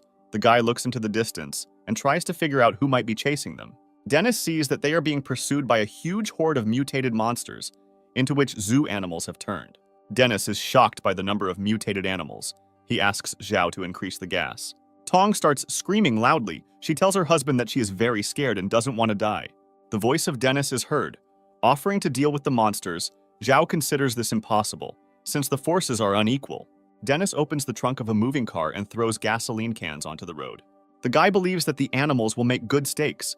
He shoots at the gasoline with a pistol. A huge flame engulfs the running monsters. Tong tells Dennis that he was simply magnificent in this fight. The guy regrets that the animals were mutated. Otherwise, they would have been provided with food for a long time. Zhao believes that they did not destroy all the monsters. The zoo in the amusement park was quite large, so there are still many mutated animals in the area. Han is unable to fight his fatigue. The guy leaned his elbows on the car and fell asleep. Bodyguard Max invites the guy to go and rest. He is going to take the place of the guard instead of honorable. The fighter tells Max's bodyguard that his partner went to the toilet and has not yet returned. Max learns that his partner has been missing for 15 minutes. The guy begins to worry. Bodyguard Max and Han go into the nearby bush to find the second patrolman. Han sees the silhouette of his partner. He makes sarcastic jokes at him. The mood of the young people changes greatly when they learn that the guard is dead. Max's bodyguard hears a suspicious noise in the bushes. A huge snake rushes at the young people. Max pushes Han aside and saves his life. Han does not understand what kind of creature attacked them. He is very frightened and asks Max for clarification. A huge mutated snake is next to the young people. It rises high into the air and hisses loudly. Max opens fire on the monster with his pistol and orders Patrolman Han to immediately return to the car. Yufen and his brother hear loud gunshots and realize their camp is under attack. Young people run into the car in which Yufen and his brother are. They report that one of the patrolmen has been killed and they have been attacked by a huge mutated snake. Yufen believes that it is urgent to take some action. He suggests leaving the parking lot immediately. A huge snake wraps its body around the car the guys are in and tries to swallow it. The mutated snake fails to swallow the car. It wraps its body around it and tries to crush it. Robin is very scared. The guy cannot contain his emotions and screams loudly. The driver turns on the headlights. The bright light blinds the huge monster. The snake loosens its grip, and the car falls to the ground. The young people carefully examine the surrounding space. The huge multi-ton monster has disappeared. Bodyguard Max tells his friends that the monster is somewhere nearby. He believes that the snake has sensed its prey and will not let them go. Max is about to destroy a huge snake. He asks his friends to distract its attention while he chops off the monster's head. Han believes that Robin would be perfect for this role, since the guy is a hunter and has lived in the countryside all his life. Robin stands in the middle of a huge clearing. The guy experiences great fear and prays to his gods. The young people's plan worked. After a while, the snake notices Robin and rushes at the guy. Max's bodyguard takes aim with his rifle at the snake, but the snake's fast movements prevent him from getting a shot. Suddenly, the car in which Max's bodyguard and his friends are located receives a strong blow. A huge snake grabbed Robin and is trying to swallow him. The guy desperately resists. The young people ran out of the damaged car. They realized that the car was attacked by a second snake. Han doesn't know how they can defeat two huge monsters. Max's bodyguard suggests splitting into two groups. The first group opens heavy fire at the mutated monster. Yufen is in the second group. He takes out his combat knife and rushes to attack the snake. The guy manages to reach the huge snake. He jumps on it and plunges his blade into the thick skin of the monster. The snake resists. It fights off the attacking Yufen with its tail. The snake throws the young man high into the air before throwing him to the ground. Han tries to save his commander. He accelerates the car and crashes it into a huge snake. Yufen takes advantage of this situation. The guy runs up and jumps high into the air. He intends to get to the monster's head. The young man manages to get to the monster's head. The guy cuts off the snake's head with a powerful blow of his blade. The young people fire machine guns at the second surviving monster. Robin asks his friends to quickly kill the mutant. The guy says that he has no strength left and the snake will soon devour him. A huge mutated snake wraps its tongue around the guy and begins to devour Robin. At this moment, Max's bodyguard manages to aim accurately. The guy pulls the trigger and hits the monster in the head. A dead snake falls to the ground, and a frightened robin tries to get out of its huge mouth. Max's bodyguard is glad that everything turned out okay. He sees that Robin was not seriously injured. Young people have gathered next to the body of the deceased patrolman. They are going to burn his body. Hen gives a funeral speech. He says that the deceased patrolman was a good person. The Han asks his commander not to burn the patrolman's body. He reports that the deceased was the only child in the family and offers to deliver the entire body to the relatives. Yufen tells the guy that this is impossible, since his body can pose a great threat to others. Hen says that he will take care of the family of the deceased and will provide assistance to them in the future. Young people burn the body of a dead guard. The ritual is interrupted by a car emerging from the darkness. Hen starts moving towards the car. The guy thinks that Zhao has arrived. Suddenly, other cars join the car. The young people realize that this is not Zhao. Max's bodyguard hears the sound of the machine gun's electric drives. He orders his friends to immediately fall to the ground and find cover. The next moment, the arriving cars open fire from machine guns located on their roofs. Hen doesn't understand what happened. Even in the dark, the guy recognized the military vehicles from the government base. Han asks his commander why the military opened fire on them. Yufen examines military vehicles through binoculars, and in one of them he discovers Mr. Go's uncle. Hen screams loudly. He asks the military to immediately stop shooting and informs them that they are the Lu family's hunter corps. The officer answers the guy. He says that he was looking for them and orders his subordinates to open fire to kill. To destroy the young people, the soldier uses a hand grenade launcher. A strong explosion scatters the hunting party and Zhao's team to the sides. The guys lie on the ground. They are severely shell-shocked. The military manages to capture the young people. They are tied up and kneel in front of a military officer. The subordinate reports to the officer that the military has cleared the surrounding area and all the young people have been detained. The officer does not see Zhao among the prisoners. He asks the young people where the guy is hiding. The military officer offers the captives freedom, promising not to harm anyone if the young people tell where Zhao is hiding. Hen explains to the officer that there was a misunderstanding. The officer calls the guy a traitor and kicks him. Max's bodyguard realizes that the officer is here to take revenge. Yufen demands the immediate release of the prisoners, threatening to inform the base command about the attack. The officer tells the young people that they are only alive thanks to the military, who organized the base and protected civilians from zombies. The officer is going to destroy the prisoners with the help of zombies, in which case no one at the base will investigate. Robin is outraged by the military officer's insidious plan. The guy calls the man the last words. The officer takes out his gun and points it at Robin. The guy says that the military man made a mistake and he was never in the villa. The officer demands that Max's bodyguard immediately reveal all the information. Otherwise, the guy will watch his friend die. The military man points a gun at Robin's head. The guy asks the officer to come to his senses and save his life. Suddenly, Zhao appears in a forest clearing. The guy opens fire on the military with an automatic weapon. The military are surprised by the unexpected attack. They hide behind the cars and begin to shoot back. Zhao conducts aimed fire at the wheels of cars. The guy intends to disable the enemy's vehicle. Tong runs up to the prisoners. The girl helps the young people climb into the car in which Zhao arrived. Bodyguard Max sees that Zhao is surrounded by a group of military men, and the guy is destroying opponents with targeted fire. The young people are in Zhao's car. At full speed, they are trying to move to a safe distance. The officer orders his subordinates to immediately get into their vehicles and begin pursuing Zhao. The subordinate reports to the officer that all their cars are disabled. The military man cannot contain his anger. Hen thanks Zhao for saving him. He says that the guy arrived in time, otherwise they would all be dead already. Zhao rushed to help as soon as he heard the shots. The guy thought that it was an attack by robbers. He was very surprised when he saw the military. The military managed to recover one of the cars and are trying to catch up with Zhao's car. The main character is surprised by the speed with which the military was able to replace the car's punctured tires. The soldier in the military car takes a combat position. He intends to shoot Zhao's car with a machine gun. Yufen tells his brother that they have no chance of escaping. He offers to stop and fight back the military. Zhao offers a better option. He orders Dennis to turn around and head to the amusement park. Tong and Robin are surprised by Zhao's order. They know that there are many mutated animals in the amusement park and consider such a maneuver fatal. Zhao's car is approaching an amusement park, and there are a large number of monsters on its territory. The mutated animals notice a car approaching them. Zhao asks his friends to remain calm. The guy says that the monsters will help them survive. A huge pack of mutated predators roars loudly and rushes towards Zhao's car. Max's bodyguard tells Zhao that the military officer's car has almost caught up with them. The The military man reports to his commander that the enemy vehicle is in the affected area.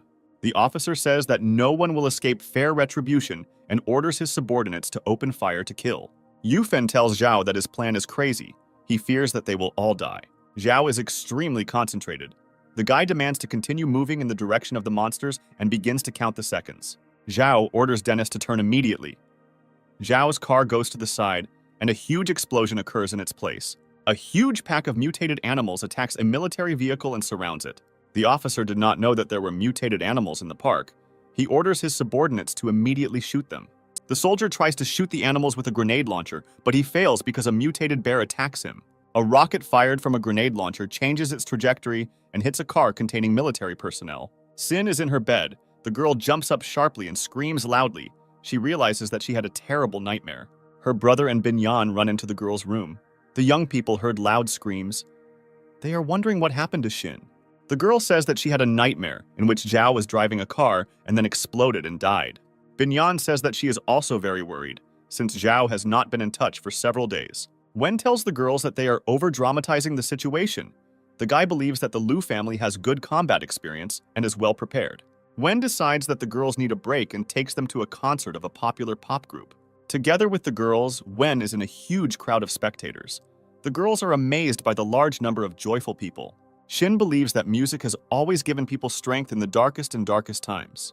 Popular singers finish singing their next song and thank their wonderful audience. The singer tells the audience that after a black streak, a white one always comes. The girl calls on the people around her not to despair. The singer informs the audience that a famous pop star is in their ranks. She extends her hand to Shin and invites her to the stage. Sin understands that the pop singer is addressing her. The girl is shocked by such an unexpected proposal. Wen encourages Shin. He tells his sister that she has a great voice and asks her to come up on stage. Wen asks the girl to loosen up and stop being shy. He wants his sister to sing him her favorite song. Shin gets up on stage and starts singing. The audience supports the girl with loud applause and screams. Wen takes Binyan's hand. He wants the girl to come up on stage and join his sister. Binyan gets up on stage and starts singing. The girl is very nervous because she doesn't have a good voice. The members of the popular group encourage Binyan. They are going to fix the situation and sing a song together. Loud music sounds. The girls perform a popular hit together to the applause of the audience. There is a mysterious man in the group of spectators. He carefully looks at the girls on stage. Wen notices a suspicious man in the crowd. The guy feels that a threat is coming from him. Wen tries to push the crowd aside and get closer to him. After a while, the guy gets to the place where the man was, but the stranger disappears. A mysterious unknown man is trying to get lost in the crowd and hide from persecution. Wen manages to find the stranger. The guy jumps in the air and kicks the man. Wen continues to attack the stranger furiously, the man effectively blocking his blows. The guy manages to pin the stranger against the wall. He rips off his hood and recognizes the man as his old acquaintance named Khan. Khan tells Wen that he is glad to see him. Wen asks his old friend what he is doing here. Khan tells Wen that he needs to confirm the status of the mission. Wen asks the guy to mind his own business.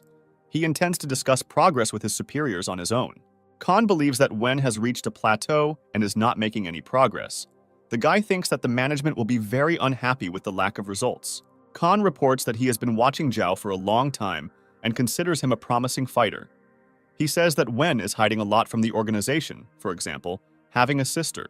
Wen sticks his war blade into the wall Khan is next to and tells the guy not to pry into other people's business. Khan is not going to anger Wen. He once again warns the guy that the higher-ups are running out of patience. Wen stops talking with his old acquaintance. The guy turns sharply and slowly leaves. Khan says he knows there is a complicated romantic relationship between Zhao and Shin. Hen's men and Zhao's team have reached the nearest city. They intend to carry out reconnaissance and stock up on food. Han notices that all the buildings in the city are badly destroyed. The guy does not understand how this could happen. Bodyguard Max informs his friends that all the buildings were blown up by the military to prevent the spread of infection. Yufen begins to greatly regret that they spent a lot of time and effort to end up in a destroyed city. Zhao suggests moving through underground tunnels and subways, as many streets are destroyed and littered with construction debris. Young people are standing at the entrance to the subway. Han doubts that the car will be able to go down. Yufen completely agrees with the opinion of his subordinate. He believes that the car is not suitable for such maneuvers. Zhao tells his friends that there is always a way out of the situation. He goes to a pile of garbage and takes out a billboard. Young people put up advertising boards on the steps of the entrance to the metro, and with the help of this structure, they go downstairs in a car. Yufen praises Zhao for his ingenuity. He believes that there are a large number of shops in the underground city that need to be explored. Zhao does not leave feeling of anxiety. The guy tells his friends that something is wrong here. Hen draws attention to the fact that there is practically no destruction or traces of zombies inside. He suggests stocking up on provisions as quickly as possible and leaving this place. Zhao suggests splitting into 2 groups and meeting near the car in 2 hours. Han and Robin quickly find a store that has various delicacies. The guys fill their bags with biscuits and ready-made meals from Indonesian cuisine. Hen and his brother find rare items and high-end alcohol. They believe they can get good money for these goods. Tong notices a cosmetics store. The girl quietly leaves her husband and looks at an expensive lipstick. Dennis notices his wife in a cosmetics store. He demands that she not carry everything, since there is not enough space in the car. The girl says that she will take just 1 lipstick. It is very small and will not take up much space. Robin runs next to the young people. He advises them to hurry up, as they need to leave this place as quickly as possible. Young people gathered near the car. They boast to each other about their booty. Dennis, his wife, and Robin approach the car. Zhao's voice is heard, asking if everyone is there. Yufen looks around at the people standing next to him. The guy says that he does not see his fighter named Honorable. Robin reports that on the way back, Han decided to check out the chicken noodle shop. The guy thought that Han was already there. Zhao invites his friends to wait for him in the car. He is going to find Han on his own. Zhao slowly moves along the deserted corridors of the underground shopping center. The guy is not left with a feeling of strong anxiety. After a while, Zhao notices Han, a man standing motionless next to a huge glass display case. Zhao slowly approaches Han. He is trying to understand what the man is looking at so intently. Behind the glass display case, there is a huge mutated spider. Young people look in fascination at the sleeping monster. The young people are inside the car. They are waiting for the return of Zhao and Honorable. Robin notices that the people sitting next to him are sleeping. The guy slowly opens his travel bag. Robin takes out a delicious fried chicken from his travel bag. The young man can't wait to enjoy the delicious dish. Yufen grabs the young man by the neck. He is unhappy that Robin was going to eat a whole chicken alone. A strange sound comes from the Tong bag. Dennis asks his wife what is in her bag. Dennis finds a small toy duck in his wife's bag. The guy gets very angry because the girl was collecting unnecessary things. Robin agrees with Dennis.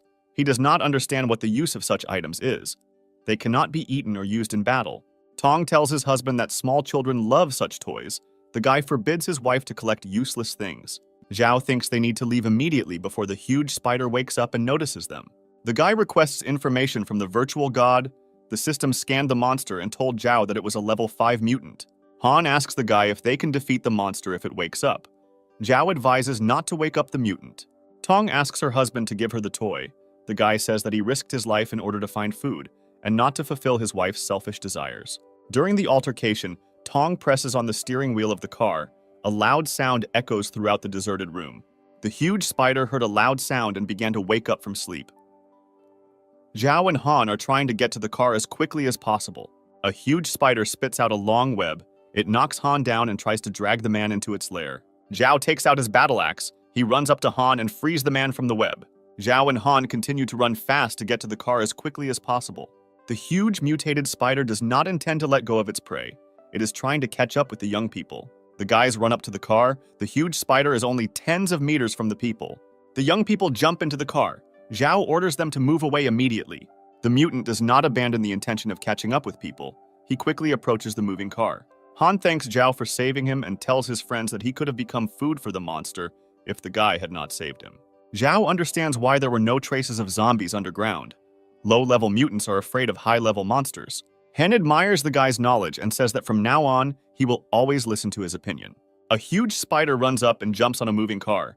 It strikes with its huge paws, from which pieces of the floor covering scatter in different directions. Dennis turns the car around in the hope of escaping the chase. The spider spits out a tile of web into the car. The spider delivers another powerful blow. Dennis turns the steering wheel and miraculously dodges the huge paws.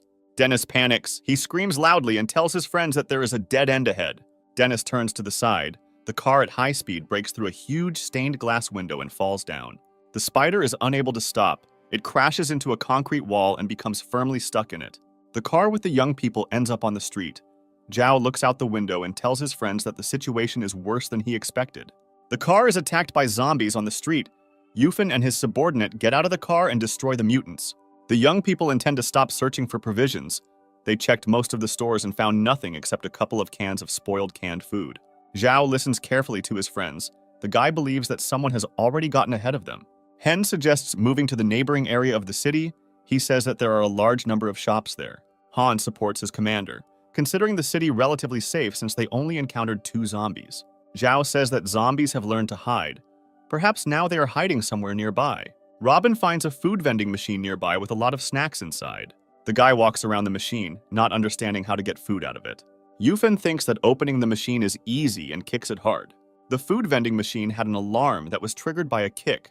Zhao tells his friends that the sound attracted zombies. Zhao hears strange sounds coming from a nearby building. Young people approach the doors on which a powerful lock hangs. Inside the room, they see a huge number of zombies. The sound of an alarm attracted their attention. Tong experiences terrible fear and invites his friends to immediately move to a safe distance. Zhao thinks this idea is reasonable and suggests leaving quickly before the zombies break down the doors. There is a man on the roof of a nearby building. He is watching the young people through a sniper scope. The sound of a shot is heard. A bullet breaks the glass doors. Young people run as fast as they can towards the car. A huge crowd of zombies gets out and rushes in pursuit of the young people. Zhao's voice is heard. He orders his friends not to stop and run towards the car while he holds off the zombies. Another shot sounds. Yufen turns around and sees that the bullet has hit his brother. Max's bodyguard is furious and searches nearby buildings in hopes of finding the shooter. After some time, the guy sees a sunbeam, which is reflected from the shooter's optical sight. Max's bodyguard informs his friends that there is a sniper on the roof and orders everyone to leave the fire zone. Tong is surrounded by a huge crowd of zombies. The girl screams loudly and calls for help. Dennis runs up to his wife in time, and with the help of a combat sword, he destroys the zombies that attacked Tong. Zhao intends to hold off the zombies while his friends retreat to the car. The shooter in the next building says that no one will escape from him and fires another shot. Bodyguard Max manages to raise his rifle and shoot at the unknown sniper. A bullet fired by an unknown sniper hits Max's bodyguard in the arm. Max failed to hit his opponent, but his shot renders the enemy's sniper rifle useless. The unknown shooter is impressed by the fighting skills of Max's bodyguard and says that the guy is not bad at his job. Zhao notices that Max is injured. The guy asks the main character not to worry and says that it is just a scratch. The young people are surrounded by a crowd of angry zombies. They take up a perimeter defense to repel the attack. Suddenly, a car drives into the crowd of aggressive zombies at high speed. Driving the car is Wen, who jokingly asks his friends if they want to go for a spin. Zhao can't hide his surprise. He never expected to see Wen here. The young people jump into the car. Wen presses the gas pedal all the way and crushes the attacking monsters. Yufen bandages his brother. He is glad that the bullet went through and the guy did not lose a lot of blood. Zhao believes that Wen sent Shin to help. He asks the guy why he left the base. Wen answers the guy. He says that his sister had nothing to do with it. It was Binyan's request. The guy tells Zhao that Binyan was talking about him day and night, and eventually Wen got tired of it and went to investigate to see if Zhao was okay. Zhao tells Wen that it is too dangerous here. He demands that the guy return to the base at dawn and continue to guard the girls. Wen reminds the guy that he just saved his and his team's lives. Zhao takes the guy's criticisms to heart. Hen asks Zhao to cool down and thank the guy for saving him. Hen tells Zhao that there are wounded in the squad, and now they could use an experienced fighter. Zhao agrees with Mr. Hen and considers his comments valid and convincing. Han tells his friends that they have no supplies left and expresses his opinion that it would be a good idea to take them. Tong considers it dangerous to go outside as they would be attacked by hundreds of zombies. Han does not agree with the girl's statement. He believes that they spent a lot of effort and took great risks to find food. Bodyguard Max is sure that the zombies will disperse soon. He asks Zhao what he thinks about it. The main character says that now the main problem is not the zombies, but the man who ambushed and opened fire. Robin finds the shooter's tactics very strange. He does not understand why it was necessary to shoot if using zombies would be enough to destroy the group. Dennis doesn't understand the mysterious shooter's motivation and asks his friends why the sniper wanted to kill them. Zhao does not have any versions. He reports this to his friends. A mysterious shooter sits on the roof of a nearby building. A man is trying to fix his broken rifle. The sniper realizes that someone is watching him. He gets to his feet, turns around and opens fire from a machine gun. Khan is running along the street. He holds a huge sword in his hands and deftly dodges bullets, changing the trajectory of his run. Khan reaches the shooter. The guy jumps high into the air and slashes at him with his huge sword. The sniper manages to block the blow. Khan asks the shooter why he is not happy to see his old friend. The shooter has a lot of anger towards Khan and tells the guy that he is getting old and losing his skills. The battle between Khan and the sniper continues. The enemy forces are equal. Khan is unable to quickly defeat the shooter. The sniper tells Khan that he is weak in close combat, and his reactions are much slower than before. Khan responds. He says that he is in no hurry and he likes to watch his opponent lose. A girl appears in the room. She demands that the guys stop immediately and stop the fight. Taya tells the young people that now is not the time to sort out personal relationships. They need to focus on completing the task. The girl calls the guys stupid and says that the sounds of fighting can attract the attention of zombies. Khan answers the girl. He claims that he is in control of the situation. In addition, the room is well soundproofed. Khan boasts to the girl and tells her that he cleared the building of zombies in advance, and he knows the reason why she is here. The sniper tells those present that Zhao is only his prey. Taya is not at all interested in Zhao. She says that she is only here for the 5th level crystal. The sniper demands compliance with the code and says that the crystal will go to the one who kills its owner. The girl agrees with the shooter's statements and wishes everyone a successful hunt. Taya turns around and slowly walks away from the young people. The guys stare at the girl for a long time. Khan also leaves. He tells the shooter that he is no longer interested in spending time with him. The sniper demands that Khan stay out of his sight. The shooter can hardly contain his anger. He feels hatred towards Khan and Taya. Tong is in the toilet. The girl is constantly vomiting as she is severely intoxicated. Tong holds her stomach. She talks to her unborn child and tells him that his dad will soon find out everything and will be happy. Tong looks up and sees Wen in front of him. The girl was very frightened by the fact that he sneaked up on her unnoticed. Tong asks the guy what he is doing here. Wen answers the girl. He says that Tong did not come out for a long time and he began to worry. The girl looks carefully at Wen. The guy tells her that he specifically came here to find her. Wen suddenly grabs the girl by the neck and begins to choke her. Tong wheezes and tries to call for help. The guy says that he cannot forgive the person who, through his actions, endangered the life of his sister. Wen tells the girl that he will not allow her to return safely to the government base. Tong asks the guy for forgiveness for her actions. She reports that she has realized everything and promises not to repeat her mistakes in the future. Wen does not believe the girl's words. He tells her that he will not allow himself to be deceived. Tong manages to grab a gas cylinder with an air freshener. The girl directs a stream of gas into the guy's face. The girl manages to escape from the capture. She runs down the corridor and loudly calls for help. Tong runs into the room where Zhao's team is. The girl informs those present that Wen is going to kill her. Bodyguard Max demands Wen explain the situation. Those present want to hear about what happened. Wen tells the young people that the girl made it all up. If he wanted to kill her, then Tong would already be dead. Robin believes that the guy is telling the truth. He says that a simple girl could not cope with a professional fighter. Max's bodyguard asks Wen where he came from and what he was doing near the women's restroom. Wen answers the guy. He says that he has been very worried about Tong lately and went to check if she was okay. Hen tells his friends that lately he has been worried about Tong's strange behavior. The girl often disappears somewhere. Robin also finds Tong's behavior strange. The guy remembers that the girl collected unnecessary things, such as toys. The guy tells the girl that he suspects her of implementing an evil plan. Tong calls Robin a stupid young man.